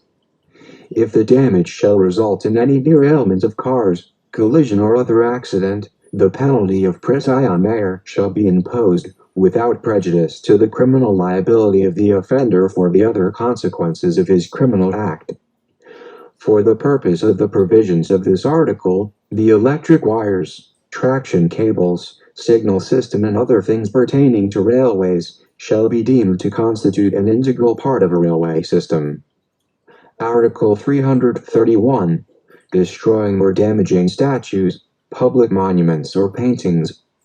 Any person who shall destroy or damage statues or any other useful or ornamental public monument shall suffer the penalty of arresto mayor in its medium period to presidial correctional in its minimum period. Any person who shall destroy or damage any useful or ornamental painting of a public nature shall suffer the penalty of arresto minor or a fine not exceeding 200 pesos, or both such fine and imprisonment, in the discretion of the court. Chapter 10. Exemption from criminal liability in crimes against property. Article 332. Persons exempt from criminal liability. No criminal, but only civil liability, shall result from the commission of the crime of theft, swindling or malicious mischief committed or caused mutually by the following persons. 1. Spouses, ascendants and descendants, or relatives by affinity in the same line. 2. The widowed spouse with respect to the property which belonged to the deceased spouse before the same shall have passed into the possession of another, and 3. Brothers and sisters and brothers-in-law and sisters-in-law, if living together. The exemption established by this article shall not be applicable to strangers participating in the commission of the crime. Title 11. Crimes against chastity. Chapter 1. Adultery and concubinage. Article 333. Who are guilty of adultery? Adultery is committed by any married woman who shall have sexual intercourse with a man not her husband, and by the man who has carnal knowledge of her, knowing her to be married, even if the marriage be subsequently declared void. Adultery shall be punished by presidial correctional in its medium and maximum periods. If the person guilty of adultery committed this offense while being abandoned without justification by the offended spouse, the penalty next lower in degree than that provided in the next preceding paragraph shall be imposed. Article 334. Concubinage. Any husband who shall keep a mistress in a conjugal dwelling, or shall have sexual intercourse, under scandalous circumstances, with a woman who is not his wife, or shall cohabit with her in any other place, shall be punished by presidial correctional in its minimum and medium periods. The concubine shall suffer the penalty of desterro. Chapter 2. Rape and acts of lasciviousness. Article 335. When and how rape is committed. Rape is committed by having carnal knowledge of the woman under any of the following circumstances. 1. By using force or intimidation. 2. When the woman is deprived of reason or otherwise unconscious, and 3. When the woman is under 12 years of age, even though neither of the circumstances mentioned in the two next preceding paragraphs shall be present. The crime of rape shall be punished by reclusion temporal. Article 336. Acts of lasciviousness. Any person who shall commit any act of lasciviousness upon other persons of either sex, under any of the circumstances mentioned in the preceding article, shall be punished by presidial correctional. Chapter 3. Seduction, corruption of minors and white slave trade. Article 337. Qualified seduction. The seduction of a virgin over 12 years and under 18 years of age, committed by any person in public authority, priest, house servant, domestic, guardian, teacher, or any person who, in any capacity, shall be entrusted with the education or custody of the woman seduced, shall be punished by prison correctional in its minimum and medium periods. The penalty next higher in degree shall be imposed upon any person who shall seduce his sister or descendant, whether or not she be a virgin or over 18 years of age. Under the provisions of this chapter, seduction is committed when the offender has carnal knowledge of any of the persons and under the circumstances described herein. Article 338. Simple seduction. The seduction of a woman who is single or a widow of good reputation, over 12 but under 18 years of age, committed by means of deceit, shall be punished by arrest au maire. Article 339. Acts of lasciviousness with the consent of the offended party. The penalty of arrest au maire shall be imposed to punish any other acts of lasciviousness committed by the same persons and the same circumstances as those provided in Articles 337 and 338. Article 340. Corruption of minors. Any person who shall habitually or with abuse of authority or confidence promote or facilitate the prostitution or corruption of persons under age to satisfy the lust of another shall be punished by prison correctional in its minimum and medium periods, and if the culprit be a public officer, he shall also suffer the penalty of temporary absolute disqualification. Article 341. White slave trade. The penalty of prison correctional in its medium and maximum periods shall be imposed upon any person who, in any manner, or under any pretext, shall engage in the business or shall profit by prostitution or shall enlist the services of women for the purpose of prostitution. Chapter 4. Abduction. Article 342. Forcible abduction. The abduction of any woman against her will and with lewd designs shall be punished by reclusion temporal. The same penalty shall be imposed in every case if the female abducted be under 12 years of age. Article 343. Consented abduction. The abduction of a virgin over 12 years and under 18 years of age, carried out with her consent and with lewd designs, shall be punished by the penalty of prison correctional in its minimum and medium periods. Chapter 5. Provisions relative to the preceding chapters of Title 11. Article 344. Prosecution of the crimes of adultery, concubinage, seduction, abduction, rape and acts of lasciviousness. The crimes of adultery and concubinage shall not be prosecuted except upon a complaint filed by the offended spouse. The offended party cannot institute criminal prosecution without including both the guilty parties, if they are both alive, nor, in any case, if he shall have consented or pardoned the offenders. The offenses of seduction, abduction, rape or acts of lasciviousness shall not be prosecuted except upon a complaint filed by the offended party or her parents, grandparents, or guardian, nor, in any case, if the offender has been expressly pardoned by the above-named persons, as the case may be. In cases of seduction, abduction, acts of lasciviousness and rape, the marriage of the offender with the offended party shall extinguish the criminal action or remit the penalty already imposed upon him. The provisions of this paragraph shall also be applicable to the co-principals, accomplices and accessories after the fact of the above-mentioned crimes. Article 345. Civil liability of persons guilty of crimes against chastity. Person guilty of rape, seduction or abduction shall also be sentenced. 1. To indemnify the offended woman. 2. To acknowledge the offspring, unless the law should prevent him from so doing. 3. In every case to support the offspring. The adulterer and the concubine in the case provided for in Articles 333 and 334 may also be sentenced, in the same proceeding or in a separate civil proceeding, to indemnify for damages caused to the offended spouse. Article 346.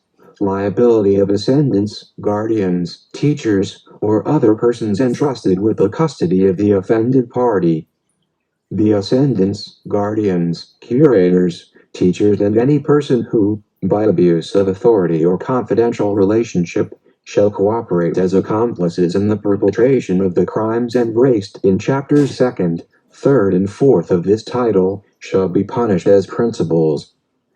Teachers or other persons in any other capacity entrusted with the education and guidance of youth shall also suffer the penalty of temporary special disqualification in its maximum period to perpetual special disqualification.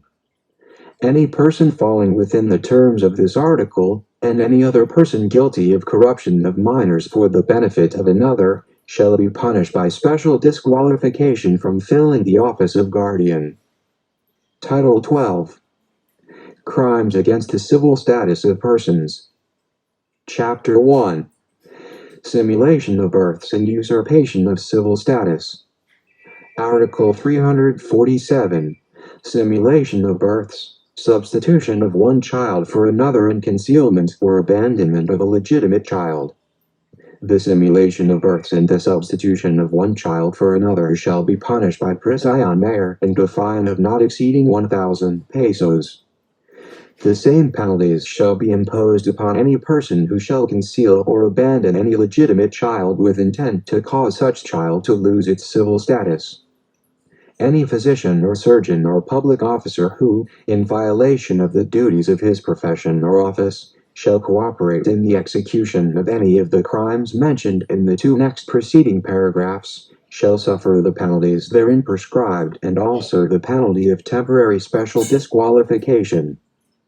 Article 348. Usurpation of civil status. The penalty of prisión mayor shall be imposed upon any person who shall usurp the civil status of another, should he do so for the purpose of defrauding the offended party or his heirs. Otherwise, the penalty of prisión correctional in its medium and maximum periods shall be imposed. Chapter 2. Illegal marriages. Article 349. Bigamy. The penalty of prisión mayor shall be imposed upon any person who shall contract a second or subsequent marriage before the former marriage has been legally dissolved, or before the absent spouse has been declared presumptively dead by means of a judgment rendered in the proper proceedings. Article 350. Marriage contracted against provisions of laws. The penalty of prisión correctional in its medium and maximum periods shall be imposed upon any person who, without being included in the provisions of the next preceding article, shall contract marriage knowing that the requirements of the law have not been complied with, or that the marriage is in disregard of a legal impediment. If either of the contracting parties shall obtain the consent of the other by means of violence, intimidation, or fraud, he shall be punished by the maximum period of the penalty provided in the next preceding paragraph. Article 351. Premature marriages. Any widow who shall marry within 301 days from the date of the death of her husband, or before having delivered if she shall have been pregnant at the time of his death, shall be punished by arresto mayor and fine not exceeding 500 pesos. The same penalties shall be imposed upon any woman whose marriage shall have been annulled or dissolved, if she shall marry before her delivery or before the expiration of the period of 301 days after the legal separation. Article 352. Performance of illegal marriage ceremony. Priests or ministers of any religious denomination or sect, or civil authorities who shall perform or authorize any illegal marriage ceremony shall be punished in accordance with the provisions of the marriage law. Title 13. Crimes against honor. Chapter 1. Libel. Section 1. Definitions, forms, and punishment of this crime. Article 353. Definition of libel. A libel is a public or malicious imputation of a crime, or of a vice or defect, real or imaginary, or any act, omission, condition, status, or circumstance tending to cause the dishonor, discredit, or contempt of a natural or juridical person, or to blacken the memory of one who is dead. Article 354. Requirement for publicity. Every defamatory imputation is presumed to be malicious, even if it be true, if no good intention and justifiable motive for making it is shown, except in the following cases. 1. A private communication made by any person to another in the performance of any legal, moral, or social duty, and 2. A fair and true report, made in good faith, without any comments or remarks, of any judicial, legislative, or other official proceedings which are not of confidential nature, or of any statement, report, or speech delivered in said proceedings, or of any other act performed by public officers in the exercise of their functions. Article 355. Libel by means of writing or similar means.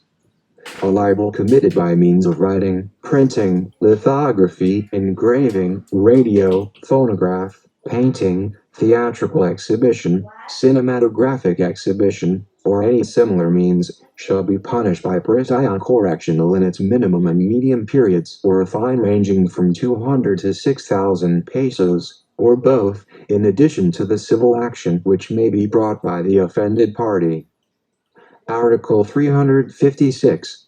Threatening to publish and offer to prevent such publication for compensation.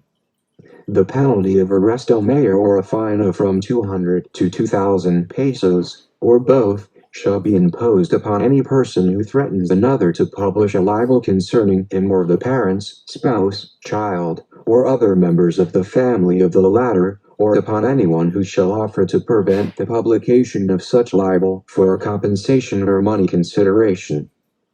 Article 357. Prohibited publication of acts referred to in the course of official proceedings.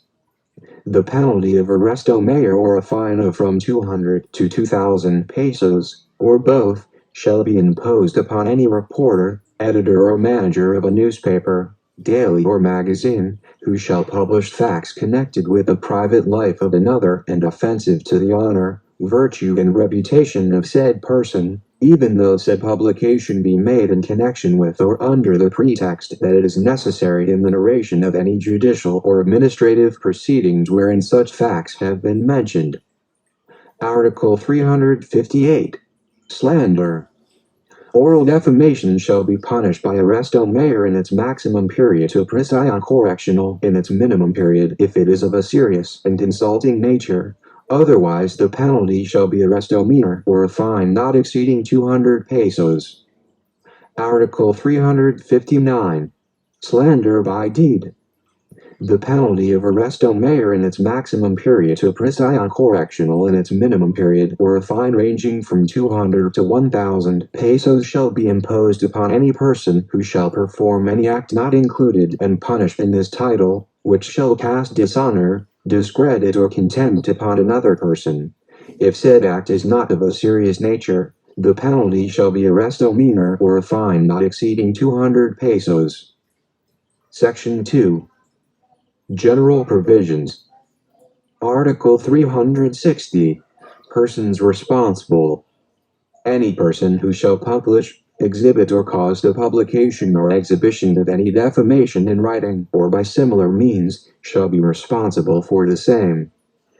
The author or editor of a book or pamphlet, or the editor or business manager of a daily newspaper, magazine, or serial publication shall be responsible for the defamation contained therein to the same extent as if he were the author thereof.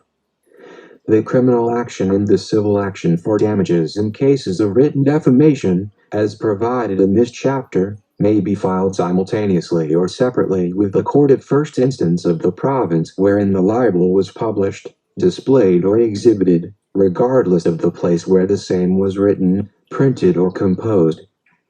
No criminal action for defamation which consists in the imputation of a crime which cannot be prosecuted de officio shall be brought except at the instance of and upon complaint expressly filed by the offended party. Article 361. Proof of the truth.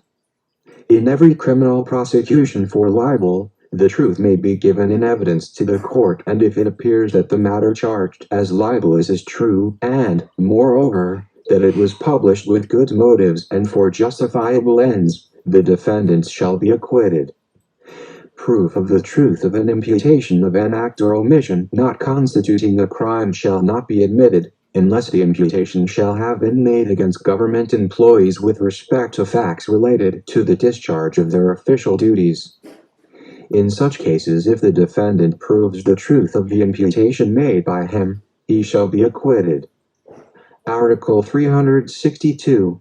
Libelous remarks. Libelous remarks or comments connected with a matter privileged under the provisions of Article 354, if made with malice, shall not exempt the author thereof nor the editor or managing editor of a newspaper from criminal liability. Chapter 2.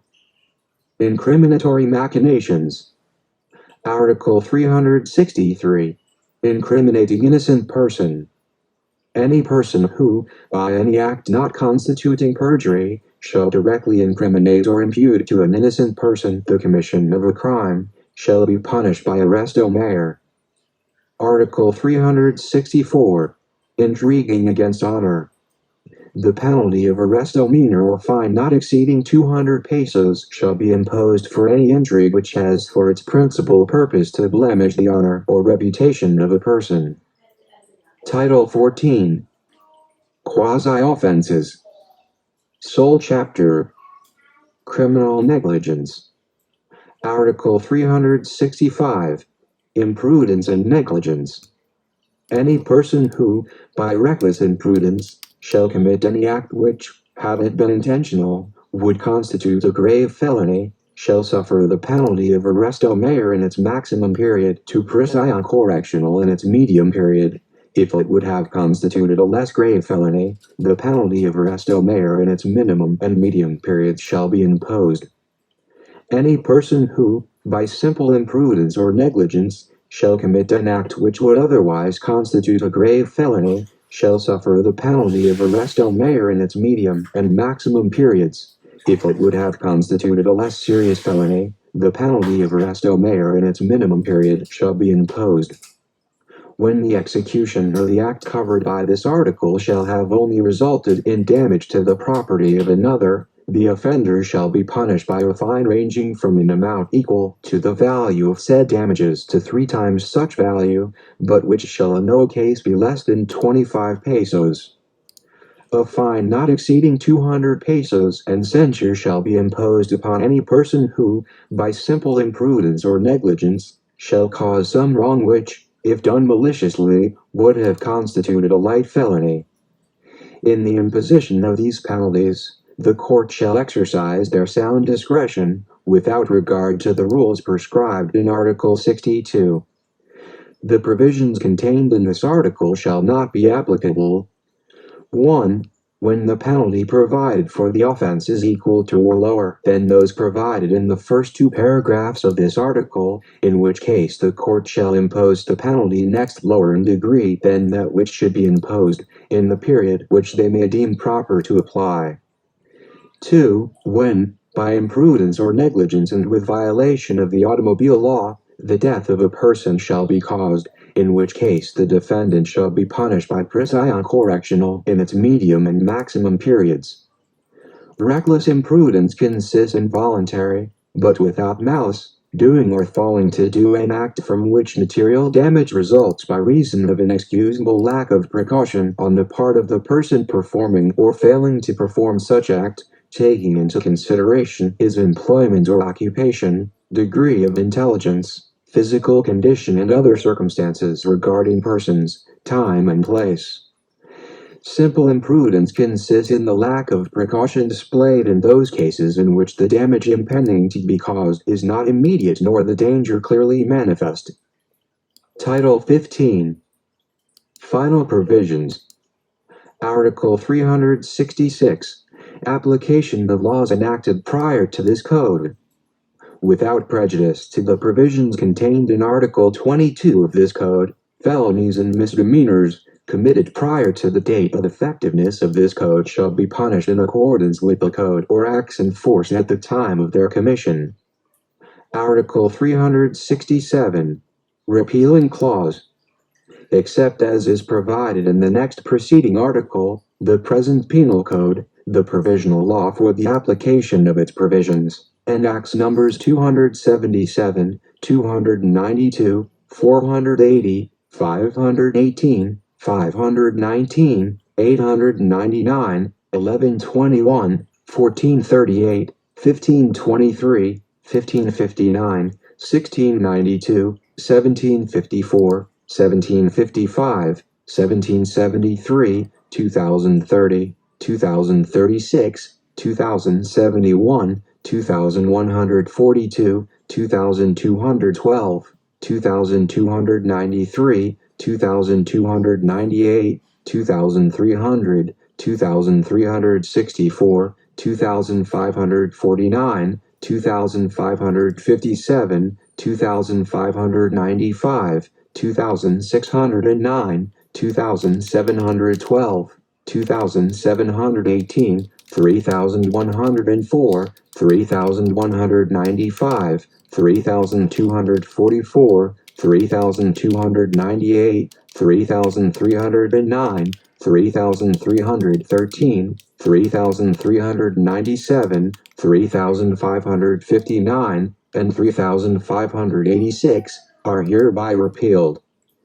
The provisions of the acts which are mentioned hereunder are also repealed, namely, Act 666, Sections 6 and 18, Act 1508, Sections 9, 10, 11, and 12, Act 1524, Section 4, Act 1533, Sections 1, 2, and 6, Act 1697, Sections 3 and 4, Act 1757, Sections 1, 2, 3, 4, 5, 6, 7, First Clause, 11, and 12. Act 2381, Sections 2, 3, 4, 5, 6, 8, and 9. Act 2711, Sections 102, 2670, 2671, and 2672. Act 3247, Sections 1, 2, 3, and 5, and General Orders, Number 58, Series of 1900, Section 106. And all laws and parts of laws which are contrary to the provisions of this code are hereby repealed. Approved, December 8, 1930.